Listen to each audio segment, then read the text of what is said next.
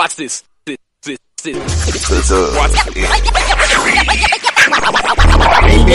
football talk is a big hit. Sunday nights to Wednesday nights, we striking a match cause we lit. Y'all know the name, we call it the Dub. On Friday nights, it feel like a club. Getting that VIP treatment on the sideline, they showing us love. Great interviews, go hoods, putting in work, go good. Texas youth and high school talking to page on Facebook, hold up. Coach Carter still on the scene, giving advice, he do what he mean. Jay Mack and Swaggy Big, rocking the gear, it's so clean. Big guys and go easy, off the easy for cheesy. With my steppers, our special gifts, making places so easy. Trying to win, we so greedy. All our fans are so needy, cause they need to hear them talk about that club. We do it for the dub. We do it for the dub. We do it for the dub. We do it for the dub. That DF dub. We do it for the dub. We do it for the dub. We do it for the dub. That DF dub. Welcome to the Dub, the number one high school podcast starring Pat Oteezy, Jeremy McInnes, Whitfield Roderick, Coach Carr, and Ron Riser. Well, all right. What's happening? What's going on? Welcome to the number one talk show. Speak out. The Dub, baby. You heard it first. The Dub. What up, my people? What up, big bro? What up? How's it going, man? Hey, man, I'm feeling good, man. Before I bring on, I guess, you know what I'm saying? I ain't gonna lie, I've been waiting on this guest, man. Big Doug, I've been waiting on this one for a minute. My brother say he got something on his mind, and y'all gonna hear it tonight. You did. How you feeling, Coach Carl? Yeah. Man, I am blessed. I'm blessed. Great weekend. Good basketball. Man, just excited, man. Just excited for everything, man. Loving life, everything got to offer. You know what I mean? And just enjoying it. Straight up. Yes, sir. What's up, B Rise, man? How you feeling? Hey, Coach. Man. B Rise get any more slimmer, dog. We got to give him a drug test or something, dog. He almost getting crackhead slim. He can't be losing all this weight, man. Hey, B-Rise. So, What up, Coach? I am proud of you, by the way. I think you look Appreciate it. marvelous. You know what I mean? I think that jawline of yours, man, is coming along perfect. Keep it up. Yeah. You definitely got a model career.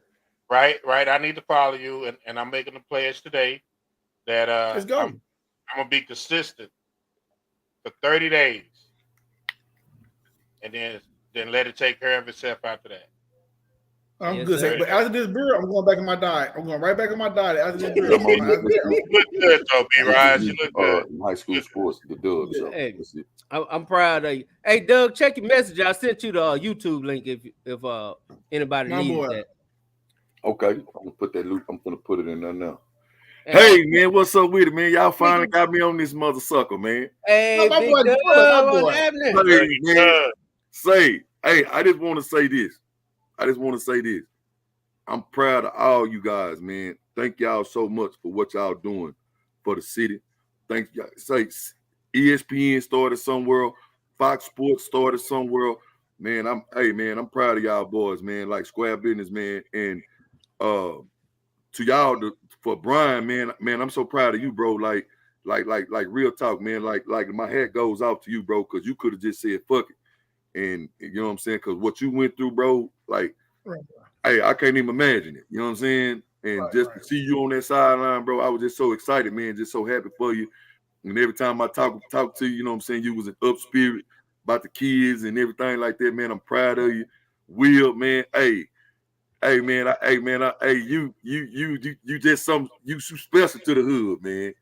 Y'all boys doing some special things, man. I appreciate it, man. I know y'all ain't finna do nothing but just go bigger and bigger, bro. Cause this year, I don't see why you guys shouldn't break the mold this year with 3 of the top high schools in the country that y'all get to broadcast, that y'all get to get each week. Y'all on the sideline, y'all in the line. So that's awesome, man.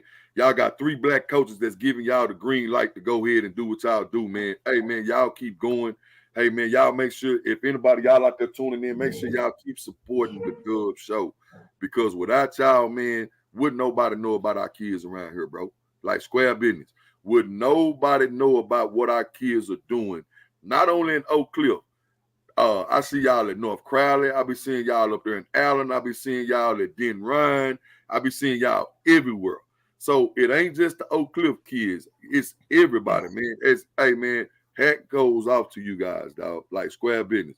But since we talking about this, kids, and y'all broadcasting, I'm gonna need y'all to show up at Waxahachie and get on the Waxahachie Indians basketball season. Already. In the class of 2025, they have 2 of the top 60 kids in ESPN. If you go to ESPN rankings, you have King Grace at 56, and you have Jeffrey Parker Jeffries at 57. So you know what I'm saying? Hey man, so that's 2 of the kids in the Metroplex, and I don't know if y'all aware of this stat right here though.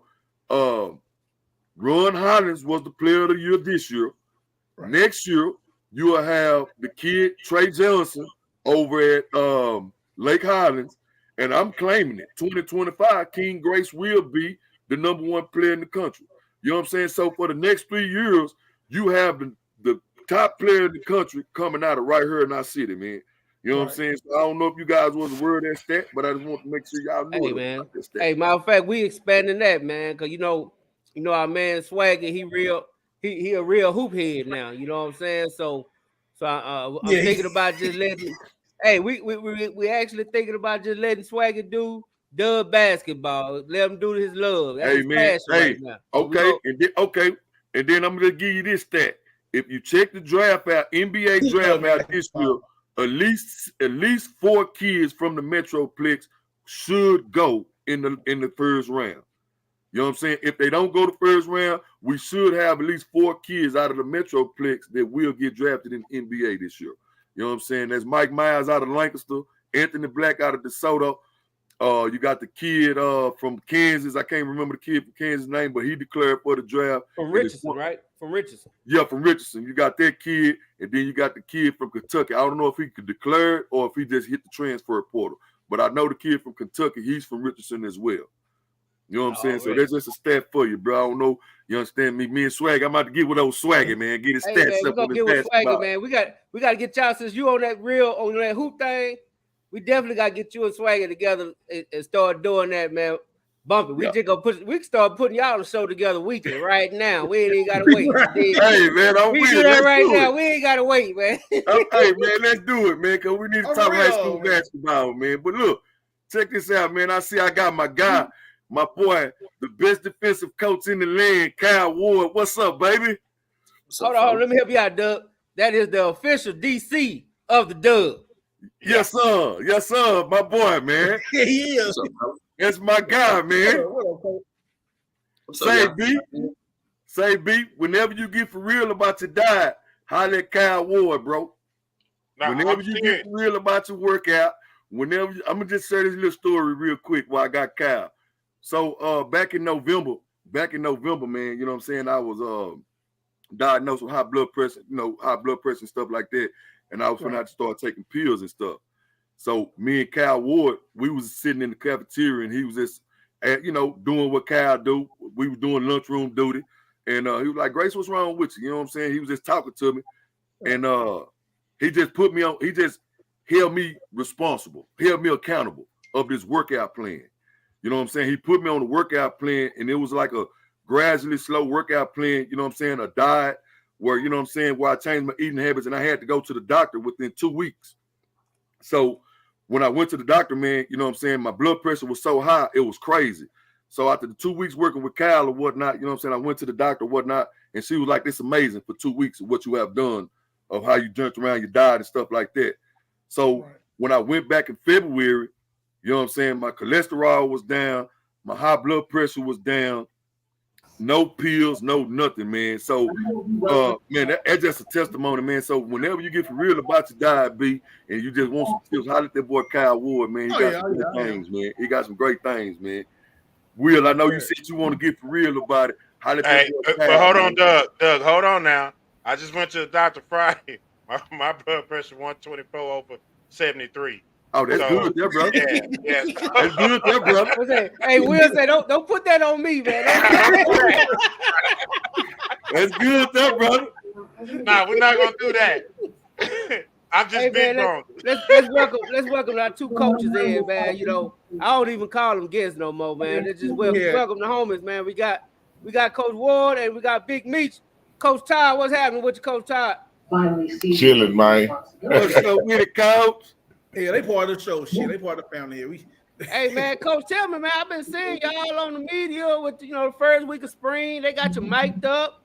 You out, you know what I'm saying? You out here teaching Kyle how to use the drone, all that good stuff, man. How the week been treating you, brother? It went pretty good. We missed one day because of that lightning and stuff, but all in all, it went pretty good. We're gonna be ready when the time comes. Yes, sir. I already know that. That's one thing.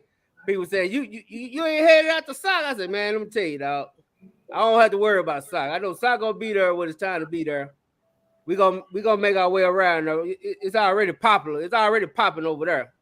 They don't need the Doug. Been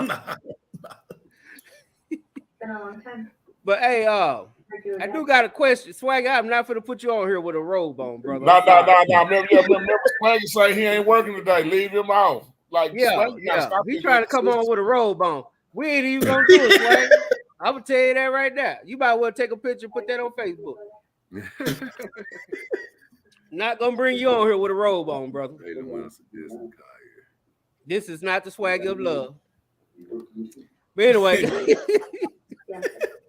hey man, where do I need to start, man? I kind of want to get into a little defensive talk. A lot done happened in the last 2 weeks. A lot done happened. It's been so much going on since the last time we was on last Sunday.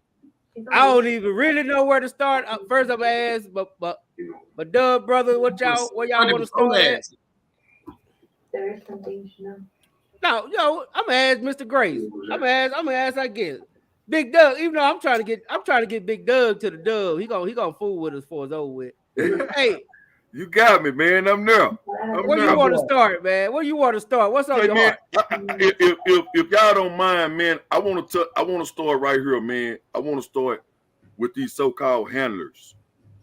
I want to talk about that real quick because Jay Grimes, I don't know why he felt the need to tag me in this, but he tagged me in it, and I listened to the 13 minutes and 14 seconds of the brother talk. And I want to talk about that for a minute because one thing about it is, man, like, I mean, and I talked to Todd about it. I talked to Todd about the situation or whatever, you know what I'm saying? And my thing is this: either you're gonna be with us or be against us. But don't come on and want to, I congratulate you, I shook your hand. But then you want to disrespect me in the same sentence. Like, come on, bro. That's what you call I don't know, as opportunists.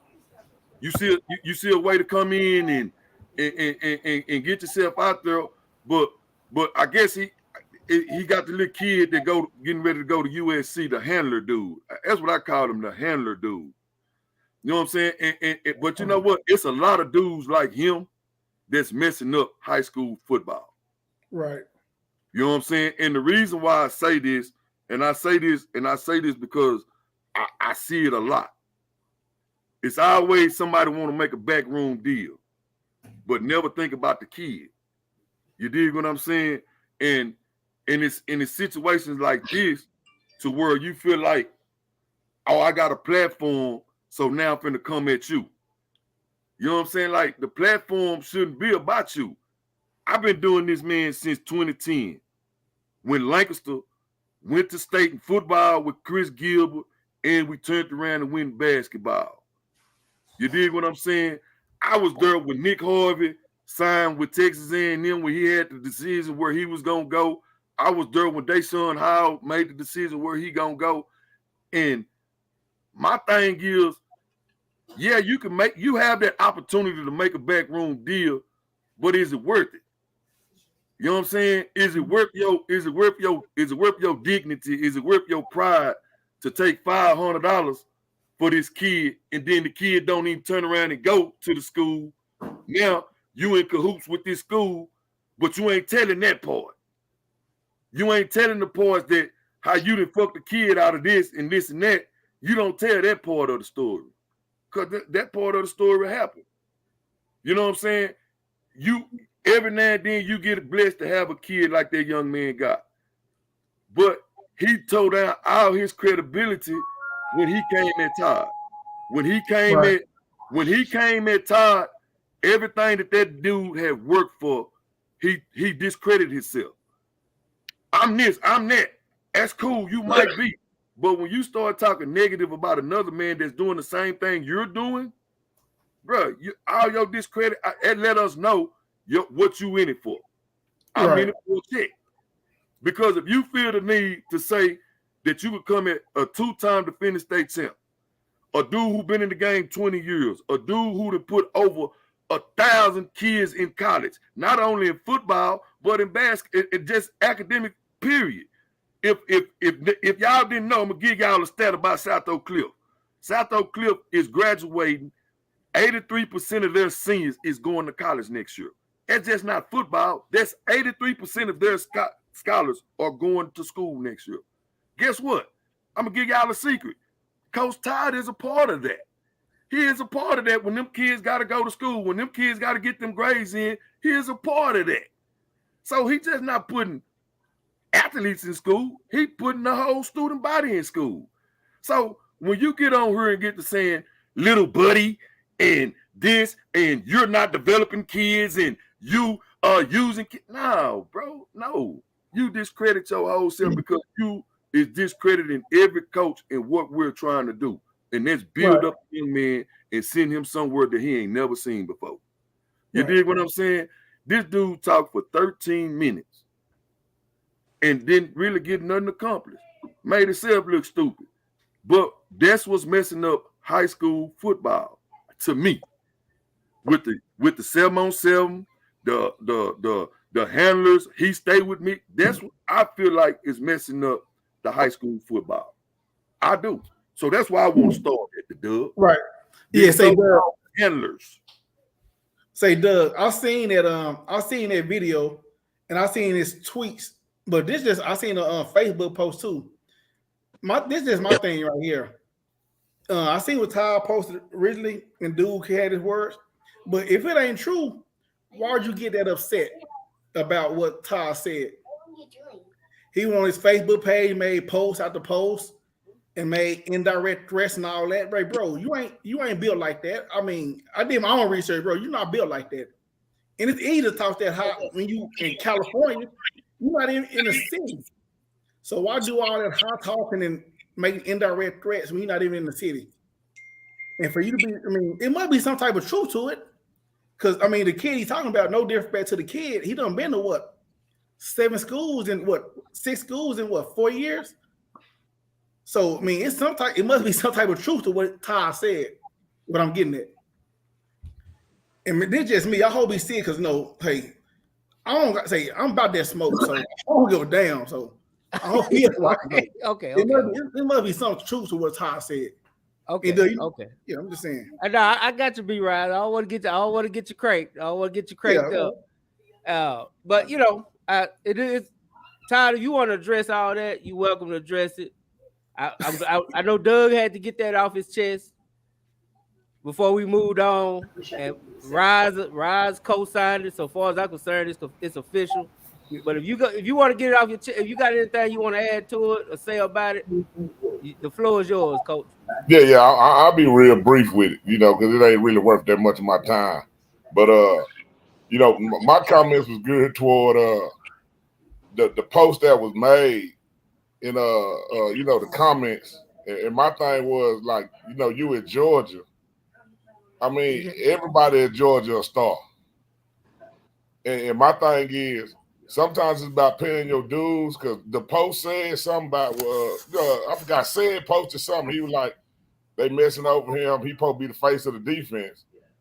And I'm like, nah, you got to earn that name at a school like Georgia. I mean, they produce D linemen and good players everywhere they go.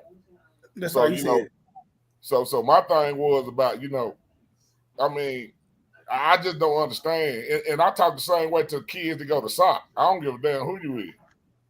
I Kyra Chamber posted something online talking about transfer portal. I'm like, man, sit your stupid ass down. Yep.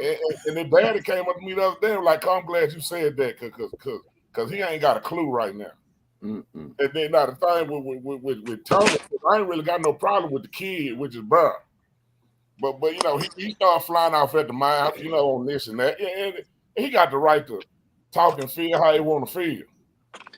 But one thing he got to understand is, in my city, I'm very protected. And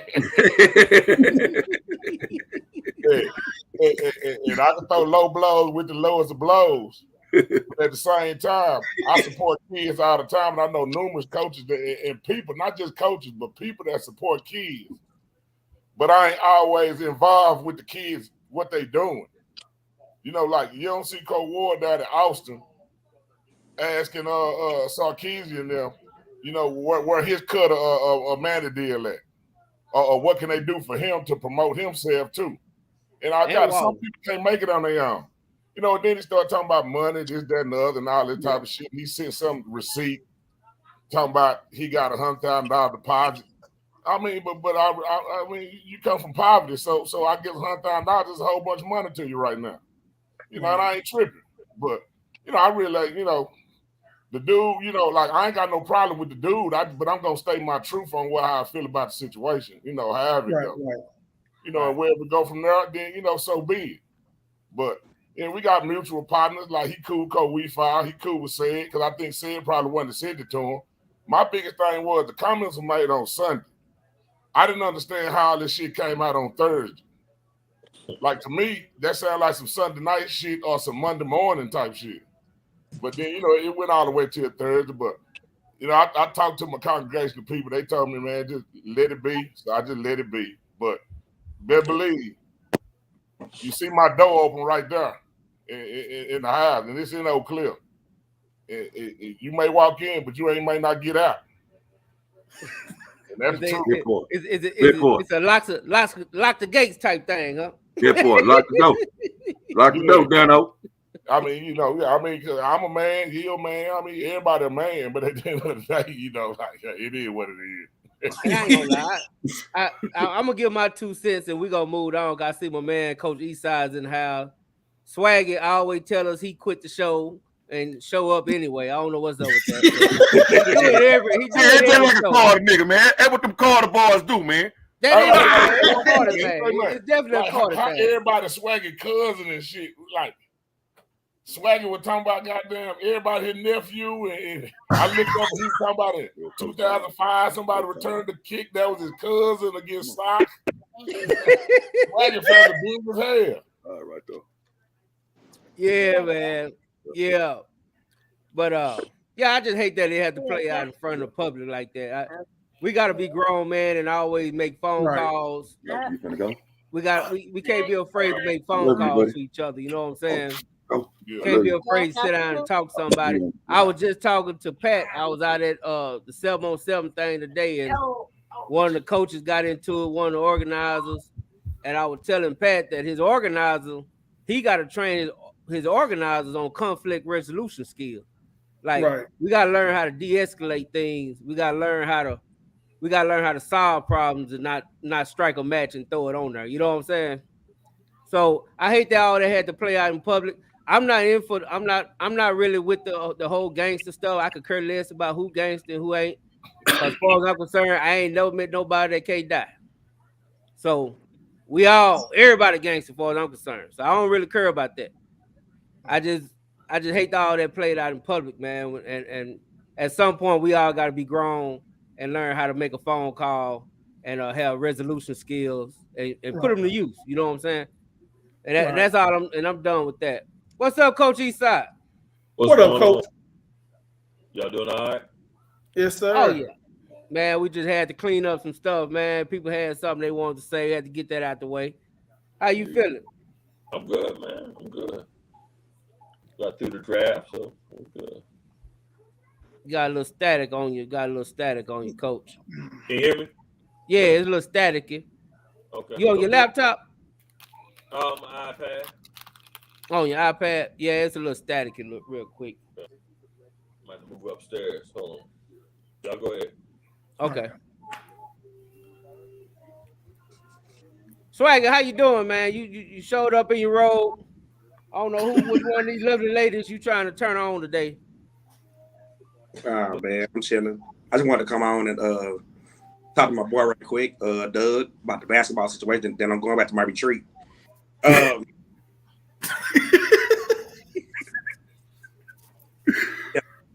but yeah, about the basketball thing you were saying while ago. Anytime, man. Yeah, we loaded this year. Swagger. We definitely got to get in the city with the basketball this year, man. Like I say, you got the Ron Hollins this year. Next year you'll have the Trey Johnson. Then 2025, like I say, man, I'm claiming my nephew will be #1 in the country. Like I say, he's doing an excellent job right now on the circuit. He just went to South Carolina, bust their ass up there in South Carolina. I don't know how many hours he got, but I'm pretty sure he's got a couple. But we'll talk about it. Swagger like square business, man. That basketball is finna run deep here in the city, man. Who he playing AAU ball with? Texas Impact. Oh, okay. Do they be at the Gasso? Yeah. That's where I be at the Gasso. Oh well, we definitely gonna be in the building for that. Yeah, I'm with Dallas Elite. At SIBO now. Yeah. Alexander Starr, Gary, Galen. That's Galen them. Yeah. They got a good squad, man. I like that squad. I like they 17U. They 17U is up kind of weak, but the 16 and the 15 gonna be great. They got a great 15U coming in. Y'all loaded on that 16. They just got to play together. 17 got a little work to do, but I like 1 or 2 kids on that squad. But you know what I'm saying? Yeah, man, let's get to it, bro. Yeah, I'm down with it. Hey, we're gonna put that together, Doug. Doug is he's an official friend of the show. We're gonna bring him on in, man, especially if he's our boy, my big bro. Yeah. I always been a fan of Doug, man. Doug cool as hell. So we bringing him in, man. We definitely gotta get you and Swag talking that basketball. Hey, I'm definitely with it, man. I'm definitely with it. Let's get it. I'm be watching. Now back to my retreat. Hey, I see that on your thing. Hook 'em horns too. Yeah, you representing. Yeah. Oh. You know what? this was for my little bro, Ron Holland, but we ain't gonna talk about that. Damn, man. God. Yeah, man, why you do that? That's Get off the show, bro. Don't do me like that, bro. Don't do me like that, bro. Because you know I got a bunch of questions about this shit, bro. Like, God, what if he go to Kansas, bro? Yeah. What if he end up in Kansas with Ontario Morris, bro? Oh my goodness.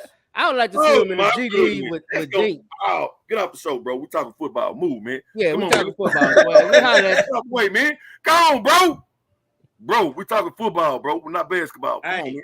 All I'm gonna say to you is this. I gotta just keep my mouth closed until they come out. You know something.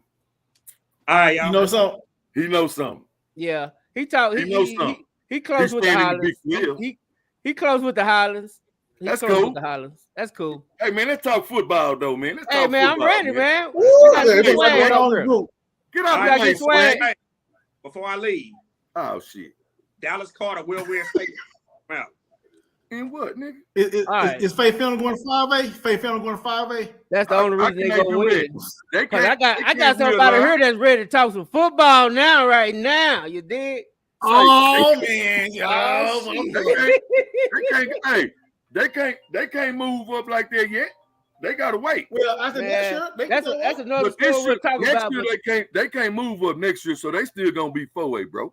Hey, I heard they went to UIL with it. UIL kind of agreeing with to push them on up. They just trying to see how they go. It's gonna be ugly if they do, but ain't nobody gonna be mad at it. It's just gonna make the competition a little better. Well, I mean, I'm like this. If I'm Carter, I don't want them moving up until after I give them an L. It's gonna be hard because they still got a little something coming back, brother. Hey, I know it, but like you say, then they're gonna bring the kid that wasn't eligible that came from Lincoln. He gonna be eligible next year. So you got Jazz Henderson and Tata in the backcourt. Shit, how you gonna stop that? Shit. I don't know. That's gonna be Sock and Kimmel problem if they move up to 5. Say, man, let's talk football, man, because I Let's got talk football. man. Hey, Coach Eastside, what's happening, Coach Eastside? Can you hear me? Yeah, what's going on? What we talking about today, man? Hey, man, before I get, we got a few topics, man. We got a few topics. We had to get that out the way. But first, I need to hear from you because I heard you was over on the east side of Mesquite. You went and watched a couple practices. Yeah, I watched Mesquite and I haven't been to Horn yet. I just been looking online. I'm gonna get out. They loaded. That offense loaded. They got everybody coming back but 3. That defense, you know, that. Oh, sorry, it ain't my bad. My bad. Go ahead. You talking about Horn or Mesquite? Mesquite Horn. I'm talking about Mesquite Horn. Okay. Well, let me go Mesquite real quick. Hey, Mesquite got some hidden gems over there too. Now. Okay, now, hey, okay, you saying Mesquite? That's one of mine. That's one of mine. And let me tell y'all why I'm going with Mesquite. I'm going with Mesquite because they got a freshman over there. They got a freshman duo, the quarterback and the receiver. Mm-hmm. The freshman name is that's the coach, ain't it? Jaden Clayton. Jaden Clayton. That's coach, right? Freshman. They're here sophomore next year. Yeah, but they were strong. They got a receive. They got a young. They're gonna be young, but they got a receiver. They got a receiver over there. I'm going with the sophomore quarterback.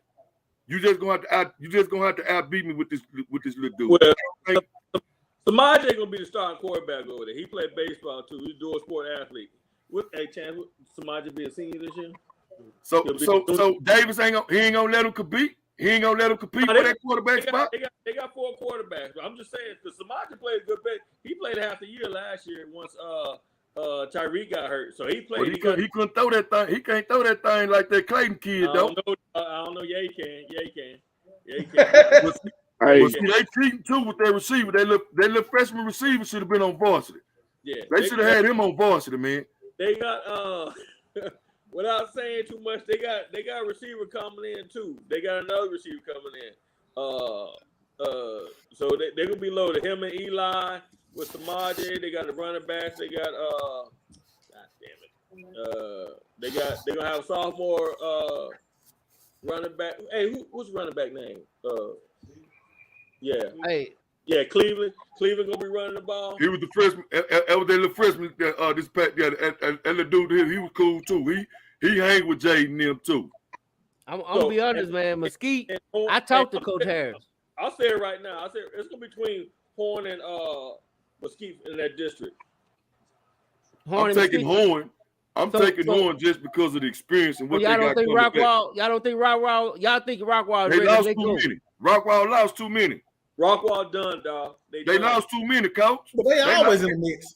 They lost too many. And then they JV was high. You know what I'm saying? So they on the rebuild. Rockwall on the rebuild. Rockwall finished 3rd this year. Who finished 2nd? I'm gonna be honest. Until one of them beat Rockwall, I can't give them over Rockwall. You know what I'm saying? They got to beat Rockwall. That's facts. I give you that, coach. I give you that. But this is gonna be the year they beat Rockwall.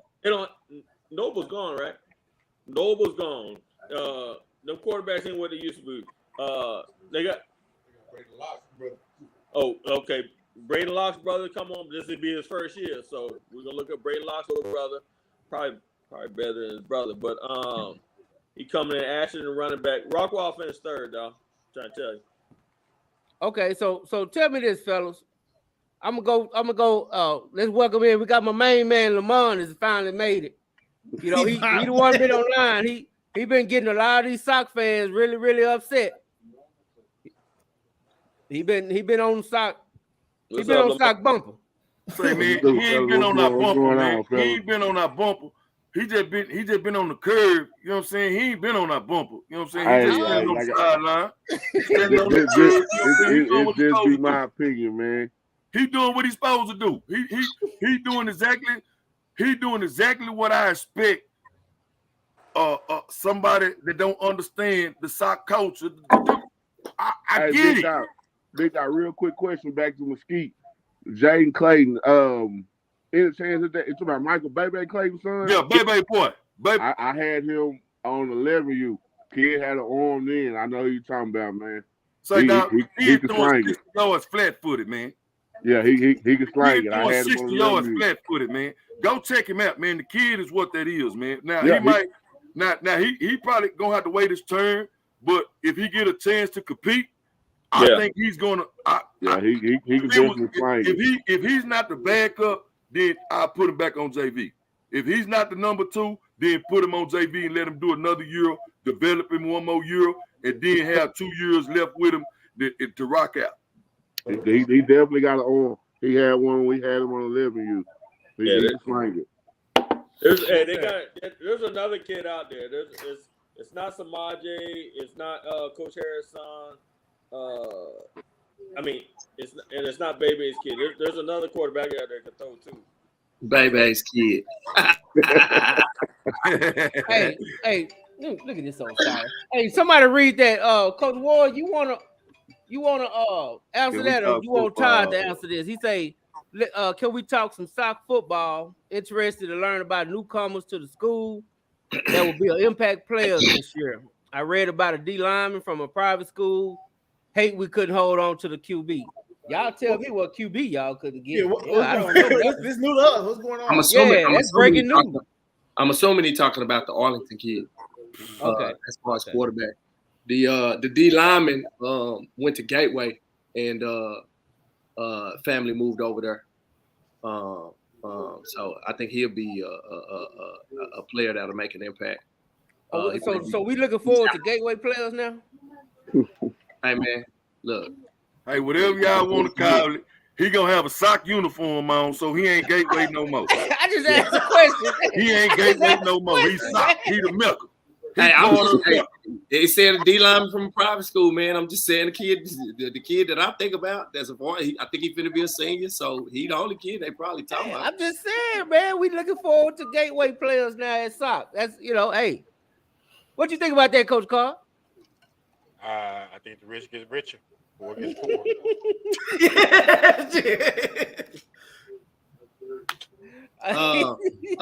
Newcomers. Shoot. I mean, we young defensively. We young and talented. So our issue will be experience. You got cats that ain't necessarily played. You got a few cats that played. Obviously, it's a committed cats.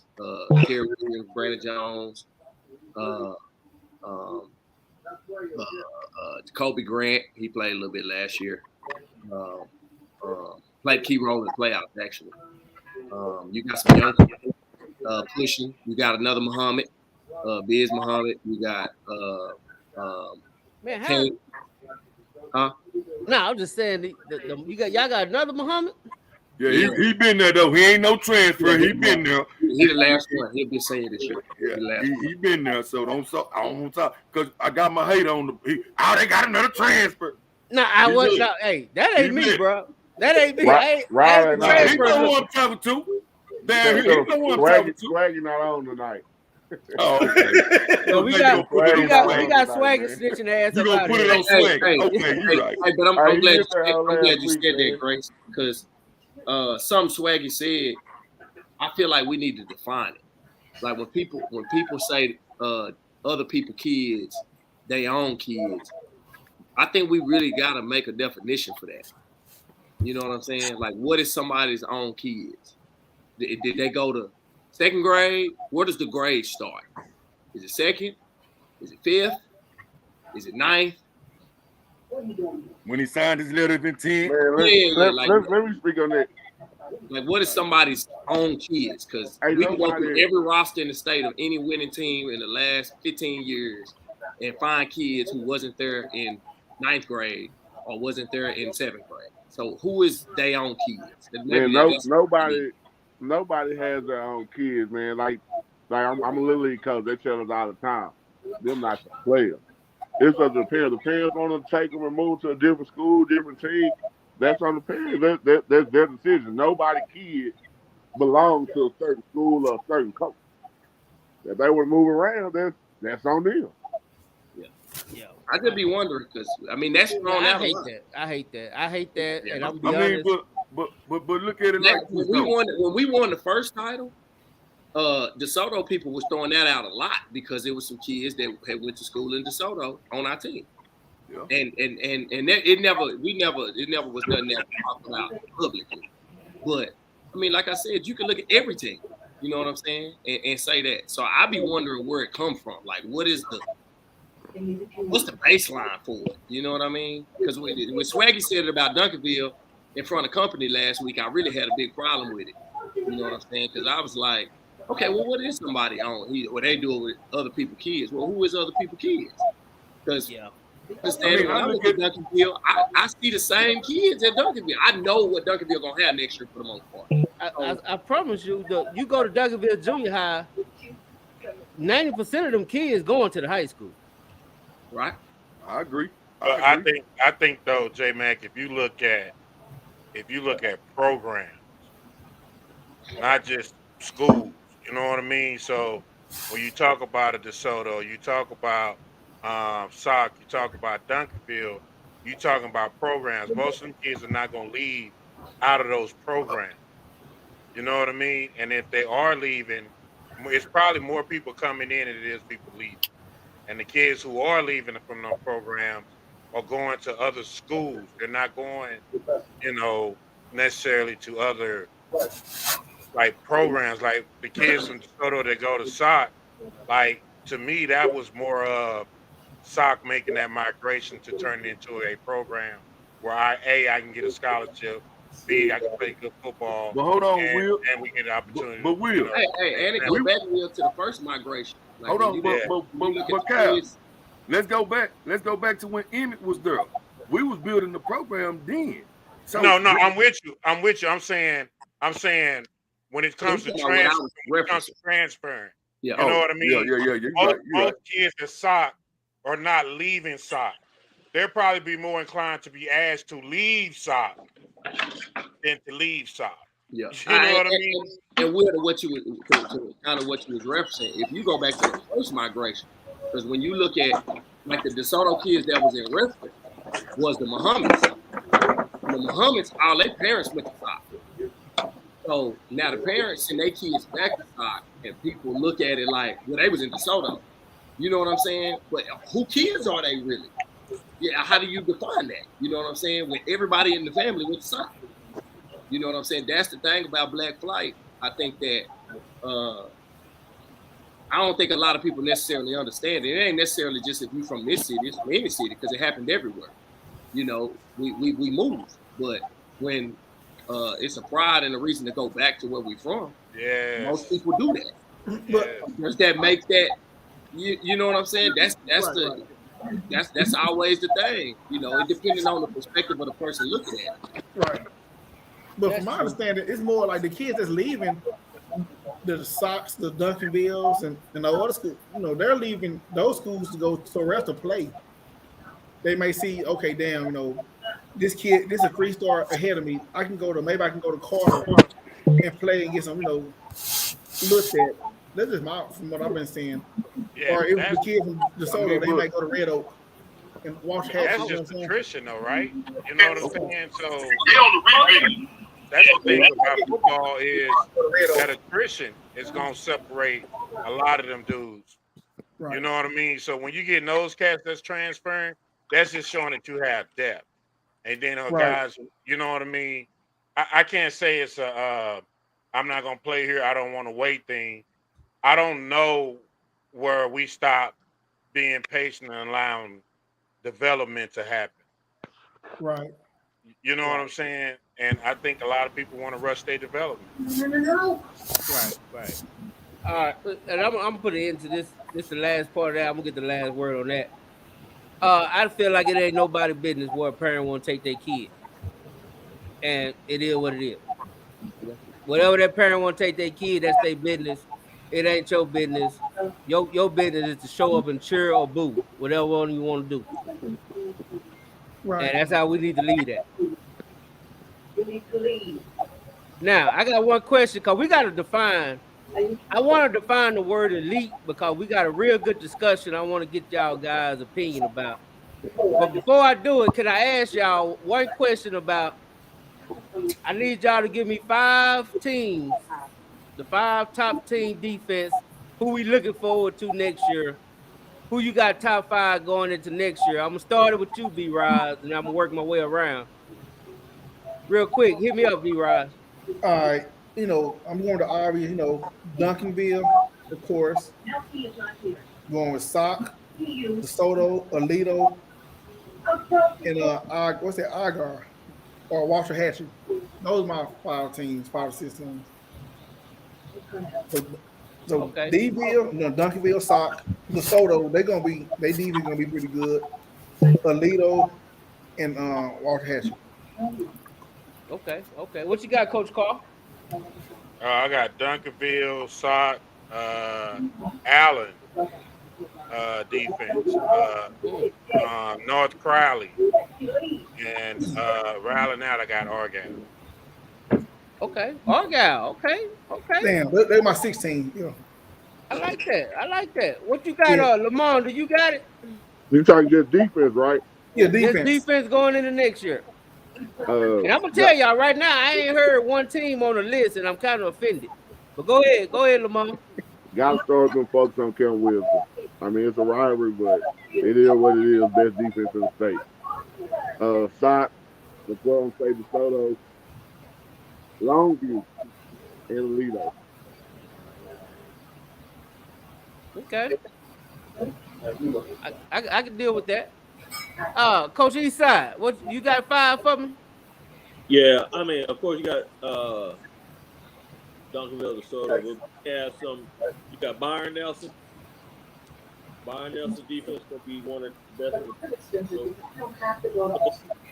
And, I'm with DeSoto and the Duncanville, but just some other names. Of course, Alito, but Horns. They lose some DBs, but they still got Armstrong. They got they replaced one of the DBs with oh, damn it. I've been drinking too much today. Yeah, man, that damn margarita you were drinking on it sure look good. CJ Wells, they had CJ Wells at Horn. I think Horn got somebody else coming on the DB side. So say Horn, Byron Nelson, and I'm gonna go with Mesquite because when I went out there, Mesquite, that D line gonna be something special, man. I saw these kids out here that there's gonna be something special. So I'm gonna be looking at. Hey man, I kind of agree with you about that Mesquite. I'm not just saying it because all that Coach Eastside stuff. I'm just the kids I saw out there. So and of course Byron Nelson is. Hey man, no, you ain't gotta explain Eastside. You coach Eastside to us, and we ain't gonna worry about the rest. You know what I'm saying? Hey, we know you everywhere. We know you everywhere, Coach. But hey, I like Coach Eastside. Yeah, I appreciate you, J man. Hey, okay, Big Doug, give me 5, man, because I still ain't heard the team that I got probably top 2. But go ahead, Doug. Go ahead. Man, I'm going Sock for sure. You understand me? Okay. And shit, man, I gotta tip my hat to the little Agent Zero. I know, I gotta go Lancaster. I ain't gonna lie to y'all. I gotta go Lancaster with what they got. I now, think this is top 5 defense. The defense, right? Just listen to me, Coach. I just feel like the offense gonna make their defense go. I got faith. I got faith in Paul and them. You can't coach speed. You can't coach hard. You can't coach hard. You know what I'm saying? Them Lancaster kids, they ain't got no transfers. So everything they got is Lancaster bread, everything Lancaster. You know what I'm saying? So I think with Agent Zero, they gonna roll this year. DeSoto, of course, Duncanville, of course, and shit, man. I'm going Mesquite Horn, man. I got faith in old Coach Allen. I think Coach Allen gonna make some things happen. And then my sleeper team gonna be Mesquite Skeeters, man. I'm rocking with that young group. They young, they together. I like that freshman group. That freshman group been together, they roll together. So I believe by the time they become seniors, but right now I just think they gonna roll this year. That's my 5.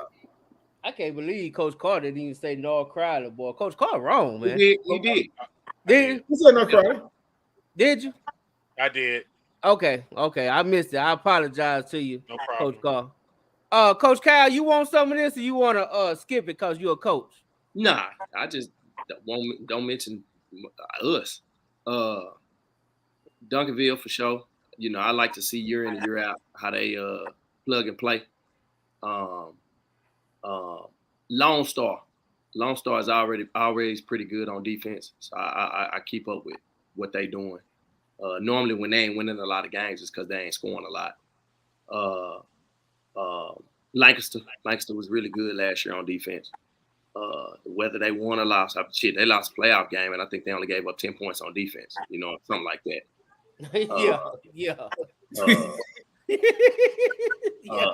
Alito gonna be really good. I don't think they lost.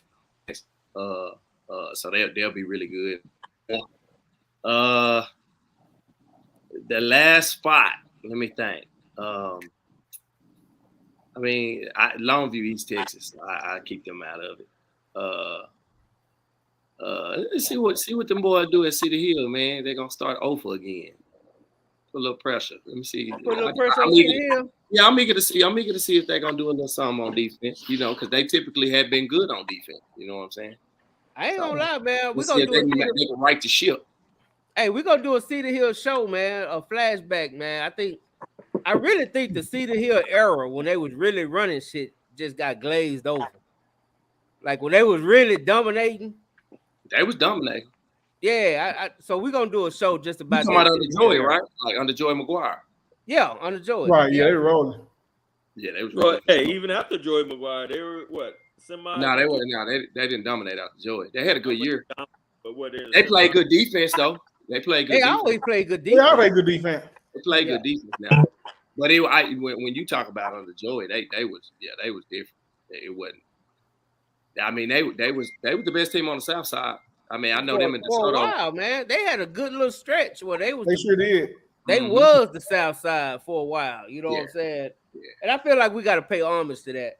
So I'm putting together a show for that. What you got, Coach Bryce? Coach Bryce is in the building. That's my guy. What's happening? That's the number one homie out there, man.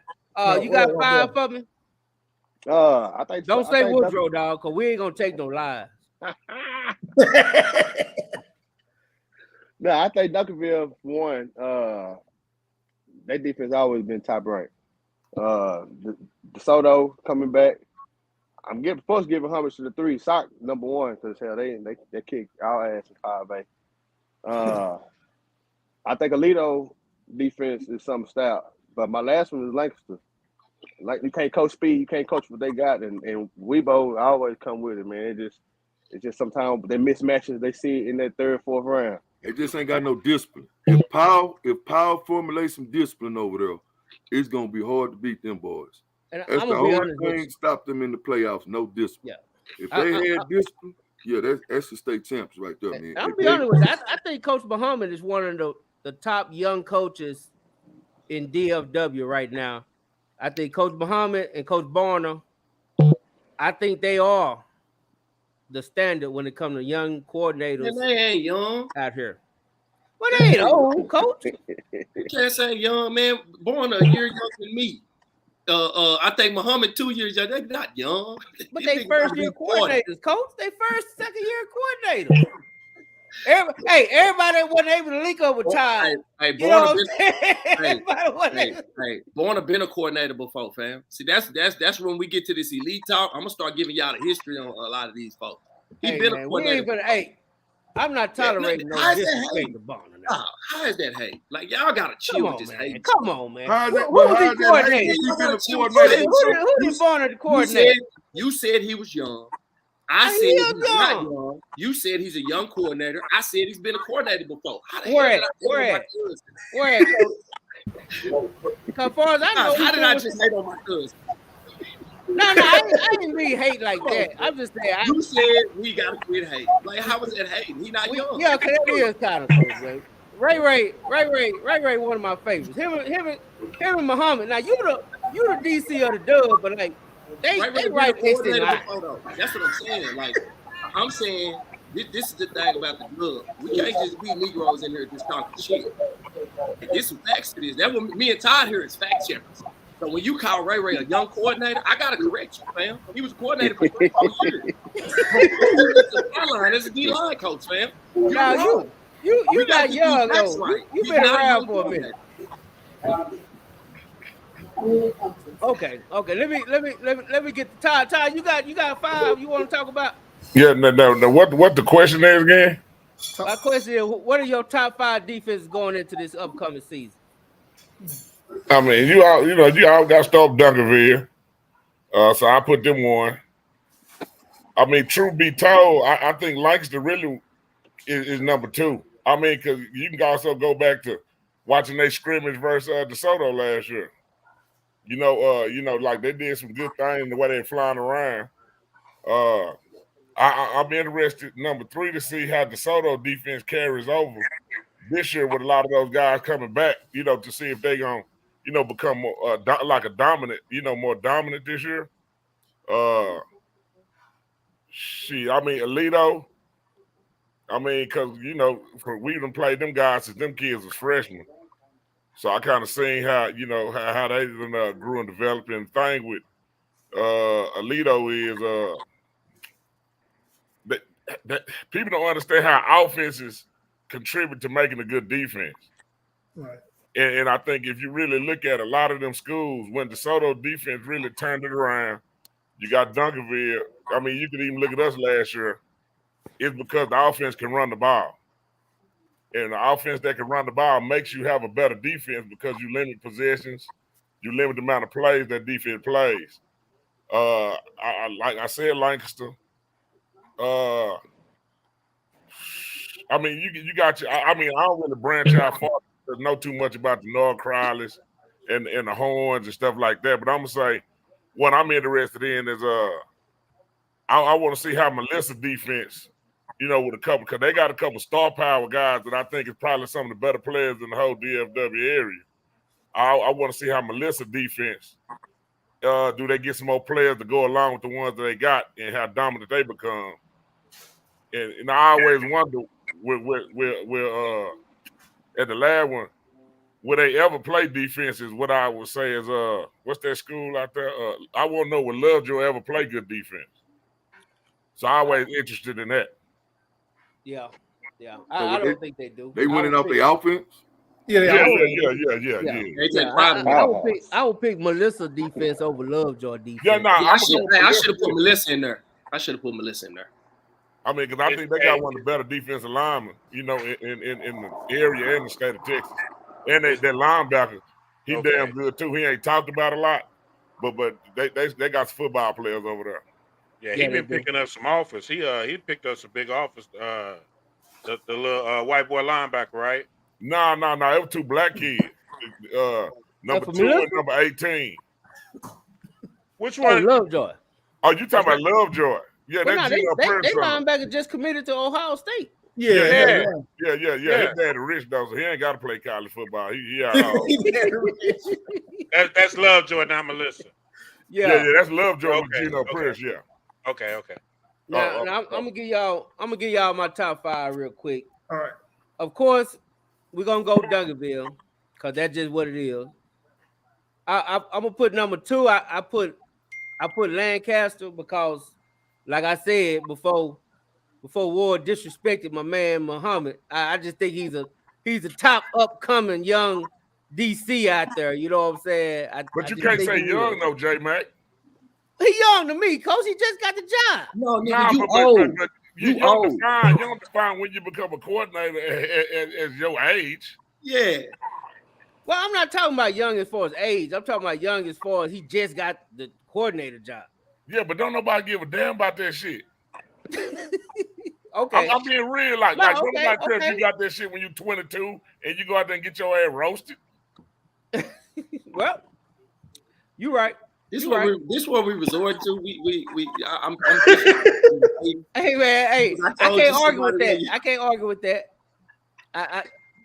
I'm with that. I know y'all heard my text just go off, so you know what that is. You already know what that is. So, but okay. But I'm gonna go Langston anyway. Number 2. I'm gonna go Langston number 2. I'm gonna go North Crowley number 3. Because I think they have developed the depth. I thought they had a great defense last year. Yeah. I think once they had a few injuries, it kind of got, you know what I'm saying, they had to replace too much. I don't think they had the depth they needed. So I'm going to go North Crowley, number 3, defense. Number 4, I'm going to go Sock. No. I take that lie back. I'm gonna go Alito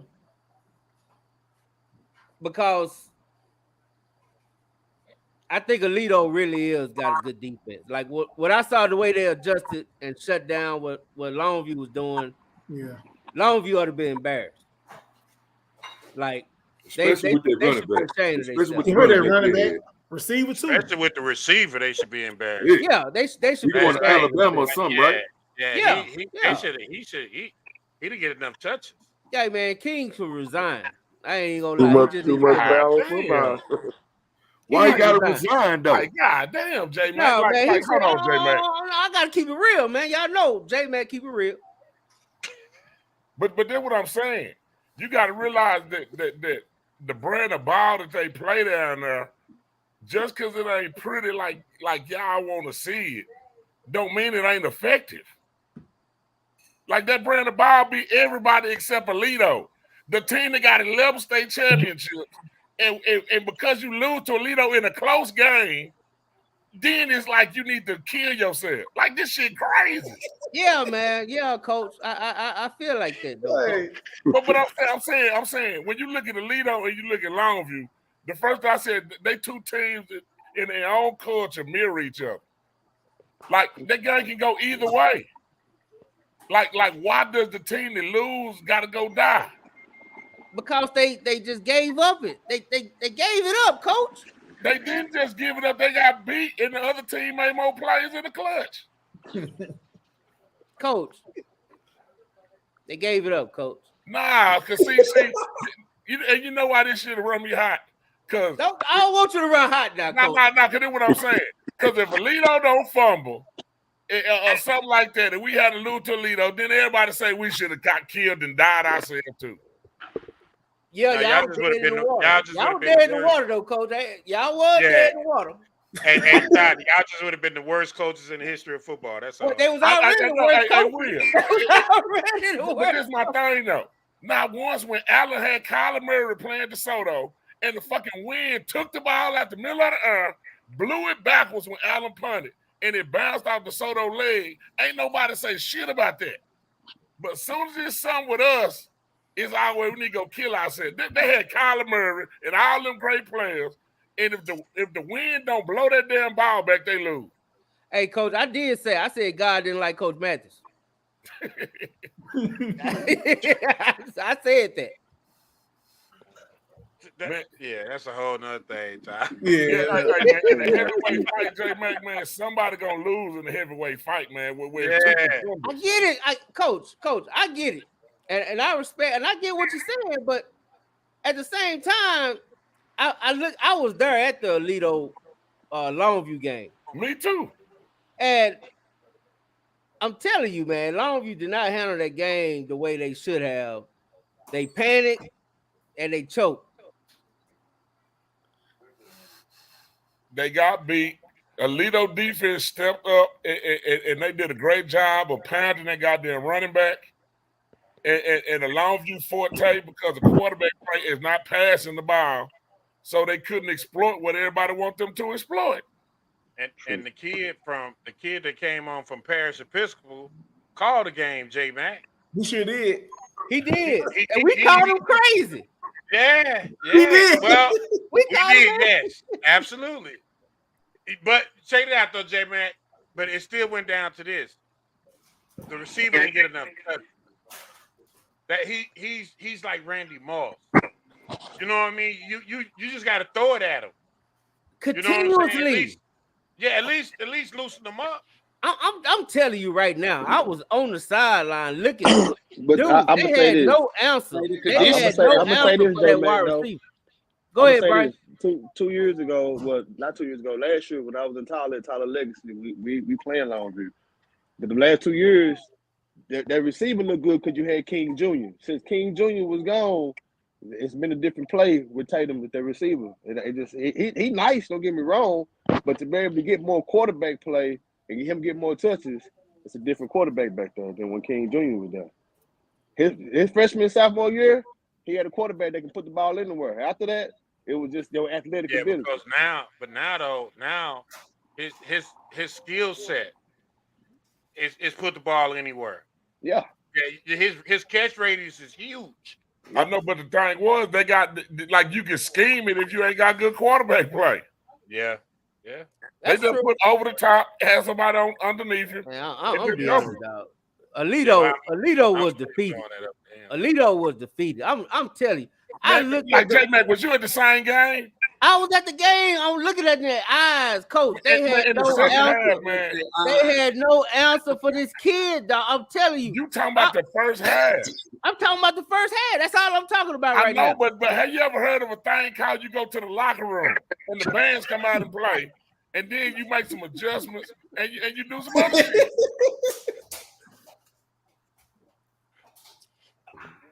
Like Alito came out, and Alito is a great second half team. Hey, but Todd, though, you just said it though. My man J-Mac just said the man need to die. He need to be fired because he didn't make no second half adjustment. That's what J-Mac said.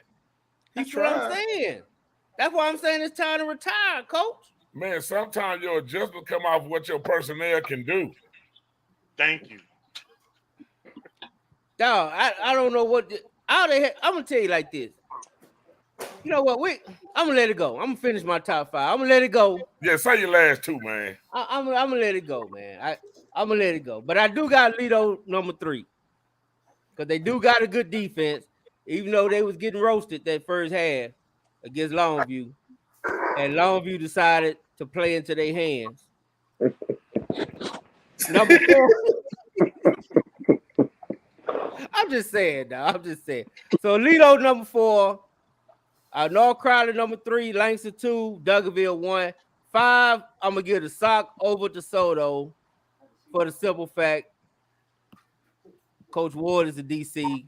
He's a young DC. I ain't young, fam. He's a young ball head DC. And we just gonna give it to him. Hey, look at that. I'm not young at all. You hear me? Hey man, on to my next one, man. Cause this is what we come to talk about. So I'm gonna ask Lamont. I need you to explain to the panel the definition of elite. Cause we're gonna talk about what's elite in DFW. So I need you to give us your definition of elite. Man, it's really hard to just explain elite. Like you say, elite in 2A might not be the same in 3A. Elite in 4A might not be the same in 5A. It's really just hard to break down. Like somebody asked in the group, what's the definition? It's hard to explain it. Now I believe there's levels to it. Like I said, for example, since all the sock players are coming, let me clear it up. I said, yeah, I believe sock is elite in 5A D2. But whenever they stepped out of 5A D2, what was the outcome? So I wouldn't just say that they elite the big, up there with the folks on Camp Williams and North Shore. I lead those two on a completely different level than anybody else in the state of Texas. Then once you go down to the next level, you got DeSoto's, you got your Longviews, Alitos, South Lake Curl schools like that. You get what I'm saying? Like it's different levels to it. You can be elite in your division, but not necessarily in the next division. Like I think Gary asked how is Sock doing 6A. Okay. Let me stop you right there, Lamont. Right there. Start right We're there. talking about elite of the elite. We ain't talking about elite for one division. I'm talking about elite schools in DFW, period. Okay, elite schools that you can go anywhere and they gonna win. And like I say, and we really being truthful, there's really only 2 elite schools in the state of Texas. There's Not the Texas, folks on DFW. Wisdom and North Shore. Okay, with DFW, the folks on Cal Wisdom, they set the bar somewhere else. They up here and everybody else trying to get to where they are at. It pains me to say it, but it's the truth. So you don't think Alito elite? I don't know, because I don't know how they would do in 6A. I think they would be good, but if they have 11 rings like they do now, I seriously doubt that. Now, I'll be honest, man. I'm not even an Alito fan, and I say they're elite. So you think if Alito was in, say this is the doom with Duncanville, DeSoto, Watts Hatches, what would they end up? Alito played Cedar Hill the year last time Cedar Hill went to state. Cedar Hill was up I think it was 3, and Alito had the ball on a 30 with 3 minutes left. So regardless of the result of the game, because I think they ended up turning it over or something. Yeah, Regardless of the result of the game, you talking about a 6A state finalist in a dogfight where the ball could have bounced either way. They got a 5A D2 school. Yeah, with a 5A they were D2 then. Yeah, yeah. And they've been and the thing about the misconception about Alito, they've been 5A D1 before and won it before this year. You know what I'm saying? So we could say they were 5A D2, but they won 5A D1 before. So right. 3, 4, 5 years ago. So go ahead. Let me ask Riza. Riza, what's your definition of elite?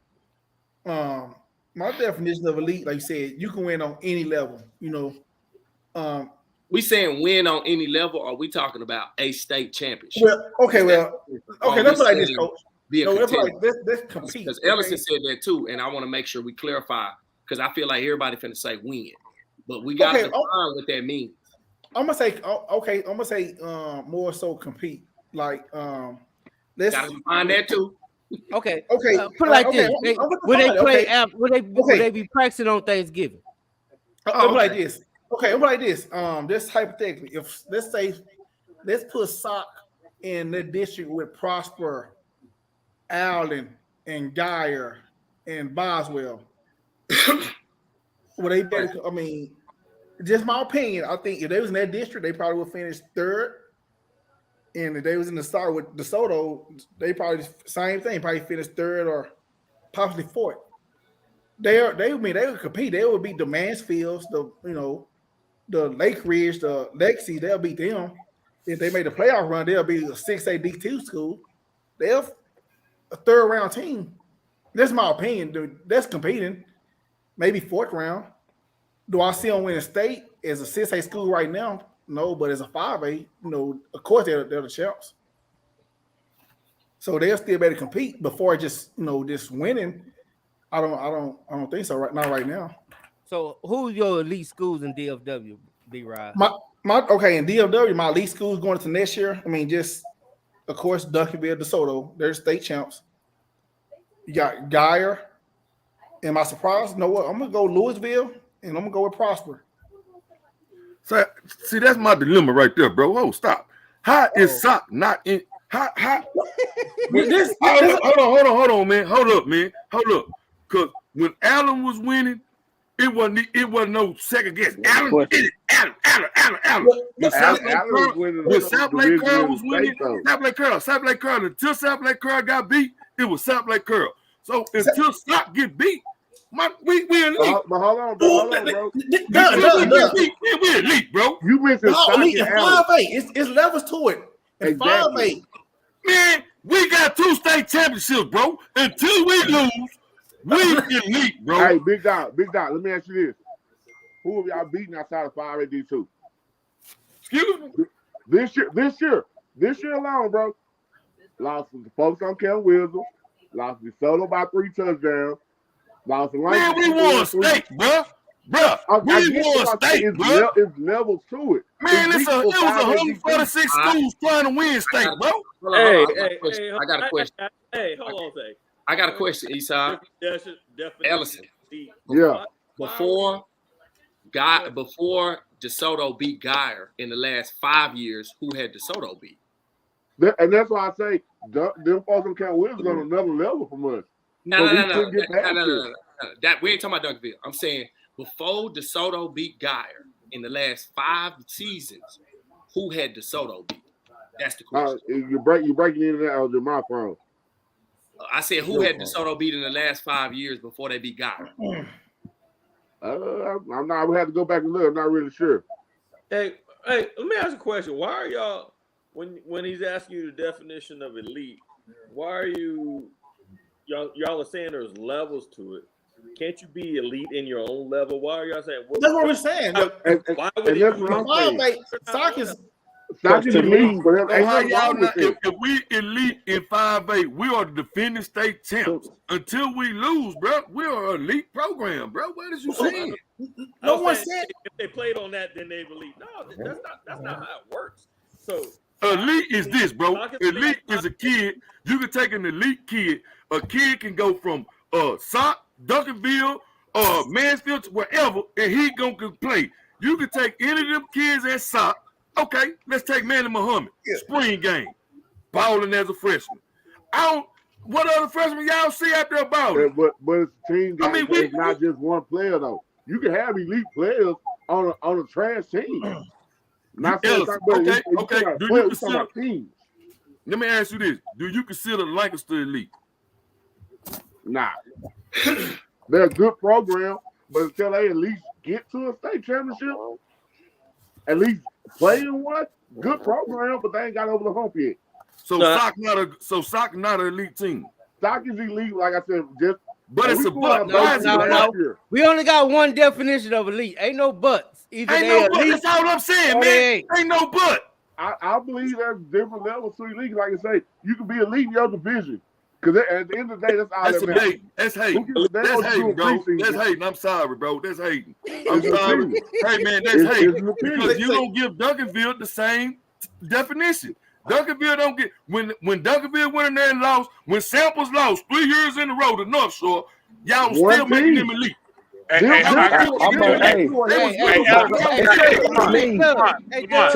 only three elite programs in the state of Texas. Doug, I really gotta say, North Shore is the elite of elite. Exactly. But Duncanville lost, and y'all still put them before. Hold on. Lamont, is DeSoto elite? And we going by the set now. Like I said, see, there we go. In the levels, tier type. These others are tier 2. North Shore and the folks don't care. I guess everybody else. I guess. Now, Lamont, you said DeSoto was elite. Now we can't go back on what we said. He's backpedaling right now. I'm letting him sink though. We can't be backpedaling. We not go backpedal. You said that. No. Wait. But my definition of elite is different. Like from the jump. Go ahead, Coach Bryce. Hold on, Lamont. Go ahead, Coach Bryce. What's your elite? North Shore is an elite school. They're gonna always they find their way in the state program every year. Duncanville to me is in the same bucket with DeSoto. They just got past North Shore. South Oak Cliff is an elite program. Carthage is an elite program. They want no matter what, no matter if they in 3A or not, they in state program. They are a program that's in there every year round, no matter what their division, no matter what their area, no matter what their region, no matter who you bring down to up. Carthage is found their way just as many times as Alito. But they not DFW, so we don't talk of DFW. No, but let me say this though, Coach. Coach. That's why it's classifications. What we're doing now, we're just giving us a scenario. We're just, like I said, this is barbershop talk. Of course, Sock is elite, but we're saying, let's say if Sock, hypothetically speaking, if Sock had to play in 6A football, if they had to play against a Duncanville or North Shore or South or Westlake in the playoffs, how would they do? Let me know what we're saying. What does that matter though? I think we'll win in them divisions. No, that's all we're saying. Win, bro. Okay, hold on. Win, bro. We just give us. Okay, let's see what Two-Time got to say. Go ahead, Two-Time. I think it's really two-parted, really.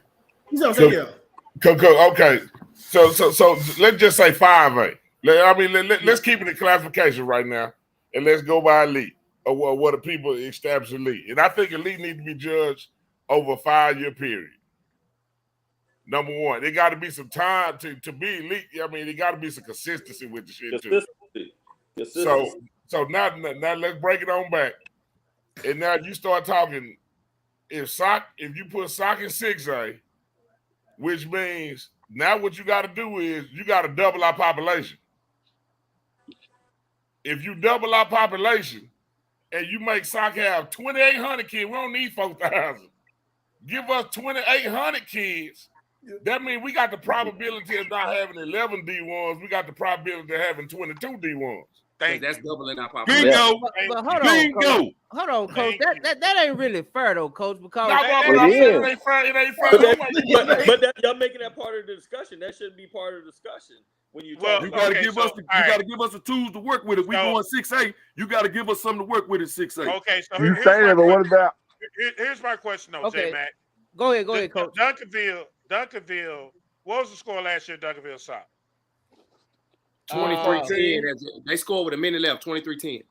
But 23-10. Sasha, We talk Sasha about just 13 won that game. points, and really, that we're talking closer to that if we really just looking at the game until the last couple of minutes, right?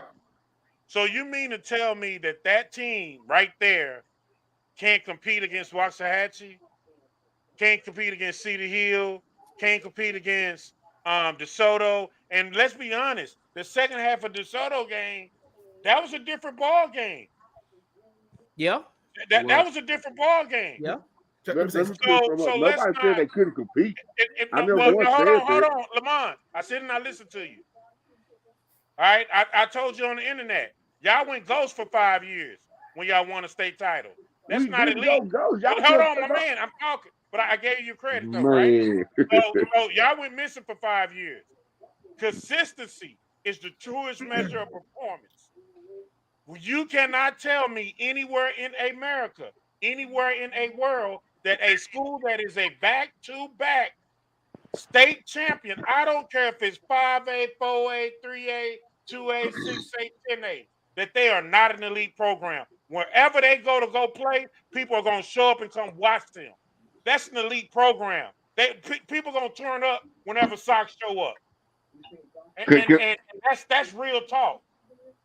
Can I rebuttal that? First off, they didn't disappear. Lost to 2 schools in that 5-year span. Did y'all go back to back, bro? Yes or no? So y'all go back 2 to state back? titles in Did you 5 go years back and to back? disappeared. Did you go back to back? So Yes 2 or no? state titles in 5 years Did disappeared. you go back to back? Is So what I'm 2 asking. state titles in 5 I years know you got disappeared. 2 state titles in 5 years with 2 different coaches, but I'm asking you a question. No, it's 6 Go years. back to back. Hey, it's 6 years though. Just Six to be Okay, but years, did my you go bad. back to back? it's Yes or 6 no? years. It's not 5.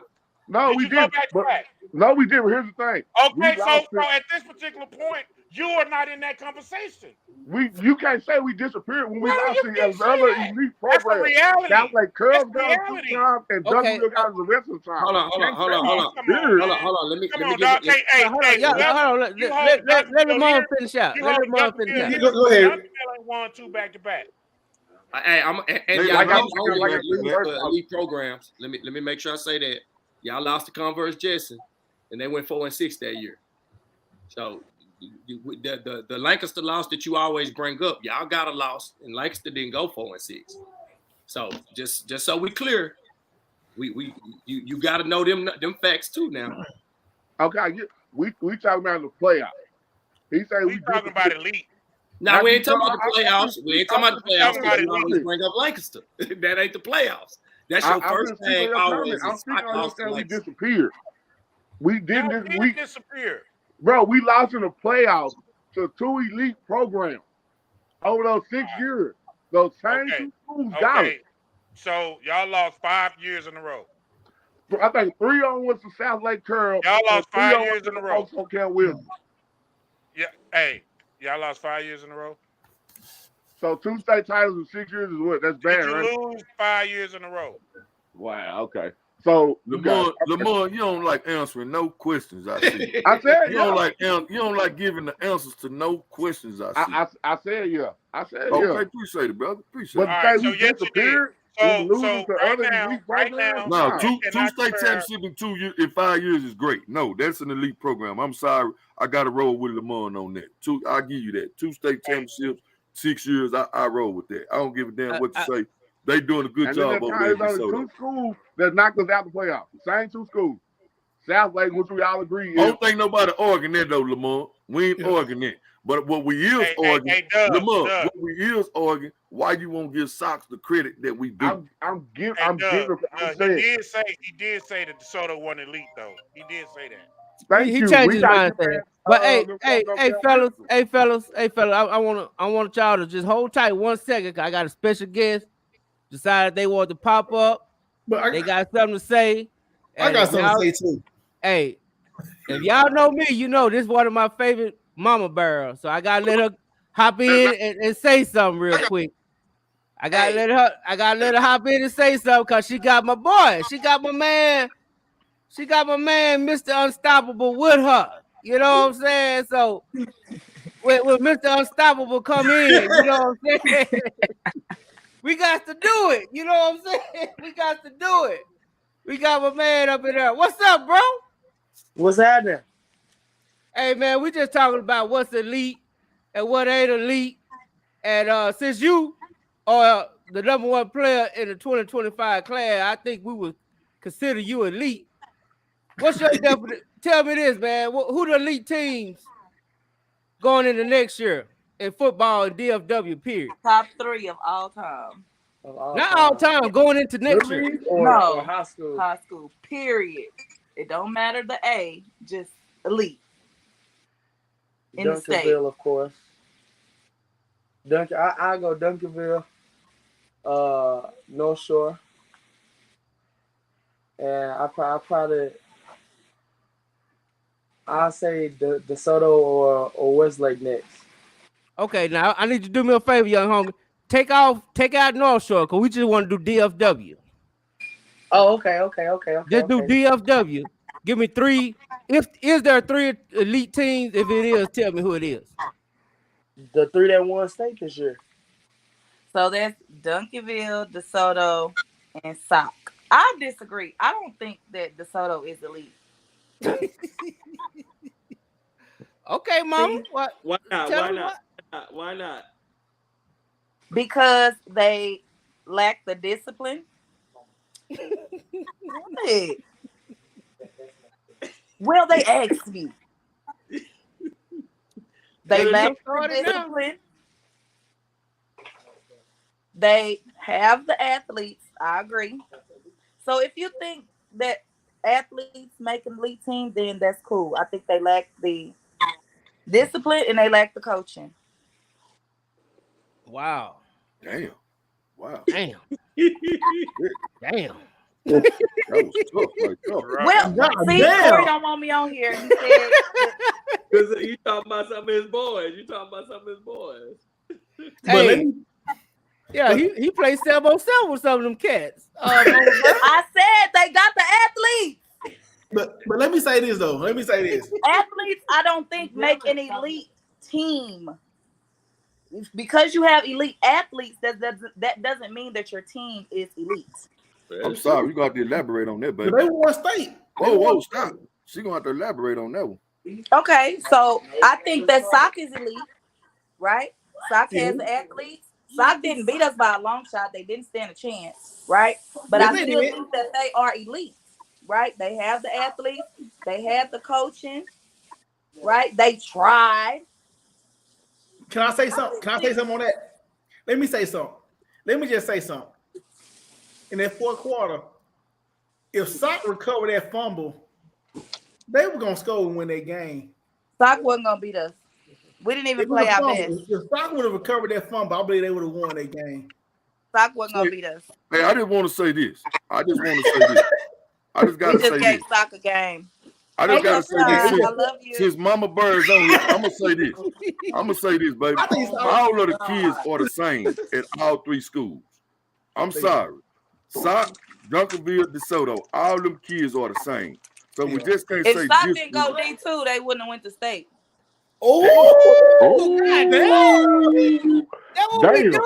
What? She come in throwing low blows. Because everybody is thinking it. Is that what we doing? Hey, time Say, baby. I don't know where you getting your stats from.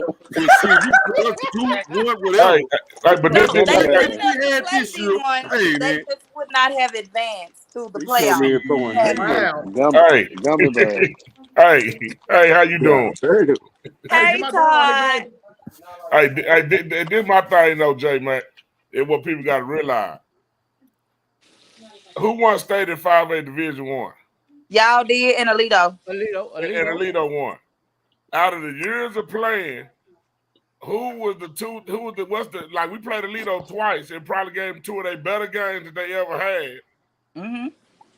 So like if Alito, like we right there, like Alito up here because of the number of titles, but I'm talking about recently, Like we ain't like we right like we coming up behind them. So like if Alito could do it if in Division One, I think we could have too.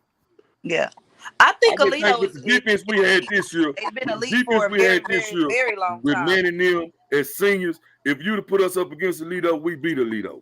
I ain't saying we blow Alito out, but if we play Alito to go, wasn't nothing stopping us from this state championship Can I this year. say something? Like, I think, again, I don't think athletes make an elite team Well, because what's making an elite I team if you think don't have the that athletes? Alito has shown that you don't have to have the name people to go win, and that makes them elite, right? They don't Alito have sending all kids the to Power top 5 elite every year. kids that we know of, but they win Alito year got after year after 4 year kids after going in year, the and draft y'all every can't year. beat them. Every year, Alito got at least 2 or 3 kids going in the NFL draft. How you been looking? Power 5 schools I every said year. the How you been names. looking? How you I been said looking? the names. Alito putting out 12 Division I kids every year. How you I looking? don't take nothing from Alito. I think How you Alito is been a looking? top program. How you been looking? I did my thing. Oh, Like elite got a bunch of different meanings, y'all. Like when we think out how to say elite got a bunch of different meanings. True enough. We take our little 1,300 kids that we got in SOC and we'll play 4,000 kids from So Duncanville. the question is SOC and Alito gonna beat DeSoto when they drop down to 5A? Yep. I mean, But like they elite, though. I can answer that. That'll be no for 500. I'm gonna tell y'all the big difference. I don't think so. Steve. I done coached the 6A, 5A, and 4A. The difference from when we played, I'm going back to my Skyline day. It's about when you play people too. If we'd have played DeSoto the first, second game of the year at Skyline, we probably would have lost. But when we play them in the playoffs and got everything fine-tuned, like people talk about Allen whooping DeSoto. Hell, we beat DeSoto every damn year in the playoffs. Like out of 4 years, we beat them 3 times in the second round every year. And I'm talking about when they have like super talented teams. And that's why I think that coaching is what makes an elite team, not elite athletes. I mean, athletes and the coach. You got to go hand in hand. It's 50-50. Without the coach, you are right. It do take coaching because it take a hell of a coach to corral these motherfucking kids. SOC, DeSoto, Duncanville got some hell of a kids, bro. I'm not gonna lie to you. All I gotta say for Mama Moore, for goddamn E. Holly. You don't got nothing for him this year. Hey, lock the gate again then, damn it, because we coming. Damn, stop doing this. Hey, one thing, win or lose, damn it, we gonna be there. Hey, I can tell you one thing, Coach. They gonna lock the gates and they gonna have y'all ass on them bleachers one more time. We're gonna have the bears crawling up the gate. Yeah. Hey, don't matter. Hey, don't matter. All I know is it's gonna be a football game play, and we ain't gonna never run. We gonna have y'all ass bear crawling. No. That's all right. That's all right. You keep adding fuel to this fire. Now I'm getting mad. Say Todd. Say Coach. No, not this year. I got a question for Mama Moore. Never mind. No, go ahead. Go ahead. You can we got our own. You might well ask them. But SOC is elite, but DeSoto beat SOC. So can you break that down? How you come to that conclusion? Why I don't think that? Yeah, I think SOC is elite because of the way that they play, like the heart that they play with, the grit that they play with. Like they gonna show up every single time. Sometimes you can beat somebody off a technicality, not just because you have the better players or sometimes it's just your time. You know what I mean? And that's just how I feel about it. I don't think that what you men think is elite is not elite. Just because you winning don't mean you elite. Let me say something on that. I mean, I know if don't mean nothing, but it's just my opinion. If SOC scored that first drive, that pick six changed the whole momentum of that game. When SOC played the first game, when SOC with that pick six, that changed the whole momentum of that game. I think if Stock would score, You gonna get something? I don't know. I think the outcome probably been a little different. Man, we didn't even throw the I ball. know it's a big Please if. stop I'm saying just that. saying. What do you think, Coach? But I'm gonna say this, B-Roz, and I want people to understand how you look at scheduling too. Mm-hmm. Like you gotta realize, like when we schedule our schedule, some people look at high school schedule like Little League schedule. Where in Little League, if you lose a game in the preseason, everybody go and everybody get on there and clown you, and everybody bet $10,000 on the game and then lost or whatever. We scheduling games in the preseason to prepare us for the playoffs. Right. Now, We would have beat that's why St. we can Francis go too. 0-3 and it don't phase us. None of them teams can go 0-3 and it not phase them. Because I want to say, Coach, and this is the reason why I bring it up, Coach, about elite. Because I'm just gonna be honest. This is just me speaking, Coach. Just me. This is just J-Mac. I don't want no more excuses for SOC. Like I feel like SOC is elite, and they should be judged as an elite team against Duncanville, against DeSoto, against Parrish, against Alito, everybody. Because they show up I feel every like single they're on time. that same level. We can't get Alito to play us in not one preseason game, or nobody else for that matter. Hey, but then what I'm saying, J-Mac, is what y'all don't understand. Even when we lost, and Will tell you, what I tell you, Will, when we lost to Lancaster, I say, tear our ass I up. thought y'all was gonna win that game too, Todd. What happened?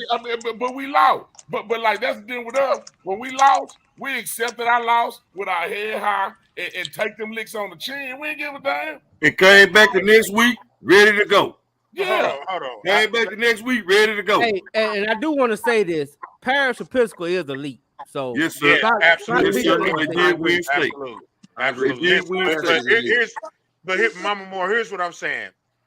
Elite. When we talk about elite, I think a lot of times we don't give words their true power, their true credit. Mm-hmm. Right? Like some people say, oh man, he a great player. No, he's not. He's okay. He's okay. He's average. But everybody want to throw great and elite and all this stuff. When I think of elite, I think of Jesus, Nick Saban, and Michael Jordan. I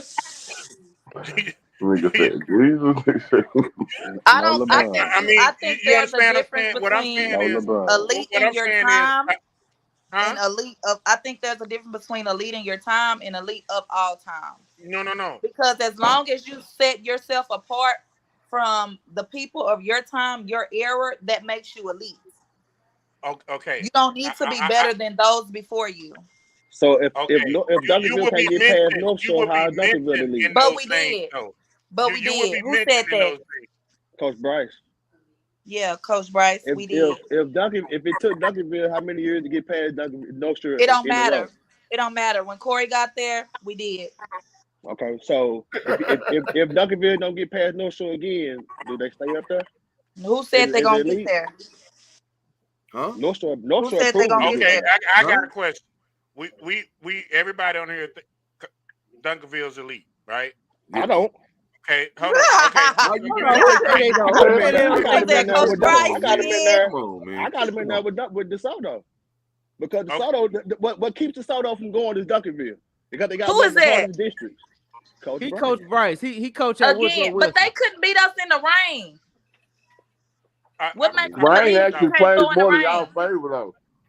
Y'all are grand. You can't throw in the rain. Plays more to y'all favor. If you can't play in the elements, you're not elite.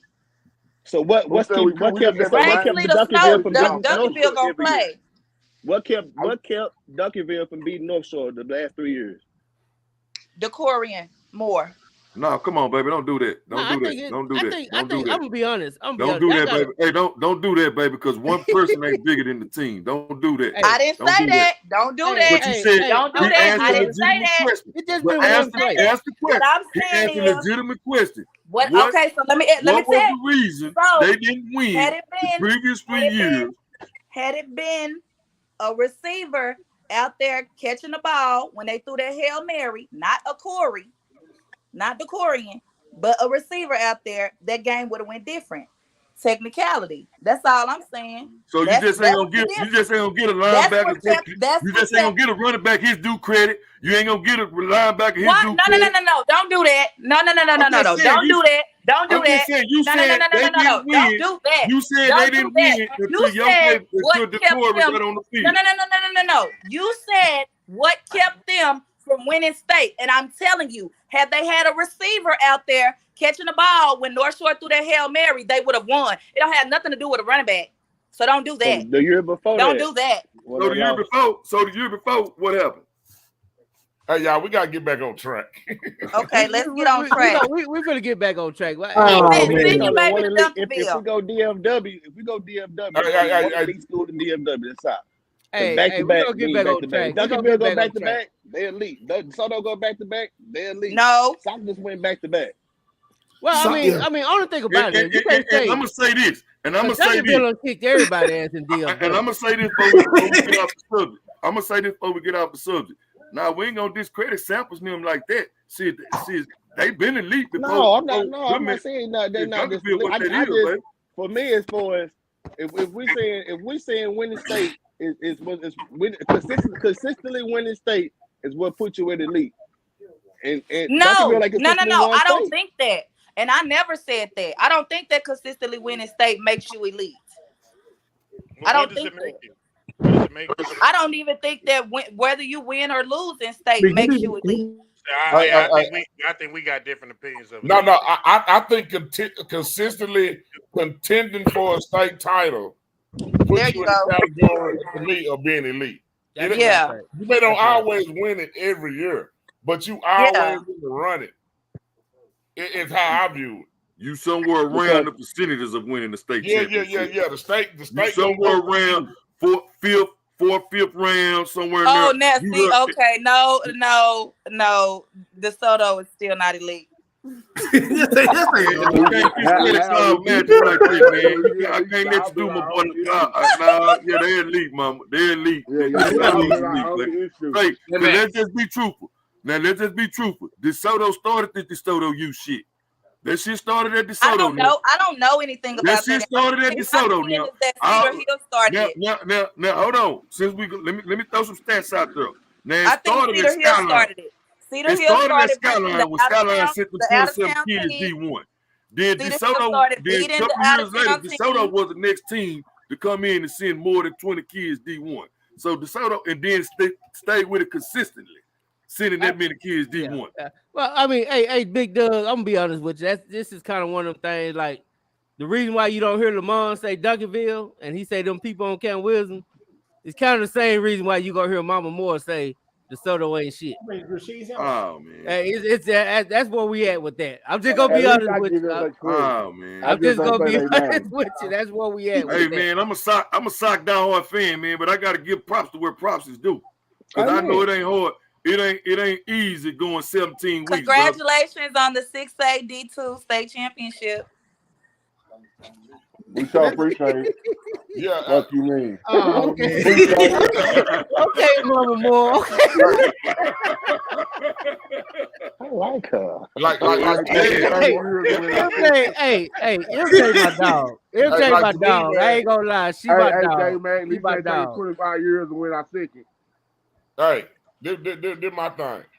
However this shit go, to me, Duncanville is, they the elite school in the DFW over white school, black school, whatever school you want to name. Like they the top right now. I can't knock that shit. I'm gunning for them, but I can't knock it. Then I think if everybody else started, I think then Gaia there. Always coming with it. Guys too. Guys are probably two. Then you start knocking on, you start coming on down some levels and shit, shit like that. But what we did going back to back ain't been done by nobody in the teams we talking about. But that's all I'm saying. Go back and look at my presentation. One of our goals was to not only win state, but our ultimate goal was to beat Duncanville, DeSoto, Langston, them caliber teams, because we felt like then we would become a national power once we able to beat those teams. That's why I feel like this past year, we fucked that shit out. Y'all don't have on the main game. Yeah, we fucked that shit off this year in that first game. We did. Like, I'm like, truth be told, like, yeah, Duncanville damn good, but that's a game that we could have won this year. We didn't do what it take to win. And for whatever reason it was, but they beat us. So I shake their hand and say congratulations. But at the end of the day, I feel like the first game of the year against Duncanville, we just didn't capitalize on some things we should have in order to win the game. And they won that game. Whole other level this year, so I think gonna be on a whole other level. I mean, you can't really be on no another level to a team you done beat 4 years in a row. I'm gonna be honest. I talked to Coach Shelton, man, and this is no doubt. Coach Shelton said this is probably the deepest front seven he done had that Duncanville done had in years. And that's it don't matter. They don't rotate shit, so I don't want to hear I think they put like they don't rotate D linemen. Like, stop playing with me. Okay, but I'm just saying, man, that's still scary though, Coach. We can't just say. So did they move? Did they move JD? Did they put Big JD on the defense, or they kept him on offense? I don't even know. I think he's to me he a D1 guard. He needs to stay on offense. But that's what I'm saying. Like, you know, like, yeah, they can be the deepest, but Duncanville, like I know Coach Sample. They ain't rotating no bunch of people in no goddamn game. I mean, you're right. You're right. I'm just saying what the man told me. But let me ask you this. Coach, Coach, I can't say what the man told me, Coach. J-Man, let me ask this question. Todd said something. He said Coach Samples ain't rotating D-lines. So do that make them D-linemen just that much more good because they didn't get no rest? It means if they do want to give them a rest, they got somebody that's just as good finna come in. But he just said he's not rotating them though. If he's not rotating them, he's playing them the whole I'm gonna be honest with you, Doug. When you making people go 3 and out, how much rotating are you doing? And then you got to look at the consistency of the two, man. I'm just saying, when you making teams go 3 and out, how much rotating are you really doing? Hey, so but we ain't going 3 and out this year. So okay, Coach, what y'all gonna do, Coach Todd? What's the plan? Coach, y'all might get beat by 40. By 40? What? By 40? Y'all might get beat by 40 this year. By who? Cause y'all young, Coach. Y'all young, Coach. Nigga, we got the man. Say, man, y'all gonna quit disrespecting us, man. Y'all gonna quit that, man. Y'all gonna quit that, man. We the same thing they got. They bring back that quarterback. We bring back our quarterback. They bring back their running back. We bring back our running back.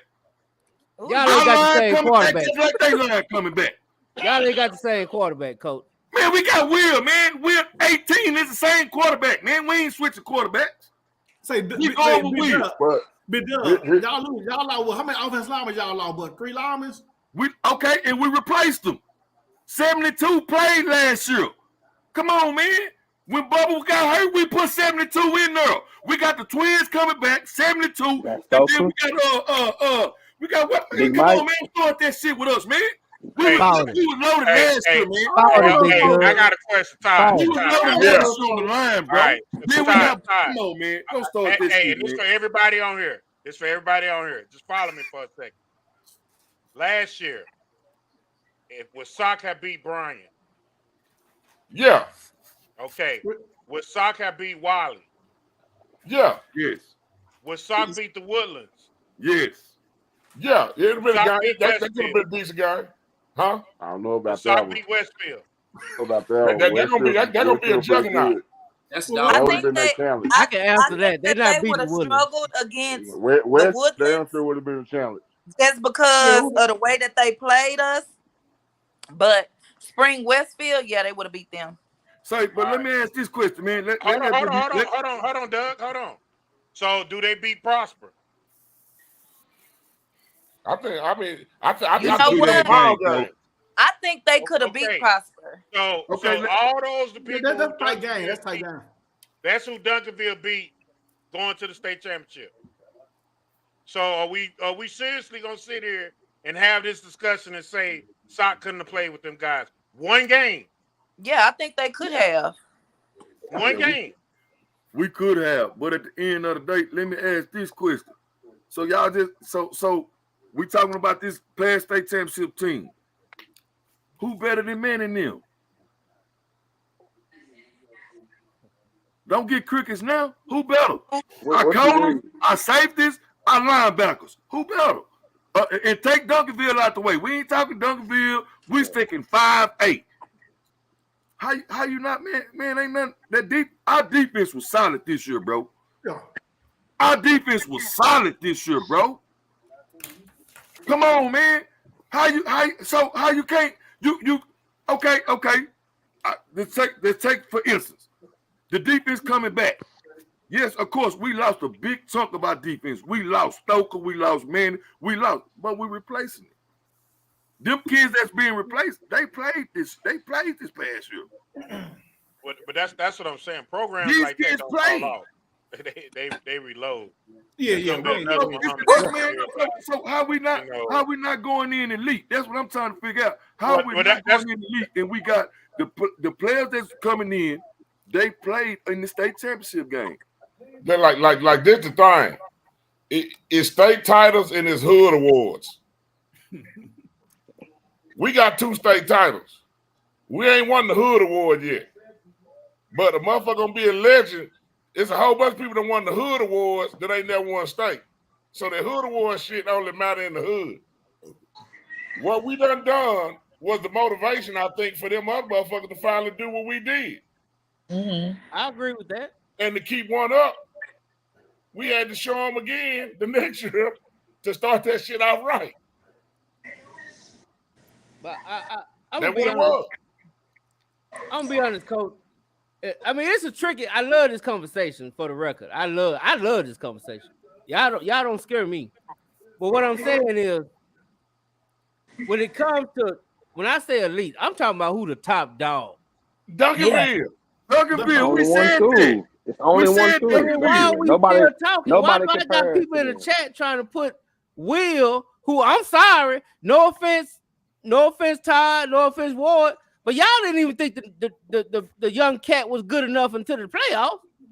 Hey man, you trying to argue with me that Will is a better quarterback than what Duncanville got? And I'm like, bro, we didn't even know who Will was until the Woodrow game. This is what I'm saying to you, J Mac.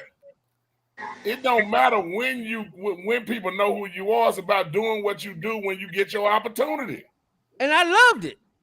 Will, Coach Carl came on the show and said that Will should have been the starter. He had been advocating that. You didn't know who Tony Romo. You didn't know who goddamn Tom Brady was till Drew Bledsoe got it. Say. It's really the same situation. The Duncanville kid, the other same kid, thing with Duncanville. Yeah. If he gets hurt the 12th game, we ain't having you saying the same thing. Like, oh, he should have been starting the whole time. Well, the other kid got hurt the first game, so he got in. He took over. He did his time. But the question is, will he get his spot back? Right? Y'all think that kid is so much better. So the question is he going to get his spot back? I mean, I hear you guys talking so much about that in the group. What kid is so much better? What kid you talking about, mama, bro? What kid is so much better? What kid you talking about? The kid that got hurt in the sock game, the quarterback from Duncanville that got hurt. I ain't seen nobody say he was better. I ain't seen nobody say he was better. Is he getting his spot back? I see it a lot. Is he getting his spot back? I mean, we don't know. We don't know the quarterback situation over there. Y'all the ones having all the inside information. All right, all I'm saying is this. Whatever they say with sock, if the world blew up tonight, they goddamn say it twice. That's it. Say it twice. At the end of the day. Until we lose. At the end of the day. Hey, and this is the biggest thing that I really want to put out here for the world to know. And I probably shouldn't say this, but you don't give a damn. Everybody look like this too on our staff. Name somebody. Everybody look like this on our staff. Nah. You got some white boys over there. Don't start that. The white folks still want Duncanville. Don't start that. No. Say, Coach Ward. Let me ask something, Coach Ward. Let's get right to the point. Let's get right to the point, man. In the playoffs, do Sox beat Langston in the playoffs with Will as the quarterback? Would it be? Is it an 8? They beat out by 18 points. let's say going to third round of playoffs, how the game go? I mean, all you can judge it on is what people have done, and we've played well in the playoffs in the last 2 years, and they haven't. So, yeah, you got to say that. Hey, that's the thing. Until everybody can say what they want and root for who they want, until a team proves it, it is what it is. It's like I was saying to Lamont, when you ain't elite until you beat an elite team. DeSoto was elite when they beat Geyer. It's just how it works. You know what I'm saying? We got into that status when we beat Alito. And we kept it going last year. That's just how it goes. Lancaster had, like Todd said, to put it in his words, Lancaster has won the Hood Awards. They got to prove that they can operate outside of that in the playoffs. And Coach Paul said it the other week. You know what I'm saying? So right now, if you ask me that question, yeah, for sure. I think so. Because I think that's where we've excelled. We've excelled in the playoffs. And that's a hypothetical situation. You know, I know just hypothetical. It's just two different opinions. We played our best football in the playoffs. Speak of the devil. You see, you brought him up. Hey, we beat Lancaster because they're not disciplined, bro. Hold on. This is my thing. Hold on. Hey, Coach Paul, you heard, Coach Paul. I heard him. I heard him. This be my thing. I love Paul, man. Paul, good dude, man. I love Paul. I heard him. Paul, good dude, man. But I Hold on. This is my thing. When a team, like Todd said, when a team loses, when a black team loses, I don't like how we always say discipline. Because I ain't heard nobody say nothing about no discipline when one of these white schools lose. And they lose the same way. That's so true. Tell me, hey. So I just got on, right? I just got on. He said that he said that Lancaster ain't disciplined. Nobody's ever late for practice. No, in 2022 season, we had 0 people fail. I'm talking about from freshman, JV, and varsity. We had 0 people fail on our football team. Everybody played the whole season. You know what I'm saying? So that Lancaster ain't discipline, like we lost. Yes, we did. But we didn't lose because them kids wasn't disciplined. We lost because of me. You know what I'm saying? Paul, and come on, Paul, and I can say that. But whenever we talk about elite, and let's just talk about elite, like as far as a school, like Duncanville has to be number 1 because they played in state championships 4 times out of 5 years. That's elite. When we talk about elite, we're talking about SOC won back-to-back state championships. That's elite. When we talk about elite, we're talking about Alito. Alito is always in state championship contention every year.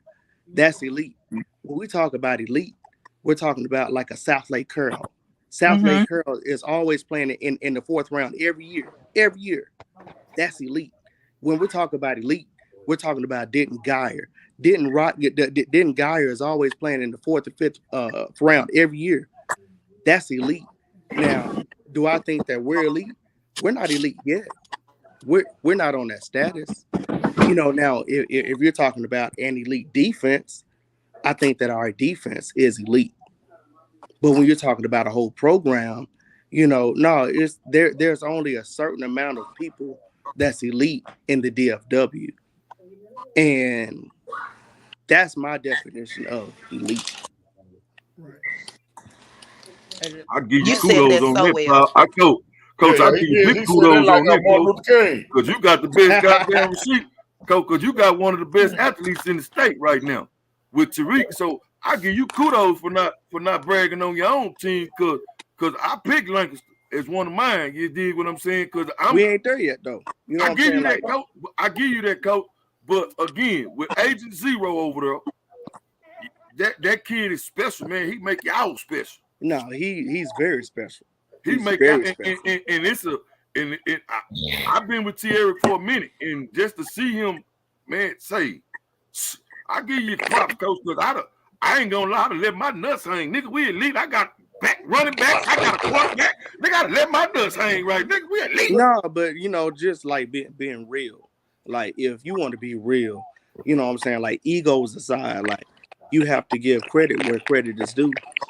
We haven't got there. Like in the past 2 seasons, we're 20-5. However, Duncanville done won 16 games in 1 year. So what's 20-5? You understand what I'm saying? Like elite is a different category. Like when you're talking about good, when you're talking about great, and when you're talking about elite, it's different levels. And you have to respect those levels. And y'all are talking about elite right now. And elite, elite is making the fifth round every year. And we don't have a lot of teams that's making elite rounds every year, or we don't have a lot of teams that's winning back-to-back state championships every year. Like everybody doesn't do that. So when you're talking about elite, you have to give credit when credit is due. Now, do I think that we are going to be an elite team in due time? In due time, like I think that this year's teams at Lancaster is going to be better than last year's team. But as far as we're talking about the conversation today, we're not there yet. And there's a lot of there's a lot of teams that y'all talked about that ain't there yet. So talk to me, Coach. I got a question, Coach, real quick. We was talking about top 5 defenses going into next year. Now, I ain't gonna lie, I ain't trying to put nobody on blast, Coach, but half this panel had left out Lancaster. All right, but not the ones with football minds. Nah, I said Lancaster. Hey, you're talking about the bus, I Coach. said Lancaster. And like I said, I'm riding with. all right. Look, So when Paul, you talk about Paul, let me say this. Do you What's agree up? with this? Lancaster this year is full of Lancaster kids. Ain't no transfers. Them kids is coming in with a chip on their shoulder. I feel like Agent Zero is gonna corral that team, and that team is gonna win it all this year. They know how they lost that game, and you can say it's your fault all you want to, Coach. Discipline, being undisciplined. No. Time out. Why we lost that game? And I'm gonna tell you straight up why we lost that game. The defense gave up 1 touchdown and 1 field goal. You know what I'm saying? We're not going to blame that on the kids. The offense had over 400 yards and scored 4 touchdowns. You know what I'm saying? If offense scores 4 touchdowns and defense gives up only 1 and the field goal, you ought to win that game, correct? Right. Correct. The reason why we lost that game is because me as a head coach, I was inexperienced. Me as a head coach, instead of punting the football, I went for it on 4th down. Me as a head coach, I said when we was up by 21, I'm an onside kick it, and the onside kick didn't work in our favor, and they got an easy scoring possession. Like that's the reason why we lost that game. We're not gonna blame that game on not having an elite defense because we had an elite defense last year. Like there's not a lot of people that can score on us. I think that Sock had a hell of a team, and when we played Sock, they only scored a field goal. You understand what I'm saying? Like when we played Longview averaged like 50 points a game. They only scored 20 on us. Like we had an elite defense, and Longview was number 1 in the state. So I'm not going to take anything away from Coach Muhammad and the job that he did with a defense that we had. We had an elite defense. We didn't play in the last game because of my inexperience. Well, Paul, in all due respect, your ass lost that game, player. I know. I ain't look at it like that, Coach. My bad, Coach. I ain't look at it like that, Coach. You lost that motherfucker, Coach. Yeah, you lost that motherfucker, Coach. Hey, I appreciate your honesty, though. I want to address something in the comments. Oh, go ahead, Todd. Where somebody at 954, I don't know who it was, they said color doesn't mean nothing. But see, that's different. From me growing up, and a lot of guys that been around football can attest to this. When it's people that look like me in my skin color, it's always deemed that we don't know shit, that we dumb and we ignorant. What I'm saying is, my staff was 100% ethnic, racially, like we didn't have a Caucasian person on our staff. And not saying that if we had one, it would be different. But it do mean a lot to win state. Where we won state at, with an ethnic staff, what that people say don't never know shit. That shit do mean something. Because one of the first things I heard was when Duncanville won state was Peterman. Yeah. The first thing we heard with Dunk when they talking DeSoto had previously won state, but they were talking about they never won without Peterman before. And Peterman my partner. But what I'm saying is it's never you can't say that with us. Like this was a FUBU staff. It was for us, by us. like that shit means something different though. Because my whole life I've been hearing we don't know shit. And a lot of the time I heard from people that look like me. Right. And then the moment you do hire somebody that don't look like us on the staff, they automatically say that's the reason why they won. So you damn right. I'm gonna take full credit, and I feel a chip on my shoulder and a badge of honor that everybody on my staff look like me. Hey, Coach, I'm gonna give you props because y'all won state in spite of y'all had Herman Johnson on the staff. That may be true, and I bet if you go look up state not too much of my boy Herm, dog. Hey man, go look up state championship pictures since I'm just playing, man. I'm just playing. Shout out to her, 1901. man. I'm just playing. I bet you can't find another minority staff all the way across that have ever won state in the state of Texas history. In the history. 2 times. And then we did it twice. Who said that? Who said they don't see color? Oh, somebody in the comments. No, No, but man, look, that was the homie Nate Moore. I'm about she to was get trying off, to say she was trying to say because it's white coaches that love her sons. So, but I don't think she understood where Ty was coming from. Yeah, I'm not disclaiming no color of coach. I'm not saying nothing wrong with that, but what I'm saying for me personally, growing up as a coach, it's always been deemed as that we don't know shit. And every time we lose, it's because we ignorant, we ain't educated, we ain't disciplined, this, that, and other. Like, look, as soon as we won state this year, Paul, the first time we won,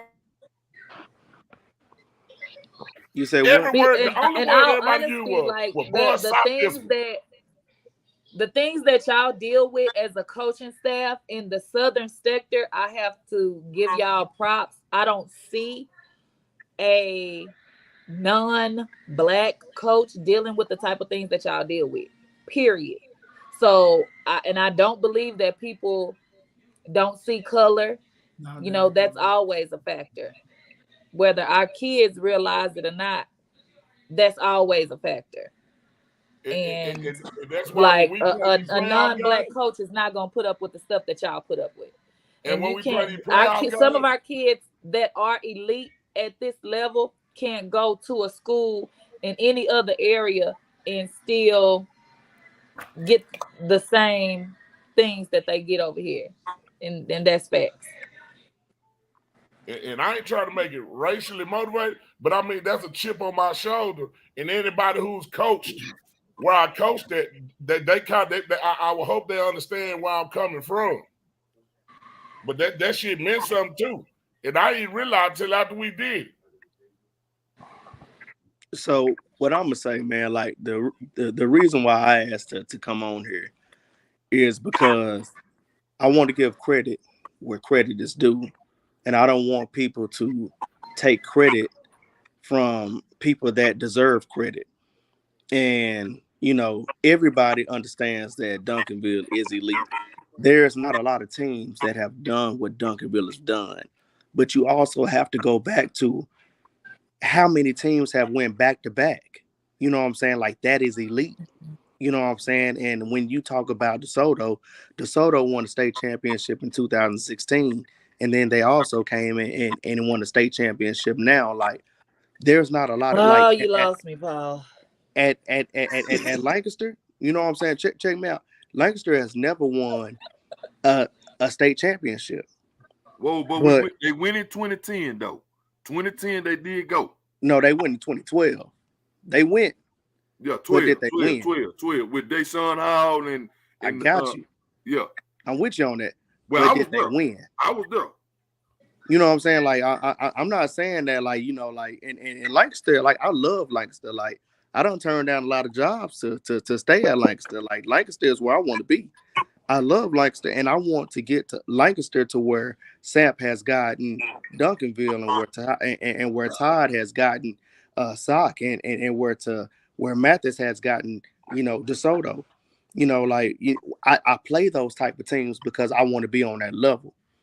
But if we're talking about elite, like you have to talk about Duncanville and Sock, and then you have to go out of town and you have to talk about South Lake. You got to talk about Denton Guy, and then DeSoto is always going to be in the competition, in the conversation, because at the end of the day, DeSoto is always making 4 rounds. It's hard as a coach to get to the 4th round once. You're talking about doing it year after year after year after year. You know what I'm saying? Like, that is elite. Like, we're not going to downplay no school that gets there year after year after year after year. And I said that they're not elite when certain schools ain't been there once in the whole existence of the school. Right. Hey, I think, and Coach, I always say that if you practicing on Thanksgiving, that was a successful season. Yeah, buddy. I believe if you practicing on Thanksgiving, you doing something. And Hey, those that are consistently, like when we interviewed Samples on Thanksgiving, and I mentioned that to him, first thing he said, if he ain't at a practice on Thanksgiving, he gonna dig his own hole. Cause he might well be dead, cause he don't know what life is. Sam always gonna be there, dog. I promise you. I work for him. A lot of people work for him. He ain't never going to not go like less than 4 rounds. Like that just ain't in his nature, because he's an elite coach. And we leaving out Prosper too. I think Prosper done been to the regional finals like 4 years straight. Prosper So they need to be in the conversation. I actually had Louisville winning that game though. And they won state. They won state once, right? At the end of the day, like Coach Ward, like Prosper needs to be in that conversation. Like when we talk about elite, like we have to talk about that. Coach Paul, can we really put them in that conversation? Who? They are consistently a good team. But if we're going to talk about elite, when we talk about Prosper, they haven't won a championship. They ain't won one. Right? So they're not elite. They're a very good team. It's a very good program. Okay. They're consistently heading that way. And I think Cal brought it up when we was talking about playoff wins, that they're still looking for that signature playoff win to catapult them to that state championship game. I agree. You know what I mean? And I think once they hit that, then I think we start talking about them in that conversation. Hey, I want to ask this question to Paul, Todd, and Ward. What's up? To my coaches on the panel. I want to ask this question. Paul made a statement and said that he turned down a lot of jobs to come back and coach Lancaster. He ain't gonna tell you the school. But no, I asked this, and of course I know Todd, you're not gonna leave because you 2-time state champ. Kyle, you the same thing. So if we lose first round playoffs, both schools, all schools, is that a failure? Yes. Yeah. That gonna hurt. Yeah. Because then I'm be a one and done boy. One and done boy. Bring them on. All right. So when you start talking about the elite answer you, right? So when we talk about elite, I think people don't understand that it's a play that can make you lose games every year. Like the year before, Alito, the fumble, right? That's one play. We could have been out the 3rd round. This year, Randy Reese fields the punt, runs it back, we win 12-7. So if them plays, that's the thing about when you start talking about year in and year out, it's always a play here and there that can make your season totally different. That's what makes it so hard to win. Coach Paul, if that onside kick, if they just recover it and don't run it back like that, we win. We ain't having the same conversation. We're not having the same conversation. Like we probably winning the state championship, dog. But it take a hell of a coach to take ownership for that. It take a hell of a person, dog, to take ownership for that. If I don't do the onside kick, because you can't say, "Oh, if we recover it, we win." You dig what I'm saying? I'm be honest with you, Big Doug. You got to come with me to Lancaster practice, cause if I can't, if I don't say this about no other coach, I can tell you right now, Coach Paul is that guy. He ain't putting Say blame my on brother nobody. is the best coach. My brother is the best coach Lancaster ever had. But he on the middle school. He coached at the middle school. When them kids, when they come out the middle school, like every head coach I done seen come through Lancaster, man. Like y'all do a great job, like inheriting y'all middle school to the high school. Like y'all do a great job out there, man. Like I ain't gonna lie to you. So now trust me, I know all about Lancaster, bro. Trust me, I see him. I see him. Trust me, I see him. You know what I'm saying? He do a hell of a job over there. You know what I'm saying? Hey, come out to practice with me, Doug. I have a question Oh, for man, you know. coaches. No balls ain't DFW. Why? Hey, you know Jesse White. Say, soon as Jesse saw Coach Paul, he had to throw up them low balls. But see, you know what I'm saying? You Wow, we talking about Is that why he said the low balls are elite? Is that why he said that in the What's comment? up? Yeah. Coach Paul, That's I why got a you question said for it. you. What's up, Coach Carl? Tell me what was your like? Hey, all right, 2 questions. What Yeah. made you say, okay, now we're finna kick this onside kick? Like, what was going through your mind that led up to that? Like, I'm just curious. Like, what was your mindset before you made that call? All right. So so we go up there Saturday and we go up Sunday and playoffs. On Sundays we work playoffs, right? And when I got all the game film, you know, the first thing that I watch is special teams because I got a defense coordinator, I got an offensive coordinator. On special teams, I have different coaches that work different special teams. So I watch every game on special teams. And when I saw their kick return team, they never saw the ball off the tee. And I told all my coaches, hey, if we get up 21 points, you know, only if we're up by 21 points, if it's 21-0, you know, if it's 28-7, we have to be up 21 points. Otherwise, it ain't going to happen. We're about 21 points. We're going to onside kick and we're going to steal a possession because obviously, if we're about 21 points, they can't stop us on offense and our defense is playing well. We're going to take a chance. You know, it's playoffs. We have to take a chance. Like, you know, in playoffs, it's not a time to be scared. You know what I'm saying? I've been around Coach Sam. Hell, y'all seen it in Coach Sam this year. He fake punted. Like, you know, in playoffs, it's time to take chances. Sometimes chances, you know, work in your favor, and sometimes they don't. Just in this case, it didn't work in our favor. So you felt that good about your team to where you up 21 points. Instead of just kicking that bitch deep, you just said, I'm gonna let my nuts hang and do this onside kick. I felt that good about our defense. That's what I asked. That's what I said. You felt No, that good you about your said we defense. felt. You said did I feel that good about my team? I felt that good about our defense. Our defense could have won that game. It was me that on 4th and 3, I went for it. It was me when I told the offensive coordinator, okay, when it's 4th and 6, go for it. You understand what I'm saying? Like, we're not gonna take nothing from my coaching staff. My coaching staff does a hell of a job. We're not gonna take nothing from them kids. Them kids played their ass off. You know, that was a learning process for me, and I hate that for my seniors. But that was a learning process for me, and it's going to come into effect with these younger guys that's coming up. We'll never lose another game like that. Never. I know you're gonna be faster than everybody. I was just about to ask you, like, what did you take away? Like, we all had that moments as coaches, right? You know what I'm saying? Where you kind of like, God, I can't believe, you know what I mean? But what did you learn from that? Bro, more so than much. anything.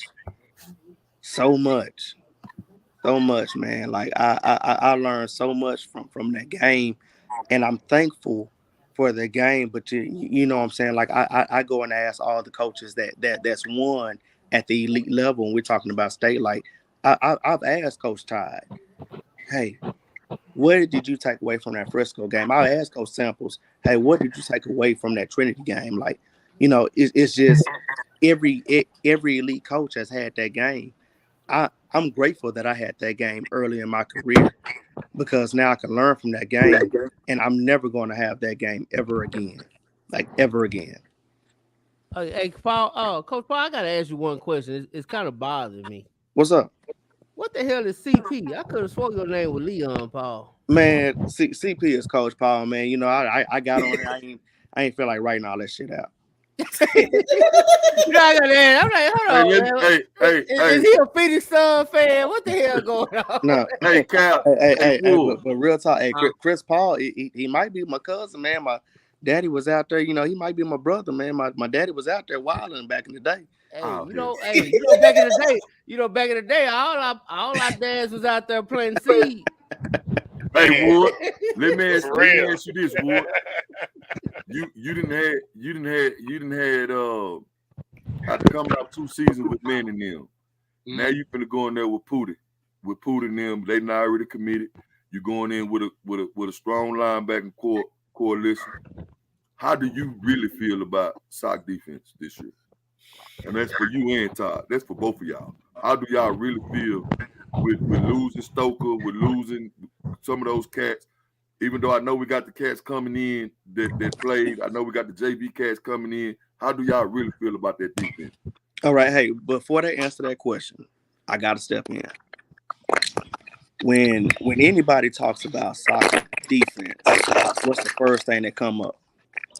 Death row. Right. That's an expectation. That's a culture. Like anybody that graduates, anybody that comes in has to live up to that expectation. Like, don't ever think that soccer defense is gonna be down. You know, it's a certain things as expectation over players. And when you have some athletes that reach those expectations, now the culture is gonna come into place. Like we play sock week 2. Do you not think I got that shit circled on my schedule? You should. Hell yeah, I do. We coming back Coach, I'm gonna be honest with you. How you feel? Because I'm gonna be honest with you, man. I thought SOC took that Langston game lightly. I'm pretty sure they're gonna tell me I'm stupid. They're gonna tell me, J-Mac, you was a dumb ass. No, we didn't. But whatever. Y'all took that game lightly. It was in between Duncanville and DeSoto. So Yeah, how do you feel now that they circling that game as we getting our lick back? Or you talking to me? I'm talking to you, Coach. All right, so that game, you know, I think meant more to us than it did to SOC. That game to SOC meant absolutely nothing but learning the lesson. It was week 2, and week 2 don't get you in or out of playoffs. You know, it teaches you lessons. Week 2 to us taught us that we could compete with anybody. You understand what I'm saying? So like, y'all was getting us in 7-on-7 during the summer though.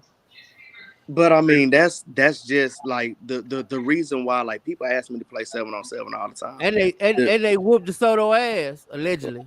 So I'm talking about 7-on-7. So like the reason why we play 7-on-7 versus Duncanville is because Duncanville is the best, and I want to get my kids' mindset on playing the best, and I want to see where my kids are going to, what my kids' temperature is going to be when we play the best. And when we place Duncanville in 7-on-7, we're playing the best.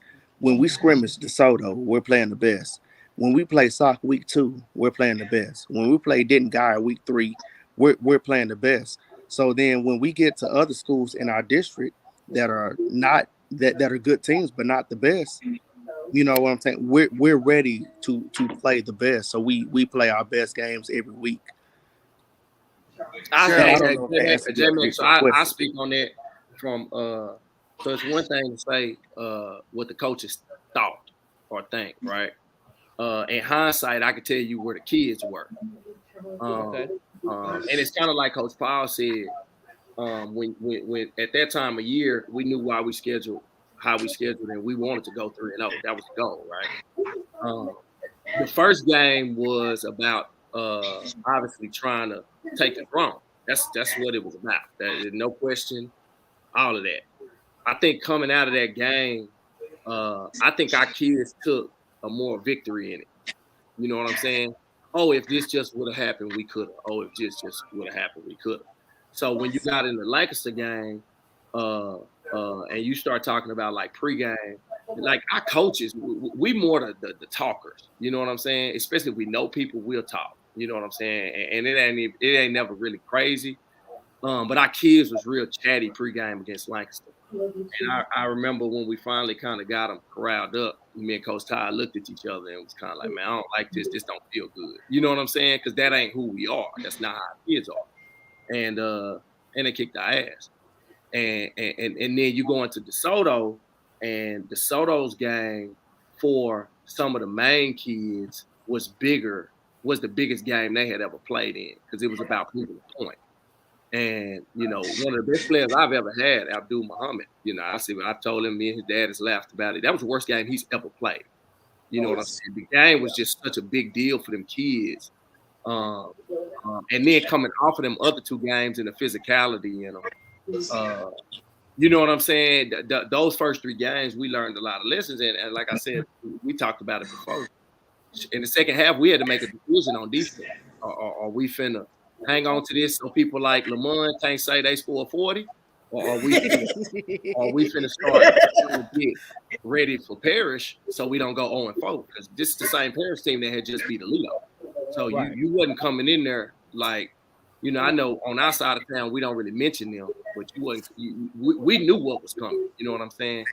And so yeah, I mean, I think a lot of that is, you know, they don't hit our kids in the mouth, so you can't come in there feeling like that no matter what happened week 1 now. You know what I'm saying? Man, hold on. Who is this in the comments?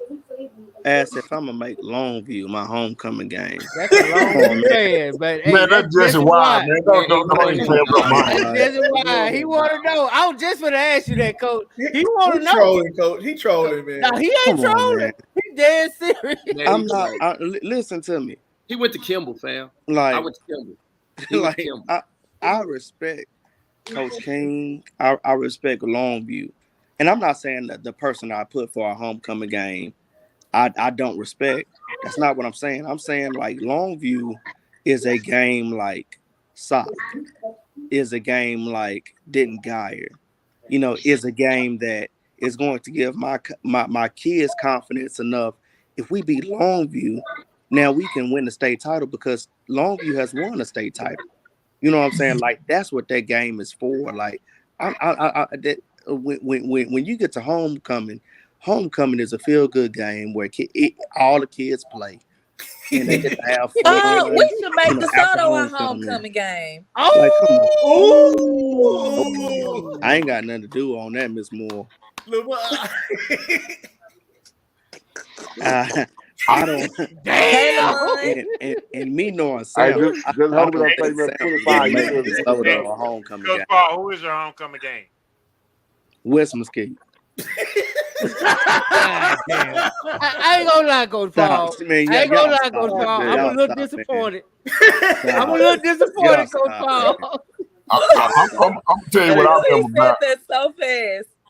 What I remember about that game Man, was, Coach Sandoval do a great job with those kids, man. Y'all stop, man. I remember Coach Powell. None of their team was outside. But I think a little bench thing. He was sitting like on the water cooler stand or something over there. And at that moment it hit me. I was like, these niggas been waiting on us. Hey, Ty, how y'all feel about not having men in them back there though? Man, we've been who we are before Man and them. Man and them came to Sock because of who we were. Like that, they didn't make this what it was. They did their part. Just like I do my part, Ty do his part, man. And then we're gonna be in the secondary where we always be in, and we're gonna be on defense the same way. Yeah. And that's the thing, because you got to realize, like especially with the defensive staff as a whole, like the culture part is set. Like the pieces is already set. It's just about plugging them in and growing some people up, you know, and some people got to grow up faster. Like we got some guys that gonna have to grow up, and they're gonna have to go into the first game of the year as a youngster against who's supposed to be number 1 in the country and all this type of shit. And all these different people, like they gonna have to do it. But my thing is, when you're a youngster, go make some fucking plays and make a name for yourself. But the thing normally with youngsters is they try so hard to make plays that they don't play within the game and understand how to just play the game and just relax. Because that happened to Manning. When he was a sophomore, his first game, he was out He there had a with lineup with Junior. Yeah, he about to goddamn his head about to bust because he like shit, it's Junior. Yeah. You know, and then Junior making plays here and there, you know, in that game. So, you know, the thing I'm gonna say with our defensive coaching staff for sure is the product we gonna put on the field gonna have the same expectation. Whether it's a bunch of 2 stars going out there, it's the same way it'd be if it was a bunch of 5 stars. So y'all beating Duncanville week 1. That's what I heard. I mean, we lining up and play the fucking game, J Mac, and we gonna throw hands like they gonna throw hands. like, do what I want people to understand. Like, my ex-high school head coach, I worked for the man for 14 fucking years. He ain't got that much longer in the game, which means I ain't got that many opportunities to beat him.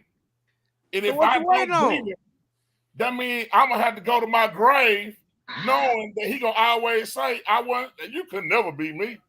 Yeah. So y'all gonna be in heaven like they said, just like that. Yeah, you going over there for Sunday dinner. You ain't got the big piece of chicken yet.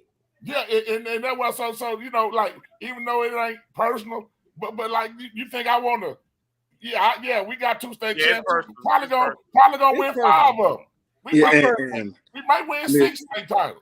Miss Moore, I'm gonna say this to you. You say that we went over there and handled Duncanville and 7-on-7, and that's cool.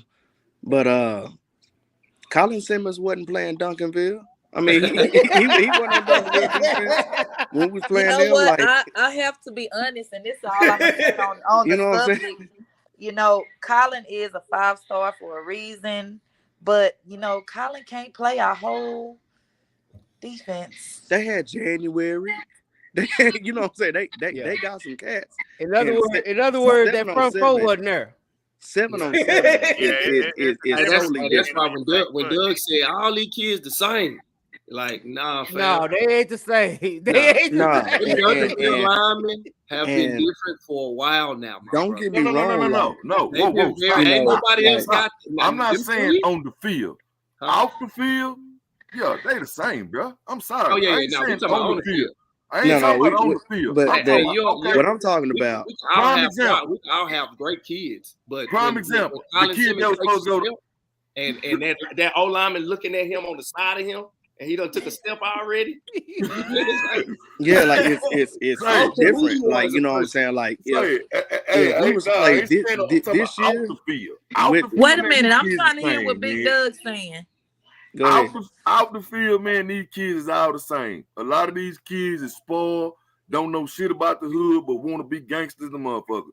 But the majority of them, like I don't know your son personally, but I can guarantee the way you handling us, I can guarantee your son plays no games with you. You know what I'm saying? My baby bougie. Exactly, and you understand that. But a lot of the kids are just like your son. But when they come over here, it's like when they come to Sock and Carter over here, they gotta get this persona that they gotta be tough, they gotta be a gangster, and they don't. Just be who you are. You know what I'm saying? Because 9 times out of 10, when they go to college with that same bullshit, they coming right back home. Oh yeah, they coming right back home. So that's like you gotta look at some of these kids. Like, prime example, y'all talking about Duncanville. Prime example, number 56. Anderson, the kid last name Anderson that was supposed to go to Oklahoma State. Shit, that nigga didn't even go to school. He said he don't want to go to school no more. You know what I'm saying? Like, we talking about a kid that was on the D-line. We talking about one of them special kids. Just didn't even go to college. You know what I'm saying? Want to be a thug. Want to be something that he ain't. For who? Duncanville. No, I don't think well, you gotta be able to have that option. I think. Chris there has Anderson. to be an option. Yeah, number 56. Not this year, last year. Not 55. Okay, I'm trying to see. Yeah, Chris Anderson. I don't remember that one. I want to look that one up. Yeah, look him up. Because I know one thing I know is Oklahoma State ain't welcome anywhere samples at. That's one thing I do know. Now, all I know is this, Jay, man. I'm getting tired of you hitting around like somebody scared of Duncanville, though. Oh, come on, Coach. This what we gonna do? Y'all should be if you ain't. Wow. Like why? Miss Moore. Now I'm you gonna tell can't the see me in mamas that the fourth quarter mamas, now. huh? You can't catch Miss me in Moore. fourth quarter now. Miss That's all right, Moore. 'cause we go to 5 quarters now. Miss Moore, check me out. Like when we talk about teams that are of a championship caliber or of a championship caliber or want to be champions, those teams boils none. Right. So it's like we ain't afraid to play anybody. That's why like Coach Sample is not afraid to play IMG or afraid to play modern day. It's about what lessons can you learn You out. didn't have to do that, Coach Paul. No, It is. it's real, right? You know what I'm saying? Like we No, not that's afraid to not play the anybody. same. But it's the same because everybody don't schedule IMG. And I was at Duncanville when we played IMG. They was on a different level, but we leveled up from that game. You know what I'm saying? It's about where's your team going to be in week 16. You know what I'm saying? It's not That's what about it's all about. yeah. So you know, like there's nobody afraid. Now, no, what I'll take it back. I'll take it back. There is some teams afraid to play Duncanville. There's some teams to play afraid to play Sock. There's some teams afraid to play DeSoto. Hell, there's It's some some teams teams afraid afraid to to play play us. national, but that don't keep them from making state. But what I'm saying is, like the elite teams aren't afraid to play other elite teams. It's not about, saying, "Hey, I'm 3-0 going into district." It's about where's my team going to be when December comes. Mm-hmm. I'm gonna be honest, man. Since Coach Todd called me out, I think they just be scheduling Duncanville for clout. I don't think they really think they can win. Wow. God damn. Since he called me out, I'm gonna say I that. wouldn't even entertain that. I'm gonna say that Sox since he fans, make called sure me y'all out. come for J Mac. How y'all came for me, man. Get on his ass all Well, week no, long. hold on. How Hey, y'all Lamar, came check for this me. out. Here's what Reverend Ricky Rush didn't tell you, Coach Paul. So when we came out to the game for the sock game, his kids and his players almost jumped Swaggy and J Mac. No, that was Pat. That was Pat was Pat. Patty Swaggy. That was So Pat and they was Swaggy. getting ready to jump him. Who's So at the players? end of the Mine? game, they said, "Yeah, your kids." Man, they wasn't finna They jump was little nobody, roasted. No, man. it was his coaches. It was his coaches, Will. No. After the game, remember the kid came up to me. See, it's y'all fault. Yeah. Hey, okay. So look. I'm finna give y'all a whole insight. So my kids on Tuesday's practice was thinking that they was like, prime time, right? And before practice, I sat them in the locker room. Everybody had to sit out their locker room. Everybody had to shut the hell up. It was no talking. And I played y'all's podcast. It was 9 minutes and 45 seconds where y'all was laughing at us. And I let the kids know, like, say, man, like they laughing at us. Like these ain't the only people that's laughing at us. Like people is saying I'm stupid for getting Sock on the schedule because we shouldn't be on the same field as Sock. And y'all out there at practice, playing around, dancing to music, doing practice. And these people saying that we're gonna get our ass whooped by 40 points. And it was that moment where those kids' mindsets switched. And we go out there in Tuesday's practice and we have the best practice ever. And then Wednesday, we had a better practice. And then Thursday, we had a better practice. So Friday, I was just like, these kids are ready to play. Like, it is not just a game. Like, this is a statement. You know what I'm saying? Like that on No, I would, and it was smart. Like we always said that Coach Paul is a master motivator. Now, that's one thing at the Dub we've always said is Coach Paul is a master motivator. We heard the speeches. We know you know how to get them motivated. And, hey, I don't mind you using us because we did kind of underestimate you. I ain't no doubt about it. I think we overestimated Sock. My watch finger. Yeah. We wasn't ready. Yeah, they got our ass. Now, Coach, Coach, I had to get my lick back, Coach. You can't be mad at me because I get my lick back, Coach Todd. Man, I ain't tripping, man. Duncanville, they coming too, man. I just think y'all be scheduling them because they ain't nothing to lose. Cause everybody know they gonna win. So even if y'all lose, it ain't no big deal. What is wrong with you today, man? I mean, now like the reason. I mean, I done kind of expressed the reason. This is why we play them. I mean, sometimes I wish it wasn't game one. Well, that's the best time to get them. Nah, bullshit. That's the best time to get them, coach. Unless your name ING. You got cause like you want to be. I wouldn't mind having to play like a game or two before we play them. You want a week 3? Week 3 is the best week to get them. Yeah. I prefer cause like right now you like shit. The first year we supposed to have a game. Our game got fucking canceled for COVID. You didn't get no film. They screaming North Crowley for 13 seconds, and the shit was over. Like, you don't even know. You don't really get no true tendencies. You know what I'm saying? I have a question. So, what if we parents judged you coaches based off of not only how many kids you send to college, but how many kids you can send to D1 college? Okay, so time out. Miss Moore. Check me out. I want you to judge coaches on how much they impacted your son's lives. But let me stop you.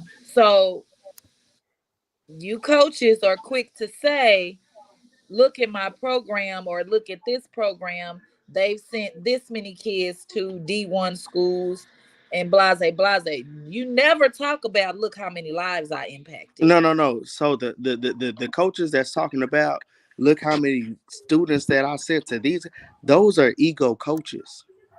The coaches Coach that are Todd, really there you for hear him talk about you know what I'm saying? You know, the talk coaches that are there for kids are, you know, in 10 years down the line, you know, which coaches are invited to their athletes' weddings.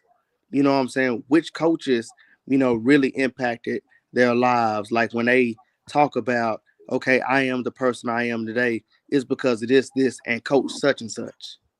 Like, you know what I'm saying? Like good coaches are going to win because they're going to get their kids to run through a brick wall for them. You know what I'm saying? Like I wish parents would judge coaches off of that and judge coaches off of, you know, which grown men teach young men how to really live their lives, not just off wins and losses, because every coach is going to win and every coach is going to lose. Some coaches going to win more than they lose, but you have never met an undefeated coach. Nah. Yeah, Miss Moore. I don't even talk about no damn recruiting. I don't give a damn about I don't give a damn about 1-star, 5-star, no star. Like my thing be, I just want the kids to use the game of football. And what happened? What a lot of this stuff is driven because of our community. That's what we caught up in. We caught up with who the 5-star, who the highest ranked is, who the highest ranked that, who trained with who do this. I don't give a damn about none of this shit. So you think that's what in our culture attracts parents? I mean, in a degree, but I'm saying but that attracts you and will get certain kids to go there. Like I'm saying, who the hell called me MLK? The reason why we were able to get certain kids to South Oak Cliff, or certain kid parents chose to come to South Oak Cliff through all the neighborhood and what they think about the shit and all that shit, was because of the respect that they have for coaches that they personally know at their school. Like, you got to realize, Manny came to SOC when we was in the goddamn Kmart building. This class that just graduated came to South Oak Cliff. We was in the fucking old Sam's building with no field, no nothing. So what the hell can we sell you to make you come here to this shithole? Us. It was about us. They knew that they would take care of my kids the same way they would if they were there. So they had extended family. That's what it's all about. It's relationships. It's like your son go to Duncanville. But if like you really want the true answer to a question, or you feel like, well, let me just call another coach. You know you can call me and I'll give you a straight up ass answer. And tell you at the end, I don't even want your kid inside. I want to play his ass. Because that's the type of shit. Because there's been a lot of kids that sit in my office that I done sit back, and they got a whole bunch of motherfucking stars. If we're gonna be real with it, get your let ass me tell away you. from me. You ain't coming over here, man. Go on back where you came from. Now, Like a lot of people that I'm gonna say anybody this. else would have been like, shit, He put can't your come ass on. anyway because he ain't gonna get released. That's No. another problem. Now, I'm gonna say this, Miss Moore. When I came to the spring game, I parked right next to you, right?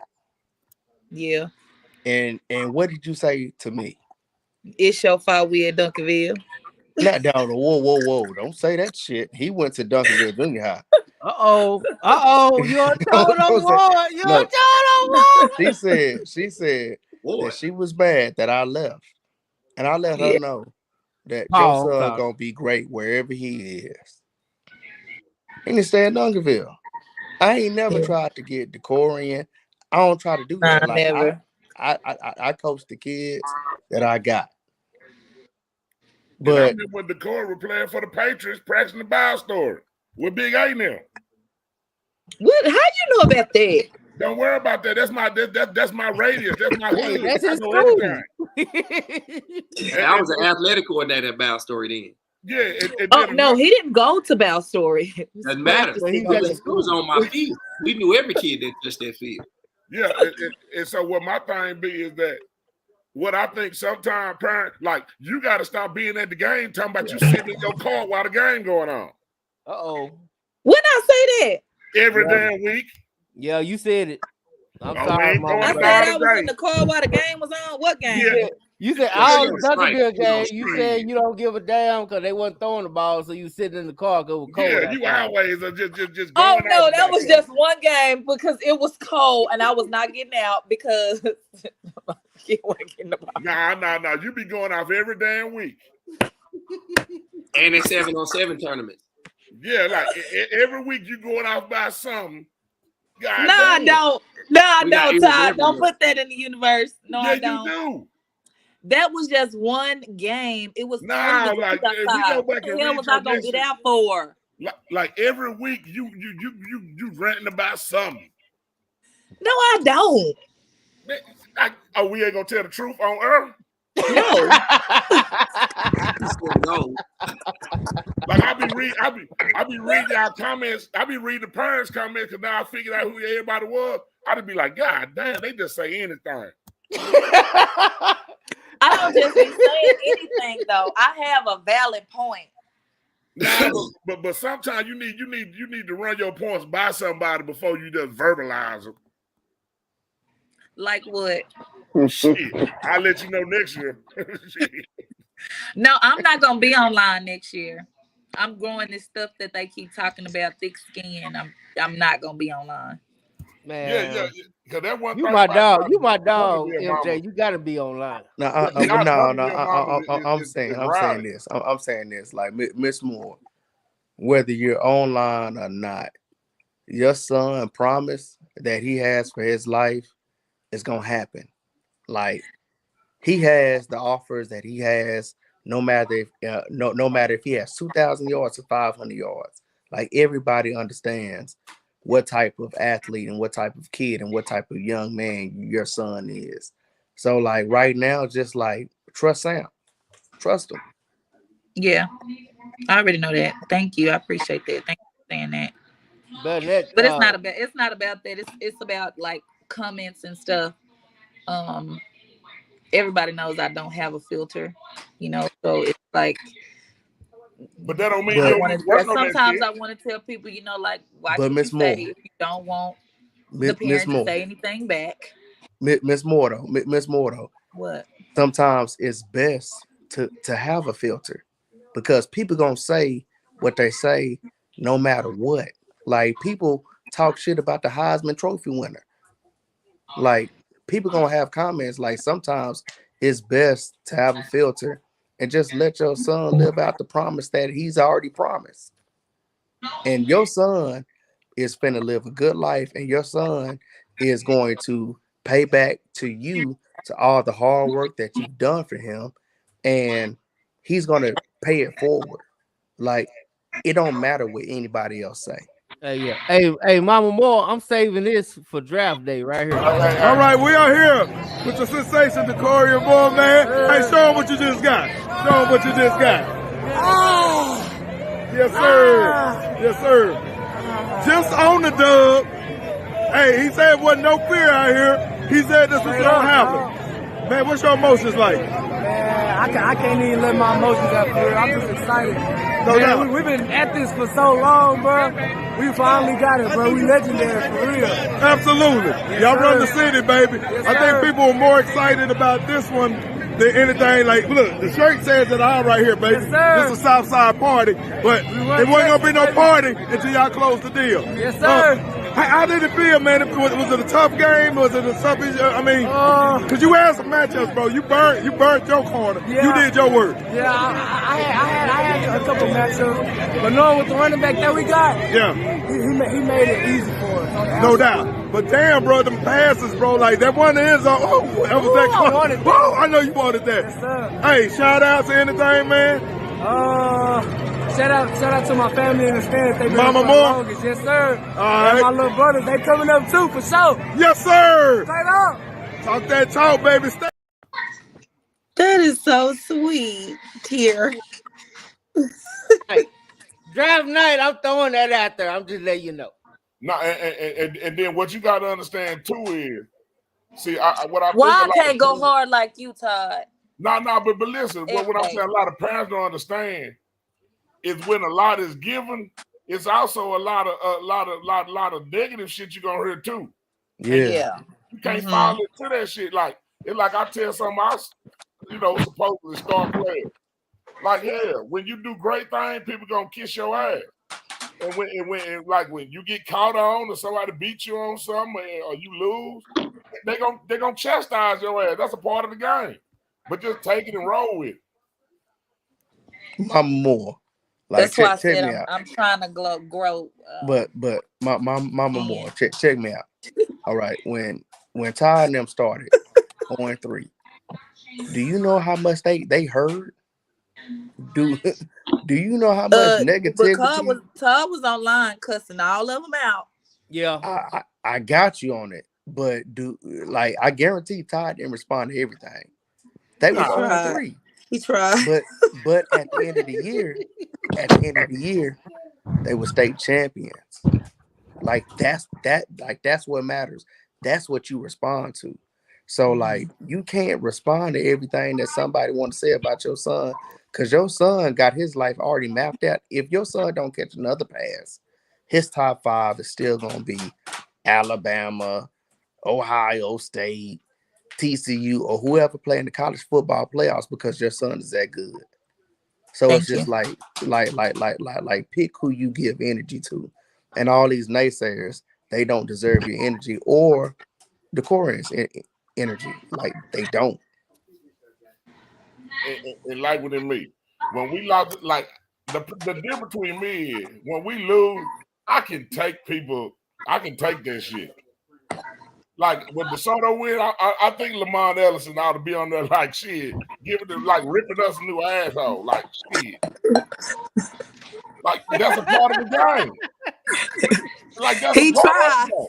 He tries. Don't say he ain't gonna try. At the same time, I know how to sell a ticket. So I know how to be Don King in this shit too. And hype some shit up to make it bigger.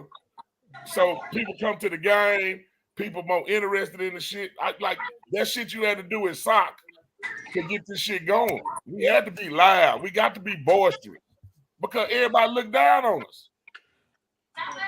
We got some little poor ass people in Oak Cliff. But we producing the same fucking product as anybody else in the suburbs produce. I mean, that's the same thing with Duncanville. They went to state 3-4 times and hadn't won and lost to the same team. So you hear the same things over and over and over, but not even just as a team. It's like constantly we're expected as parents to not say anything when not even just you guys, like bloggers or reporters or other parents say negative comments about our kids, like you can say something. There's nothing wrong with saying something. There's nothing wrong with defending your point or defending your kid through That's true. opinions. But I say sometimes it's when you're looking at it through your kid, you're going to be more personal. Now, I'm not the type of person that say don't talk about kids. Kids are off limits. Everybody has an opinion, but don't get mad if I say something back.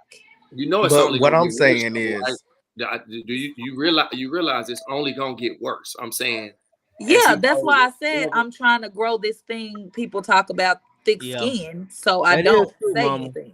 That is true, Mom. We just had a parent. We just had a parent go 8 on Coach Todd for opinion. You know what I'm saying? He just lost his monkey mind. Somebody had an opinion. You know what I'm saying? Now, hey, y'all. Hey, look, check me out. It's 10:55, man. I got to get up in the morning. Look, Hey, man, I feel you, man. We gonna Love get you, out Coach here. Todd. Coach Paul. Now, look. Hey, I ain't Coach Todd. I ain't won 2 state championships, but hopefully in the future, you put me in that same sentence this morning. Coach Paul. Hey, all right, Jay, man. Hey, May 6th, pull up. I'll be there. All right, I'm gonna holler at y'all, man. All right, boy. Yeah, like because you got to realize when your son go to college and he don't go to this other college, them other colleges them people on the internet, they're gonna be talking crazy about him and shit. And you can't get mad at every goddamn Twitter handle. No, I don't even be on Twitter like that. Or Facebook. But I gotta get Lamont, man. Lamont been quiet, man. Lamont, what you took in a lot, man. And I ain't gonna lie, bro. I thought you were gonna have a little bit more energy. You did kind of bird crawl. You did kind of crab crawl back. Hey, I got a question for him. You know what I'm saying? So we gotta get what you really talking about. I have a question too. I wanted to know if DeSoto is even on our schedule this year, because I heard they didn't want to play us anymore. No, they still on schedule. Y'all in the same district. Well, I'm just making stuff up. I did my question though. Mr. Lamont, the DeSoto inside. Tell me now, after the lackluster seasons of the underclassmen teams at DeSoto, what do you attribute that to this past year?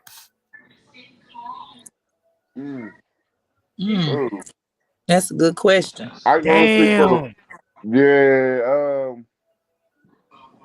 can really only speak for the first. We actually had this conversation. I heard it sitting there watching spring practice, man. I don't want to say that they didn't really put an emphasis in on the freshmen, but at the same time, from what I've seen, it just didn't seem like it. And like I said, it seemed to be like they were mainly focused on the upper levels, and freshmen were kind of just there, just going through the motions type shit. Yeah, I could be wrong. Cause like I said, I was talking to me and Courtney. Courtney Jackson was talking about this in spring practice the other day. Now he feels that maybe this freshman class just isn't as talented as the other freshman class that came for. Like that sophomore class with Tiger, Marshall, they just on a different level. You know, half the kids on varsity this year were sophomores. But I just still feel like I've seen some of these kids grow throughout Little League, watching the junior high. We could have definitely had a better outcome than what we did. Now, granted, we got on a little winning streak until we ran across some folks on Camp Williams. They got better throughout the year. Like y'all game we played was our first game. They were still figuring them kids out. And I think y'all freshmen on like y'all third or fourth game? Yeah, I think second. We had some freshmen to move up to varsity that was their first too. Game. So we had some really good kids. I think basically we had what some Lamont freshmen in the is, postseason to move up to varsity. So we had some really good kids on that freshman team. So Lamont, what we want to know is this just gonna be a 2-year thing, or is DeSoto in for the long run? I mean, we in for the long run. I mean, if you look at the talent we got coming up, for instance, Booby coming in next year. But is he gonna play freshman? That's one guy though, so you can't count him on the freshman team. And that's just one guy. That's just like Well, your son. We know your mean, son is a good player, but that's just one son. That's just one player oh on no, you that talking about this freshman freshman team. class there? No, I believe once this freshman class gets all the way through and develop through the program, the next 2-3 years, they'll be all right. You know what I'm So saying? this spring big for them. Yeah, they will be all right. I'm seeing already improvements on some of the freshmen that I've seen throughout the year to compare to what they're doing now. You know what I'm saying? From where they started to where they are now.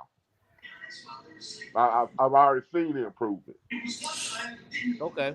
Yeah. And I was just saying, because one of them best 8th graders, they going to Red Oak. That's kind of already been said, right? And it's not for sure. And then his thing is really, I believe he want to focus on baseball. That's why he's going leading toward Red Oak. You're talking about Dylan, right? Yeah. I ain't want to say no names, but yeah. I mean, we might will. But yeah, he's more focused on baseball. And they have a couple other 8th graders coming to 9th graders, big groups, a couple other kids that they could really go. Okay. Well, I need to reach out to his mom. We have a real good baseball team. Yeah. I ain't want to say that because I get accused enough about my Duncanville bias. But I tell people, man, it's not to get us over there. No, it's not a Duncanville bias.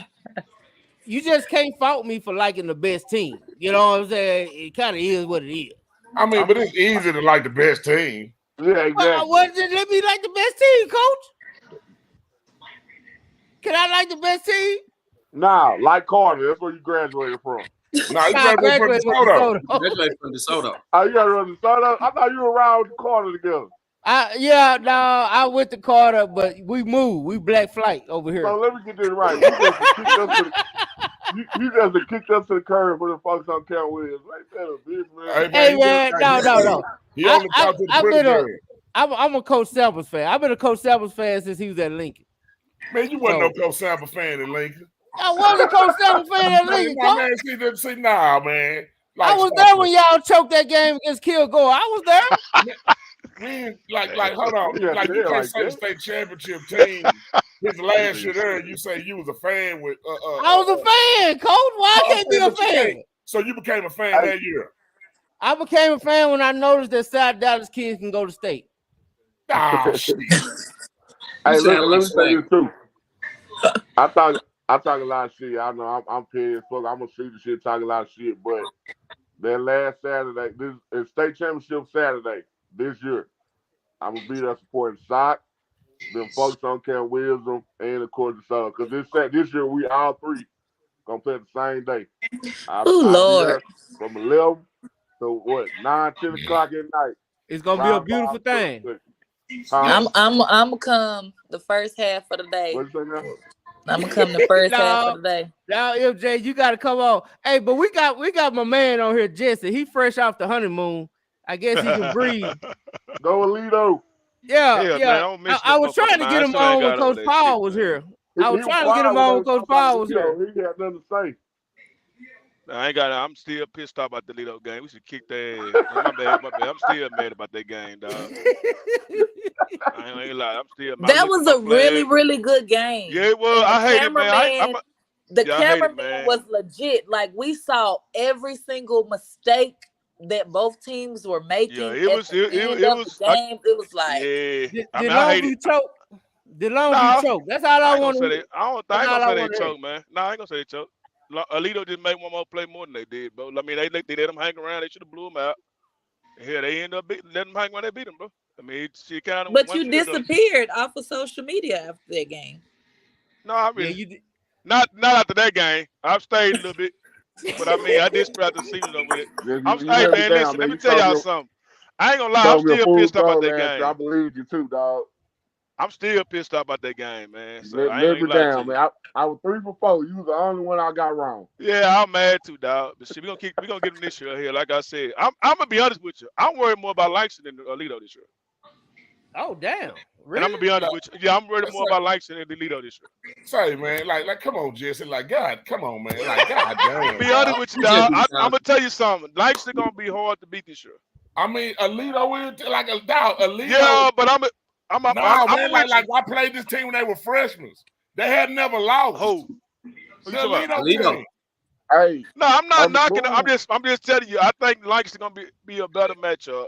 I think they're gonna be harder to beat than Toledo. I'm telling you, from my sources, what I was told, and y'all can say what you want to say, disagree, or whatever. You're gonna think I'm capping, but from my understanding, Longview thought they was gonna just walk over Lido. When they looked how small they was, No, they didn't. I didn't. No, they No, didn't. no, no, no, no, No, no, no, they no. didn't. Listen No, to me. they Listen didn't. to me. Listen No, to me. they Listen. didn't. Let me explain.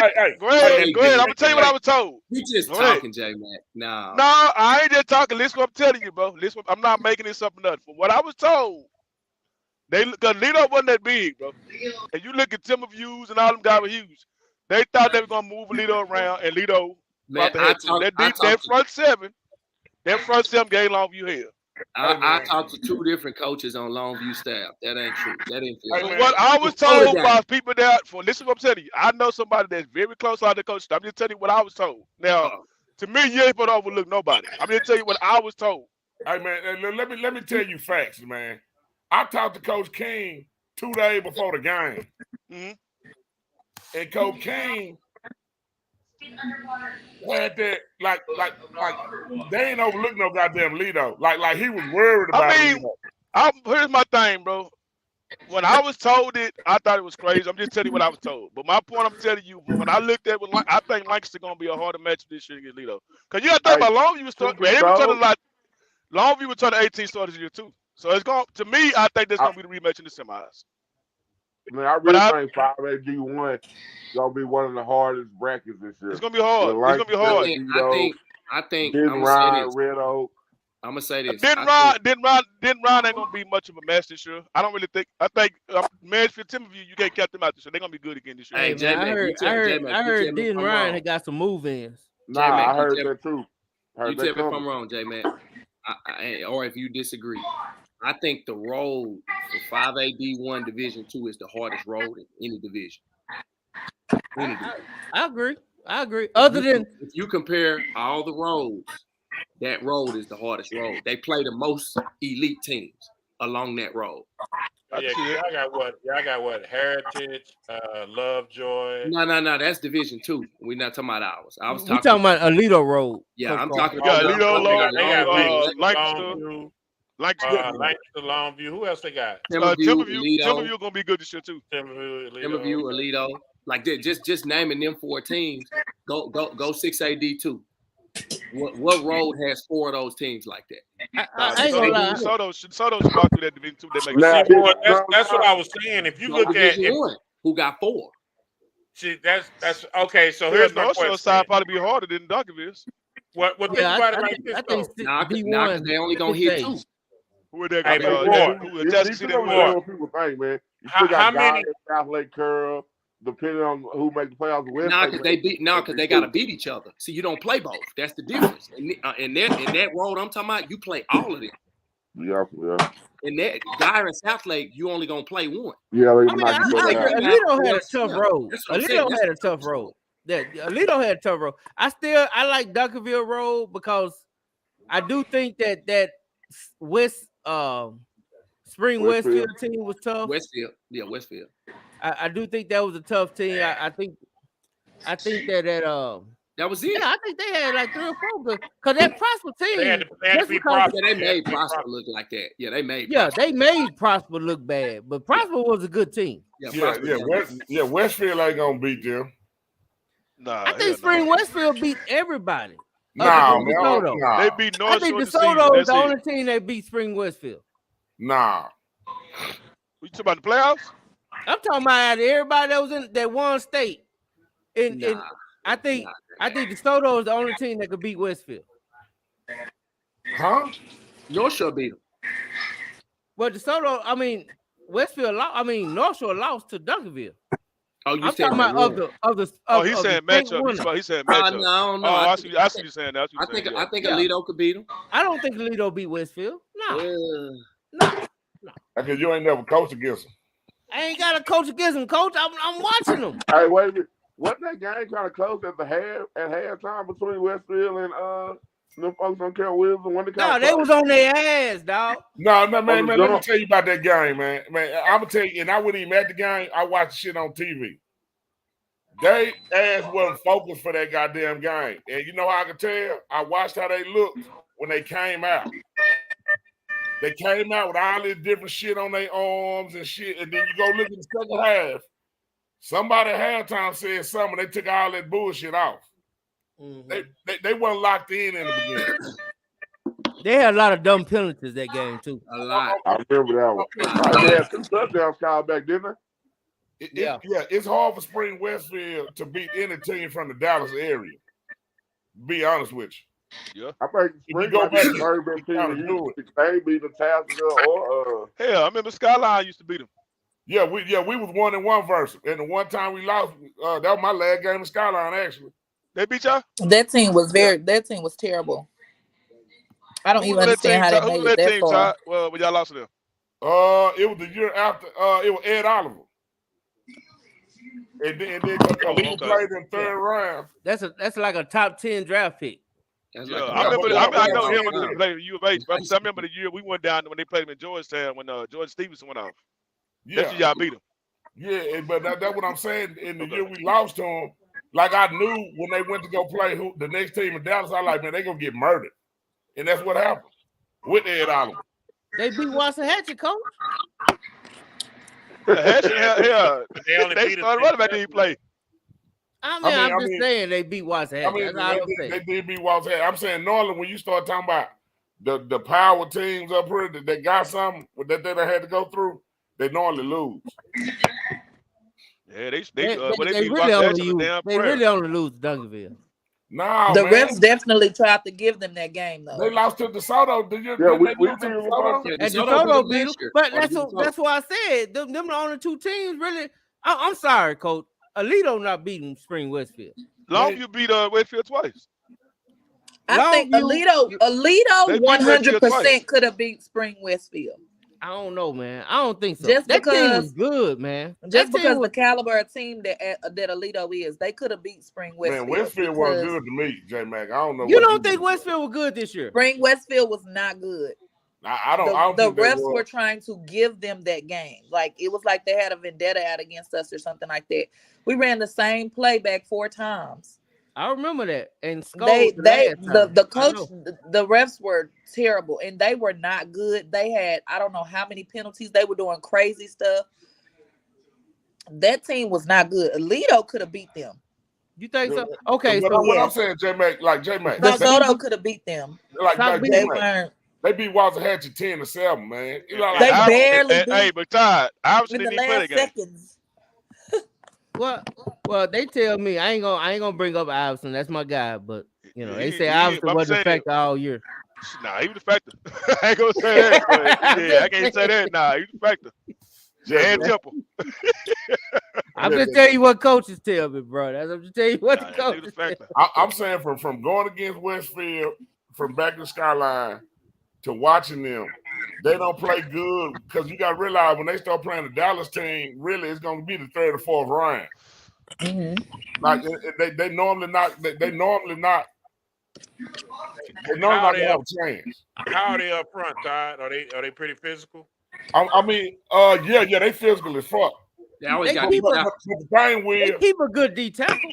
Nah, they normally have athletes, but they don't match up to the schemes well up this way. Oh, okay, I got you. Like they'll have some people, they normally be in the I formation most of the time, shit like that.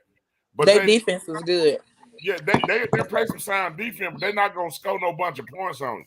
They don't let their athletes play ball. Nah, Coach Carr. The scheme wise. Coach Carr. Yes, sir.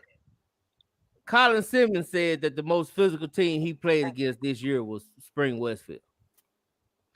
I find that hard to believe because hell, I ain't gonna lie, North Shore. I'm telling you, we interviewed Colin Simmons after the championship game. They had 3 on him though. I'm telling you what the man said. I ain't making nothing up. It's on. It's on record. Be blocking him. It's on record. The man said that the most physical team he played against this year was Spring Westfield because they played dirty. They did do a lot of dirty shit. She ain't lying. They did. Hey man, the Solo beat them the year before. Like we finna go through the year. Okay, they beat Waxahachie this year. They lost to Duncanville and DeSoto in the next 2 years. I'm gonna keep going. Duncanville beat that 56-0 the year before that. Yeah. Okay. They keep going.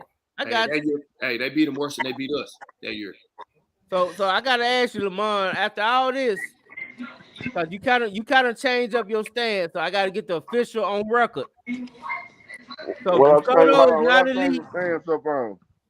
DeSoto is not elite. That what you saying? What did I say? You said that's what I'm asking you. What you saying, bro? He said DeSoto is not elite. Until like I said, it's been what 6-7 years since we beat them folks on Camp Wisdom. My thing is to be elite, you gotta beat elite. Yeah, we beat. You said it's only one elite team? Huh? So you saying it's only one elite team? I say it's true. Like I personally believe it's levels to it. Like I say, North Shore and them folks on Camp Wisdom. In the DFW, Lamont, in the DFW. In the DFW. Okay, them folks on Camp Wisdom. You mean the Division I state champions? Them folks on Camp Wisdom. So you don't consider Alito elite?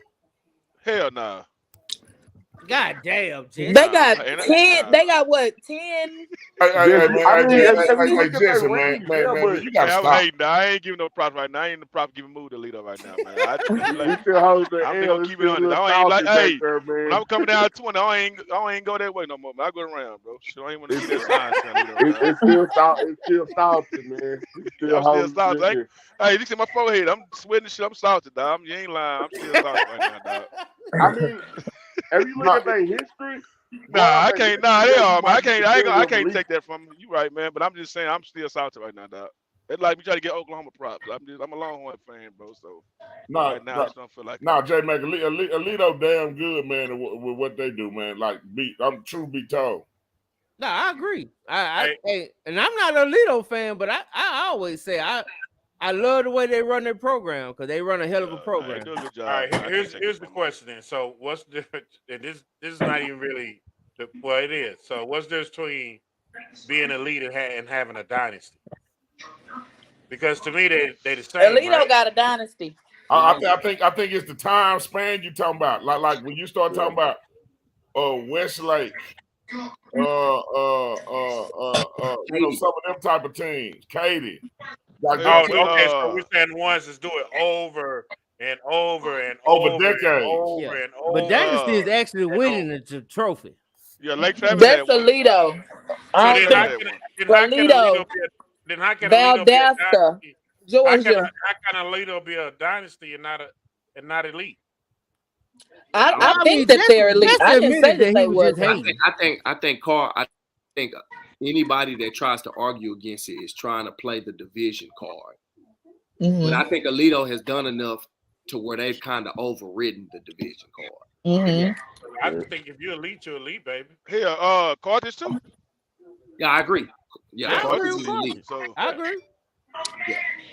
The thing when you start talking about what the Cadies and them types, the advantage that they have is that they've done it at the highest level of Texas football. You know, like when you start talking about some of them teams.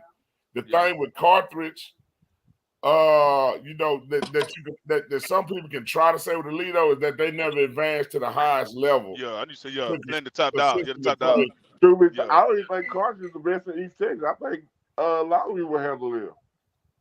Yeah, I think they will. A hell of a game.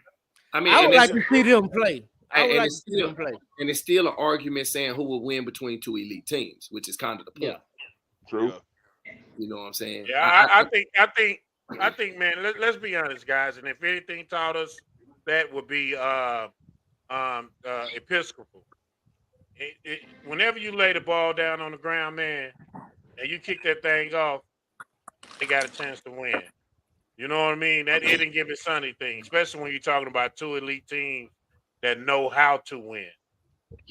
Yeah, I'm talking about for a game. You know what I'm saying? And I'm gonna agree with you, Will, because if anybody would know from this year with our schedule, we played the 6A D1 champ, then we played Lancaster, who that that Longview game showed they're in that class. They just got to get over the hump at late in the season. Then we played the 6A D2 champ. Then we played the full-time private school champ who beat the 5A D1 champ. So we really got to see every level's top competition this year. Hey, and we played in the playoffs all the elite schools that came up from 4A. That's what I'm saying. And the one that came down from 5A D1. First round. I did not realize how big Argyle was, bro. So I was up close. There was some huge dudes, bro. Because Will, the thing about Summit is they went to the 5A, they went to the state semifinal the last 2 years, and people forget the 2 years before that they was in the district with Cedar Hill and DeSoto, and they went 1-1 against both of them in 2 years.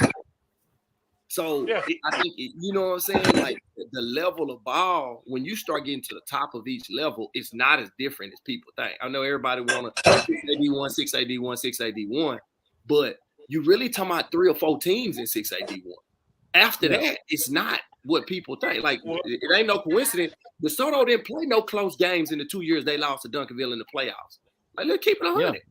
They wouldn't even know, we won at the last second games. They lost to Duncanville, and that was it. So, it's 3-4 teams that go 6AD1. Westlake, Duncanville, DeSoto-ish. You know, Katy, when they go 6AD1, they never advance, so you can't include them. North Shore. After North Shore, who you got? That's the 4 teams. Yeah. So everybody talk about a division, but you're not seeing them teams until the 5th or 6th round. Before that, one in Jesuit and Capel and Wiley and I'm not knocking them teams, but I'm saying that don't make the division that much stronger because the teams that we play, first round, second round, third round, fourth round, I would put up against their first round, second round, third round games. I put Lovejoy up against Wiley to beat him by 30.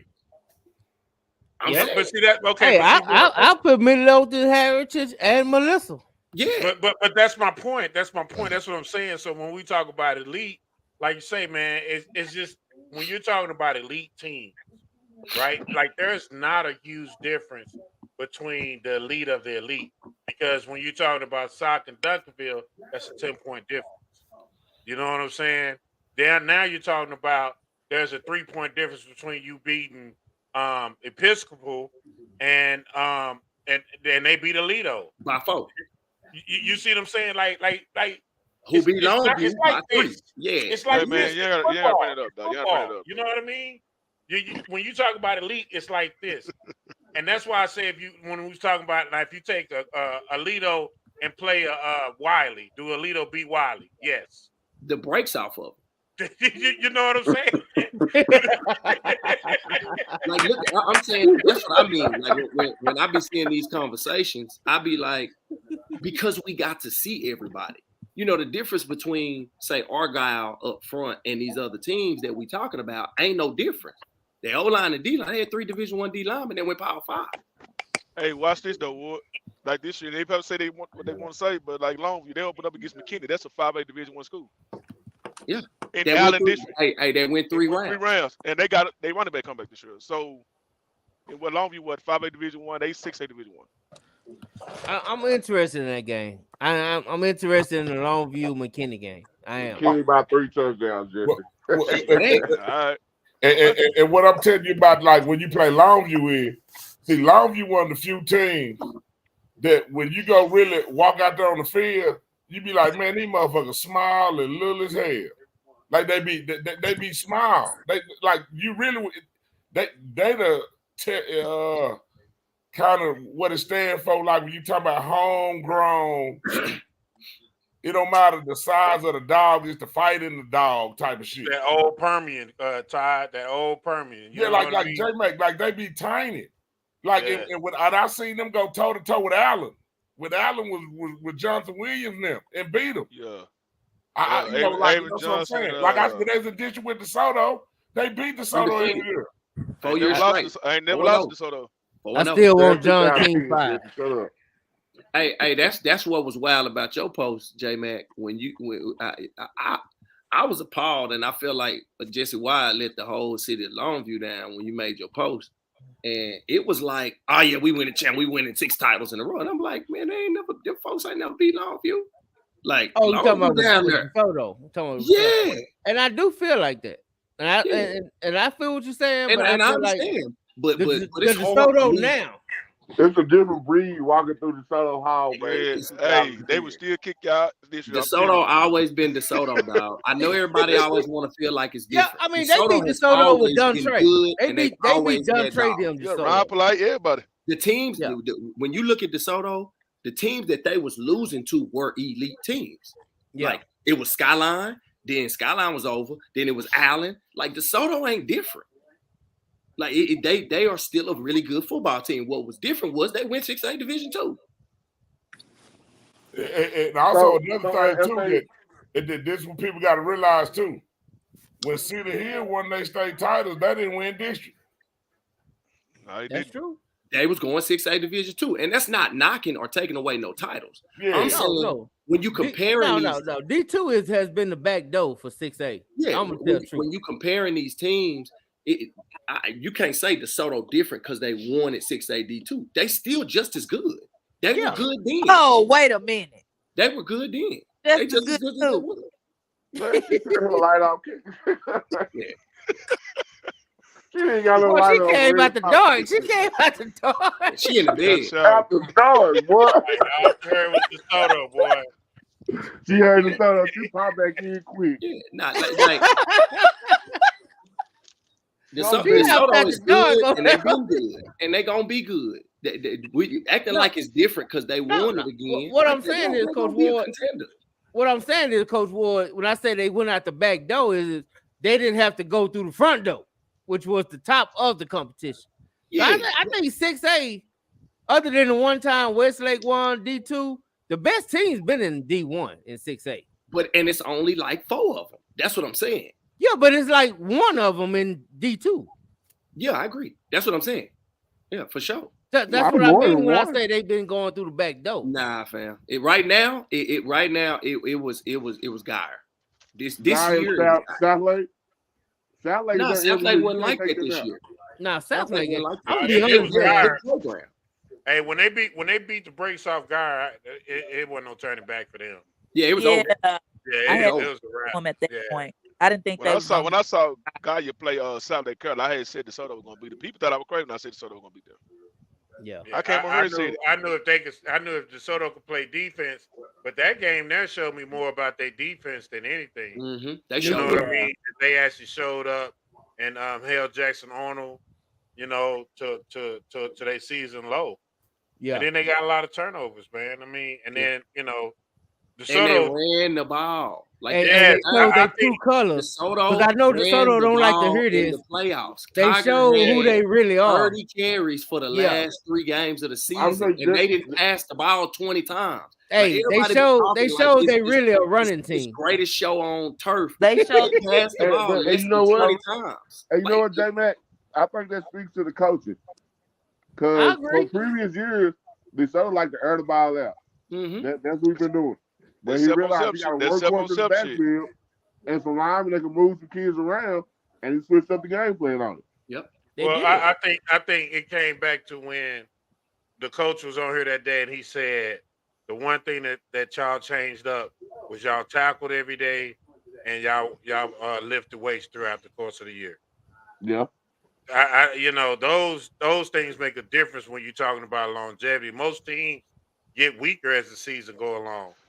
You know what I mean? So having that ability to, again, it's a game of attrition. So, just adding that physicality to it changes everything. Hey, Lamar, I think that flag football me my maid gave y'all motivation, dog. So I'm gonna take credit for y'all winning the state. Hey man, we gonna get Jesse. We gonna get Jesse back on most Sundays because he just been on one. He done got married. He done been honeymooning. He on one right now. Hey, somebody said Cedar Hill was 3rd in district. Yeah, I think Duncanville beat them that one year. They won it. No, DeSoto beat them when they was in that district then. No, they was. No, they was. That's they had Bullfrog and according to what's his name? Courtney Smith. He said they won They won When they state had twice. Salter. When they had No, Salter. Courtney Smith and Bullfrog. I That's don't about the think year that they yeah. won that year when they had K-Salt. I think they No, just went they No, to they went to lost state. to state. state. They lost to Katy They 52. got to state, yeah. Yeah, he lost But was Duncanville in the district then? Yes. Yeah. Yeah, that was number what? 4 years ago? That was 3 years ago. Yeah. Was Duncanville in that Skyline district then? I think Skyline was in that district. I think Yeah, I think Duncanville was in that other district then, I think. They were. Duncanville with Dallas. Yeah, there was another district. Yeah. but That's the year DeSoto I beat think them that year. he took Cedar Hill to the Y. Either way, it's always been a back door. D2 always been a back door for DFW. Yeah. And then that's not I don't think that's a shot. Like people that's take not that a like shot. that's No, it's not a shot. Because you know what? I'm pretty sure if you ask Coach Samuels if he could take that back door, he would take it too. Shit. Just to win one. He would take it too. Shit. Don't nobody want to have to go up against North Shore them every goddamn all year. Yep. Oh, and I see. Yeah, and Katy. Katie's the other team that be down. Katy had that same Division I woes. They struggle winning D1 titles in the last 15 years too. They all they shit in D2. Yeah, Katy the same way. They always been running D2. Yep. When they have to go up, that's when they struggle. Yeah. So I mean, you know, like I say, for 6A, D2 is the back door. I don't care what nobody say. Now 5A, except for when Westlake is in contention. Yeah. When Westlake move around, everybody get nervous. Yeah, Westlake. So It was real the last few years. Back for just 6A? Huh? Is it just a back door for just 6A? Yeah, because see, for 5A, I think 5A. It's already split. Yeah, I think they kind of even. I think the talent is because if you think about it, I was with Sock the whole playoff run, and I'm gonna tell you, man, Midlothian Heritage was tough. Yeah, Summit was tough. Lovejoy was tough. Melissa was tough. Yeah, Melissa was tough. I mean, like you can go down. PNG was probably the least. 4-5 teams that are tough. So, I mean, but that's what I'm saying. Like, okay, so Lamont, here's what I'm saying. I think that if you look at that gauntlet that Sock went through, I think those teams could have went through some 6A gauntlets the same way. You know what I'm saying? Meaning, I think Alito could have beat half of the teams that DeSoto played. I think they would have got in trouble. I think they would have got in trouble against Guy, but I think they still would have had a chance to beat Guy. All right. Yeah, I think it's Guy, Katy, and DeSoto. Yeah, for sure. Then after that, I think they win every game. I think Melissa Alito. the same way. So what about Vandergrift? Vandergrift beat Katy. Yeah, they did. They I'm played gonna a be great honest, game. man. I think if Vandergrift played Katy 10 times that year, this past year, that's the one time Vandergrift beat them. But that's the point, J Mac. That's No, the beauty I'm of the with game. you. I'm with That's you. the beauty of it. You Now I know will what say this: based on the offseason, it's been They a loading lot up. of good players that They moved to trying to load Vandergrift.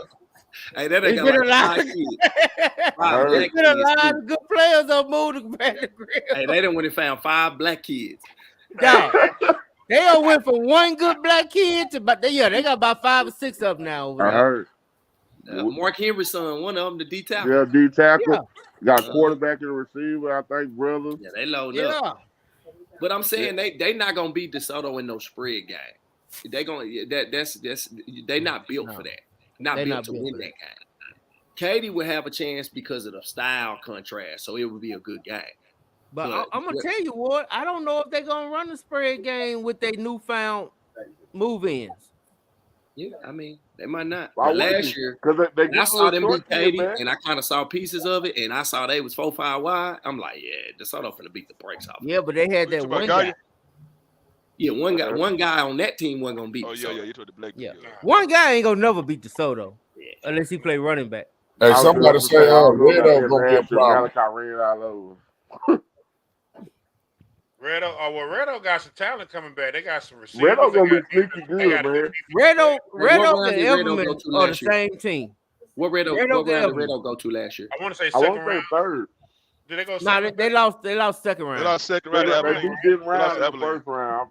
Yeah, Yeah. They lost Also, to the second Alabama. round. Hey, you know I who feel else like gonna be they good to sleeping watch this year good though, though. man? I'm gonna tell you, gonna be a good sleeper team this year, bro. It's gonna be Forney. I think Forney gonna be a good team this year to watch for. The Rabbits. Yeah, they've been Yeah, the coming. Rabbits. They was pretty young last year. I think they're gonna be a But problem. they got They that running back. young, but You know what I Forney mean? got So, QB problems. It's gonna take See, them some that time. Alabama team Why? gonna be nice, huh? It's gonna take them some time. They lost to the two teams in their district by 60. It takes some years to close a 60 Yeah, but point yeah, gap. like I said, they were pretty young. I mean, like I said, I think they're gonna be a sleep. I call them a sleeper team, man. And Who especially district they in? They ain't Longview Longview and And district. Longview Lancaster this. both of them scored 70. Oh yeah, nah, man. Jay, why? Come on, man. Why Nah, they just was pretty, saying but that so nah, they they, can but bring up no, Longview they were man. pretty young last year though, man. I mean, yeah, they beat Lufkin last year. Man, I mean, they made the Nah, playoffs. but Like like I I said, they say, pretty young last year. hey, don't get They're me not gonna wrong. beat You know that's Longview. my guy. The running back over there. That's Yeah, he that's gonna the be nice. homie. But That's I the don't think homie. they're But not gonna beat Longview and Lancaster. But I think they're gonna be a good sleeper team. I Well, don't how know, they a sleeper team to do what?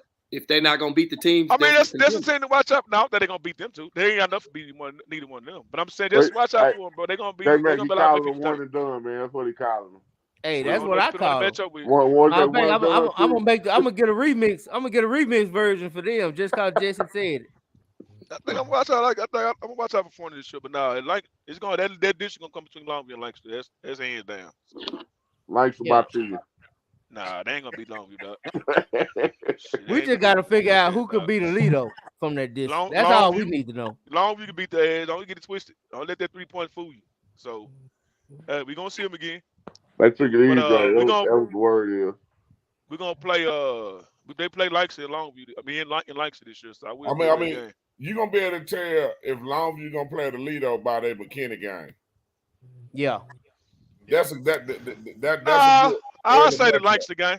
I'll say Lancaster game. But that's McKinney gonna be a good match. Nah, that's a different style. Nah, Lancaster won't tell you if they can beat Nah, Alito. It's totally different. McKinney style. gonna run straight at you. Yeah, but they're gonna knock. They're gonna. But I mean, they got 8 starters back on defense. And one thing we saw with Longview, they will hit. Yeah, they country. Yeah, they hit. They were knocking it out, Alito. So I'm just saying, they gonna hit. The thing I like about Longview, man, is they like the Baltimore Ravens, the old Baltimore Ravens. Like, this is what you getting out of us, and if we get lucky and get a quarterback with that running back, we can win state. But we're gonna be steady Eddie all the time. We're gonna line up in I formation. We're gonna come downhill, and that's what they do. That's what they That's do. the beauty. J Ray, what you call 38 power, J Ray? Hey, you know they gonna run. Hey, they running 21 dive to 34 counter, 28 pound sweep. Power. But it ain't nothing but a few teams that can stop it. Hey, they're getting that veer and run that option off of it, that load option. Yeah. But that's the thing, Ty. So you remember like this war, just for you too. The evolution of the game of football, right? So if you look at it, right, when everybody was playing, everybody came out and was running spreads, right? They didn't know what it was. A lot of teams just running spreads just to run the football, but everybody's like, man, they ain't 5 wide, they running spreads. Mm-hmm. Well, what you forgot about in the game of football was that old fullback, they became obsolete players. So now you never practiced against anything else other than the spread. Correct. But when you start playing them teams that ran the option or lined up and ran I formation and ran ISO, your kids weren't equipped to handle that type of physicality because they're playing a different type of football. Well, that's why DeSoto can't help beat them. Well, that's why DeSoto beat people. Because DeSoto was able to run the ball and establish the line of scrimmage and run the ball down your throat effectively. Like you can run ISO out of 4 wides, 3 wides. You can run it out of whatever. You know what I mean? You can run counter out of whatever. And that's what makes Alito good, because Alito will get on there and they can be in 10 personnel, 11 personnel, 12 personnel, 21, 20. Like they can get in all them different personnels. And shit, it make your ass have to balance up and play football. Yeah. How much time you had to spend on them in practice? Yeah. You know what I'm saying? So and then you got to realize that they kids up front know how to block. Yep. So man, we ready to get out of here. Yeah, about to say, watch out for Argyle. They loaded this season. That's Swaggy Wit. Man, That's Swaggy saying that. I'm gonna be honest, man. Only team I really think I know we gave y'all shit about Emerson. But I feel like the only team that really gonna give Sock trouble is Melissa, and that's only if Melissa can get some move-in athletes. But I'm trying. Why Swaggy so cool with Todd Rogers? He love him, man. I don't know why he love them people. That's his Maybe cousin. all He the lives years over they the beat house. Carter. I ain't gonna lie, that's all them years, and I'm a witness because my son was at Carter. All them years our guy whooped our ass. Yeah, you can't help. Sometimes you get your ass whooped so much you just love the person that whooped your ass. You know what I'm saying? You just start loving. You just love the person that whooped your ass because you got your ass whooped so much. I think that's what it is. Yeah, Swaggy be tripping with that, man. Todd Rogers.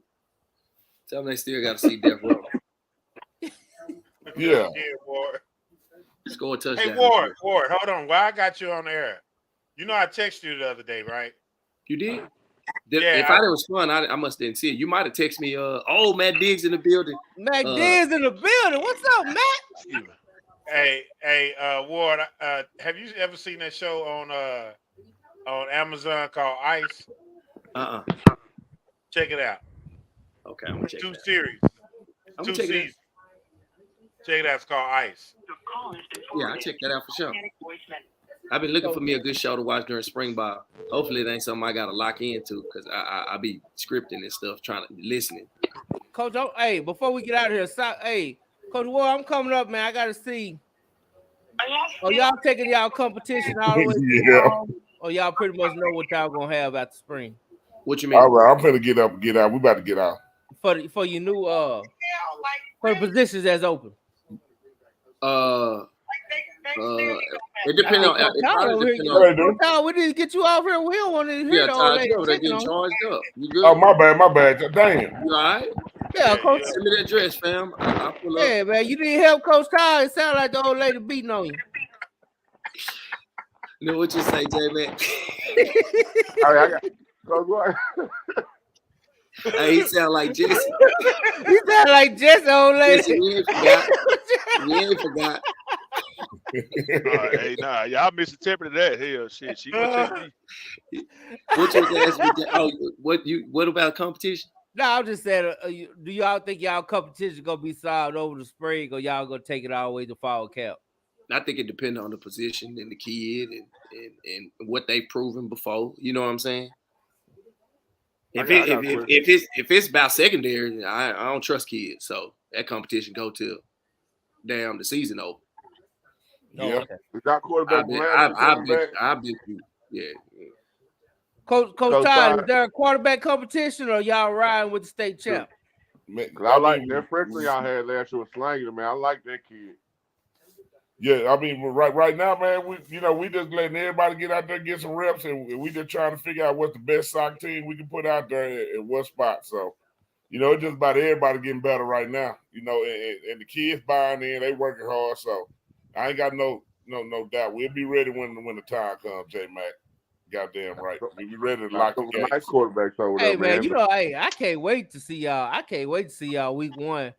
Just go and get that L out the way, and then we're gonna see what the rest of the season look like. Week 3 y'all schedule was still the same last year? Mm-hmm. Yeah. J-Mac, week 3 don't look good either. oh, okay, my bad. We're gonna ready to get week 1 and week 3 out the way, and then we go see. Nah. Hey. All right. All right. I'm just messing with you, Ty. You know I fuck with you, man. Hey, we lose. I'll deactivate my Facebook. Courtney and Hey, I'm telling y'all now. Hey, the biggest thing I know J Mac is the leader of the push sock into the elite class and raise their expectations fan club. I am. You gotta understand, we still sock. Everybody don't forgot that we sock. No matter what we do, we sock. Yeah, y'all got is that not a good thing, though, Coach? I mean, y'all have raised the bar already, winning 2 back-to-back. But you still got to realize it's like you just said. If y'all beat us, Our fans ain't deactivating no Facebook. But if we beat y'all, you better deactivate your shit. Boy, I'm But gonna we catch still hell all year long. the fact that you said that, you know. You ain't gonna deactivate your Facebook if Duncanville beat y'all. But if we win that game, you might well go just I'm take your catching hiatus. hell all year long. I already Take know. your hiatus. Take it. And that's for everybody. And that, you know, I mean, that's just the truth of it. So everybody, you know, we can play it up and live in the accomplishments and feel good about them. But we still suck now. Hey, I don't went up to Sam's and seen Ray pushing them 3 carts out of there full of stuff. You know what I'm saying? Like we still know what's rooted in these things. Yeah. And all our first 3 games, I mean, besides Dunk, we go to Duncanville, then the next 3 games gonna be at Kincaid. Yeah, they're home. That's what's gonna be wild. I ain't gonna lie. That's what's. Lamar, who y'all put up against? Y'all gonna play at the park again or what? Huh? Y'all gonna play at that park again and y'all against St. Augustine again this year? Oh no, you talking to no, they playing Allen week 1. Oh, they showed this. Oh, where they playing at? Cool. In Allen. Most likely in Allen. Hell, I don't like. They gonna beat the brakes out. I just got word at that Duncanville, it ain't been announced yet, so I guess I'm breaking news. But I heard Duncanville playing that what is it called? Reckford team out of Florida. Who? They playing. I'm gonna tell you the name of them.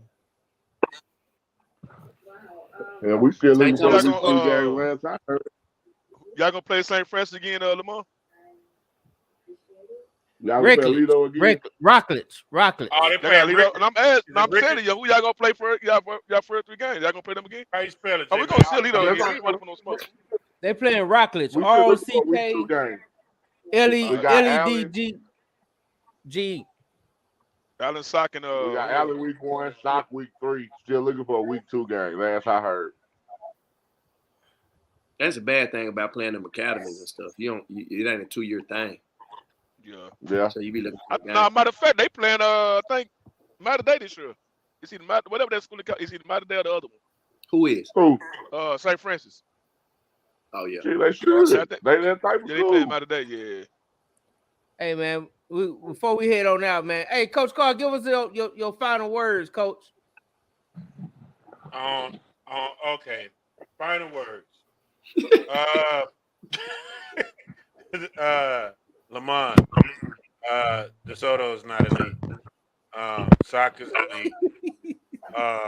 Duncanville is elite.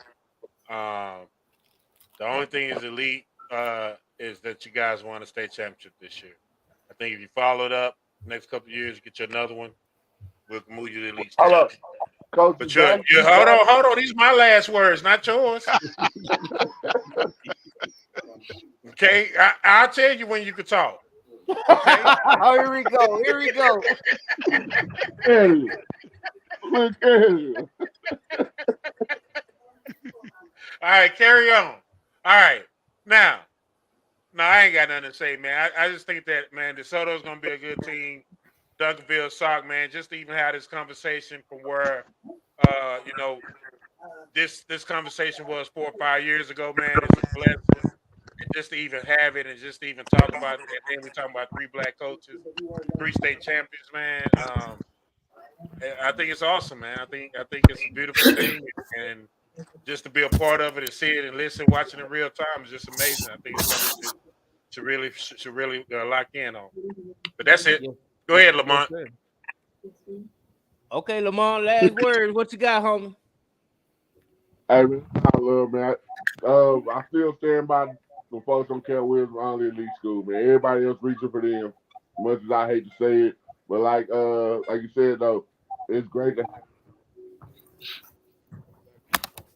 I tell you what, if the homie Mac Diggs is right, that's bad news. Well, that might not be bad news for Sock. If Summit is better, that means Sock won't play them first round, right? Yeah, I don't think we won't see him first round. Summit went 4-6 and went to the semifinal before, man. There ain't no telling what them cats gonna do. 2 years of the road. They be tripping. They be tripping, dog. They did it in 4A and 5A, didn't they? They went 4A 1 year, then the next year they did it again in 5A. Yeah, nah, lead I them be be watching them in the regular season, like, man, whoever pull them in the playoffs, they done bamboozle somebody. They Yeah, be some lying so some cold. be playing. They really do be playing dead. They play dead a lot. They play dead a lot. And they get in the playoffs, they gonna find a way in no matter how bad they playing. Yeah. But I tell Hey, you what, J-Mac. I actually think Timberview gonna take a step back with a new coach. You do. Oh, they got a new coach. Depend on Yeah. the coach. Depend on Oh, who they they got a new hire. coach. I know that. Yeah, I think they're gonna take a step back, and I think Summit. This might be right for Summit now. Yeah, I do. What I you say got, this. Jay I say White? this. Oh, you go. Why? Go ahead, White. Man, What you got shit, your last words, man? I let well, hey man, Lito, we coming for y'all ass, you sure, man. So just know that we coming for you. But honestly, I'm looking forward to a good year, man. Looking forward to getting back on the clowning with y'all again, man. And that's pretty much it. I ain't really got too much to say. Yeah, leave Alito out, man, because I'm gonna leave him alone, man. I did. Leave them folks alone, Jeffrey. Me and Scott Keys go at it when the season starts, man. So I'm still in off season right now. Already. Hey, man, talk to us, Coach Ward. What you got? I think a lot of it get lost in just the accomplishments of what it, like Will kind of said, what everybody did. So it's off-season conversation, but it's a big deal that we can even have a conversation. I do think I count DeSoto as elite because they went 3 years straight in the regional final against Duncanville. And then won it the fourth year. So they got to be elite. And I mean, in this year they beat the elite team. And Todd, when I first started working for Todd, that was one of the main things he said. You ain't made it until you beat elite teams. And he talked about their skyline stuff. For us when we beat Alito, that was kind of when it was different, and we finished it, and then we came back and did it again this year. So that's why I feel like those programs are elite. The Geyer, Duncanville, I say it's about 5. You know what I'm saying? South Lake last year, I got to see how they respond this year. I still will count them in there. But, they got it. They had the same – they beat Duncanville at one time, but, Duncanville beat the brakes off of them in the playoffs. Like, yeah. It was hey, bad. Mac Diz, you still listening? Hey, Please that's who good to tell you who elite. That's who I want to ask. Mac Diz, who are the DFW elite teams? Regardless of – not in their class as seen as one total class. Yeah. You can count the championships and stuff, but yeah, that's a good person to talk about. Yeah, I need to ask Matt since he in there. I need to know. I want to know who the elite team. That's what the subject was earlier. Is the elite teams in DFW, and quite honestly, I only think we got about 3, maybe 4. I'm gonna go. I think my number was at 5 or 6 because I included Parrish. After Parrish beat Alito this year, I you know what? If we include Parrish, and I think we should. Parrish. I think we should. Parrish, Geyer, Duncanville, DeSoto, Sock. Say Geyer. Okay. What about Dallas Christian? They went back to back. Nah, they ain't play no elite team. You said Dallas Christian no elite team. Ain't beat no elite team. Yeah, that's. I think that's it. Dallas Christian. Alito is the gold standard. That's he got Alito. Alito the gold standard. That's the only elite team you got. I can't be mad at it because you really ain't wrong. A little ring to say shit. Never ring. He really ain't wrong. Even though I put Duncanville in there because I just feel like you make state 4 out of 5 years. You Alito don't want in 12 something like that, right? Is it 8 and 11 or 8 and 12? That's crazy. Yeah, but that's what I'm saying. Like, you're right. You're right, man. It's probably only five elite programs, right, in our area. So what? Sock, Alito, Duncanville, Parrish, Episcopal, right? Yeah. And then Geyer was in the state championship 3 years straight before this year. Yeah. But and they were battling with City Hill a couple of them years, right? Hey, I would throw DeSoto over Geyer though. Now, yeah, I would. I mean, they won it, yeah, and they losses was to Duncanville in the regional final the 3 years before that. So yeah, I agree with that. What about Highland Park then? They kind of been I think HP been down for about 3 or 4 years. They ain't made it to the 4th round, I don't think. So they done kind of they haven't made it to the dynasty though, right? So would they would just be more considered of a dynasty? But they did go back to back, right? They went back to back. They won 3. No, they didn't Did they win go 3. three? They won 2. They won 2 with Jones' grandson, didn't they? Oh, they won 3. Yeah. Okay. And then Chandler Morris got beat in the 3rd or 4th round. And I don't think they've been back to the 4th round since. So that was Chandler Morris been in college, what, 3-4 years? Yeah. Yeah. So I think it's kind of out of I their would put era. he didn't kind of dropped out. They'll have to get back in for me. Yeah. They have to get, and they ain't gonna get back in till they mysteriously go back down to 5A. yeah. Some kid don't show up a picture day. Yeah, they gonna go back down to 5A. Coach Todd, man, good have you in, Coach Todd. Give me your last words, Coach Todd. What you got? Just getting ready to lock the gates. Coach, you don't want to leave them gates alone, Coach. You know they don't told you. They don't told you about messing with them gates, Coach. I'm a damn fool. Leave them go. Hey, they already got y'all under the bleachers in the locker room. It don't matter. We gonna be well prepared for that this year. Hey man, you remember Coming to America when he came back to the apartment with Lisa? What that apartment looked like? Yeah, that's what we gonna have that garage looking like this year. Yeah, with the hot tub and everything. We gonna be tin pans and coolers and jacuzzis. Yeah, we gonna pimp it out. Yeah. They gonna want y'all locker room instead of theirs. Yep, we coming forward. You know, J Mac say we just signing up games for consolation prize. Yeah. Well, that's. Matt Steph, he got Highland Park, Denrine, Dengar, Carl. Have been elite. I agree. Ryan, all of them had a rougher year except Guy this year. I don't know about putting Carl in there, man. 2 years ago. I'm gonna be honest, man. If we being trio, man, I mean, since Lil Dodge done took over, Carl only had one good year. I mean, but you gotta realize they was yeah, they all the losses was to Duncanville. Gaia last year. They been all right. Yeah, that's why I include Carol. You got to think, J Mac. Yeah, before they beat Duncanville, all the losses was to Duncanville. That's kind of rough, man. You know what I'm saying? You losing to elite programs. No, you're right. It ain't like you losing to, the Sisters of the North, and they just up and got you. That's true. Know what I'm saying? That's true. That's what make DeSoto different. They was in the same boat, but then when they went down, they won it. Hey, you know who else we forgetting? Gunner. They in North Texas. Who they didn't won, I think. They won the last. They won state last year. They won state. Who have they beat? That's the question. Gunner? You got to beat an elite team. Who have they beat? That's the question. They didn't won state through the last 2 years. But what elite team have they beat? What elite team have they beat? Schedule. But I'm just saying, you looking at getting to the 4th round, past 4th round. They didn't won state through the last 3 years. He said undefeated against God, Byron Nelson. Now Jesse just said Gunner, and that is true. Yeah. I mean, I got to go back and watch Gunner because they like what, class 3, 2A? 3A, I think 2A Division 1, 2 or 3A. Either 2A Division 1 or 3A Division 2, I believe.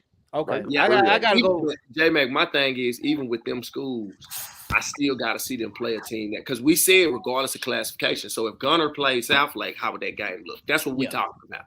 Yeah. We got to see. We need to see Gunner play Stephenville or Carthage.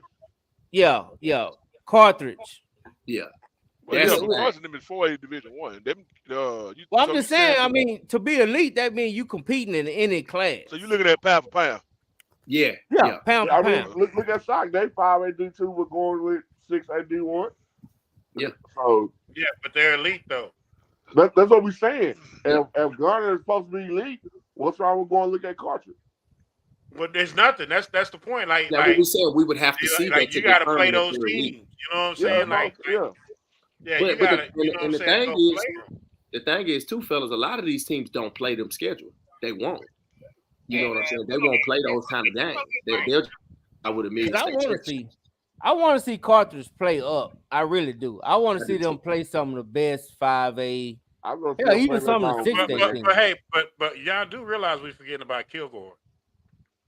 Who? Kilgore and Lee. Man, I guess that's an ender right there, man. Let me go and get the outro music ready. Hey, J-Man, hold on. Before you go, J-Man. Hey, before you go. If that's what I got to do to get you off right now, because. Yeah, that's pretty much. Go ahead, LeBron. Hey, J-Mac, before you go, remember this. Make Lamont a member. Hey, man, Swaggy is making this move to basketball with Doug. So we might have some spots open here in a minute. Go boot him out the way. Let me go and slide in there. All right, man. Hey, I appreciate y'all, man. Y'all be good. Yeah. You are looking live at The Dub in 3, 2. 1 for the money, 2 for the show, 3 get ready, 4 to let go. Talking that talk is all that we don't. It's football time, we ready to roll. We bringing the coaches close to the fans, answering questions not from the stands. D1 players with offers in hand, from DF Dubs, the best in the land. 6 be coming to play like 8, 5 be coming to play like 8, 4 and 3 be coming like 8. Private schools be making it 8. Cool in the game, Bad and Brian doing our thing. Weird and Jeremy ready to swing. Oh, I forgot it's a card to thing. We do it for the dub. We do it for the dub. We do it for the dub. At DF Dub. We do it for the dub. We do it for the dub. We do it for the dub. At DF Dub. We do it for the dub. We do it for the dub. We do it for the dub. At DF Dub. We do it for the dub. We do it for the dub. We do it for the dub. At DF Dub. Welcome to the Dub, #1 high school podcast starring Pat O'Teasy, Jeremy McGinnis, Whitfield Roderick, and Brian Riser. Dallas Fort Worth.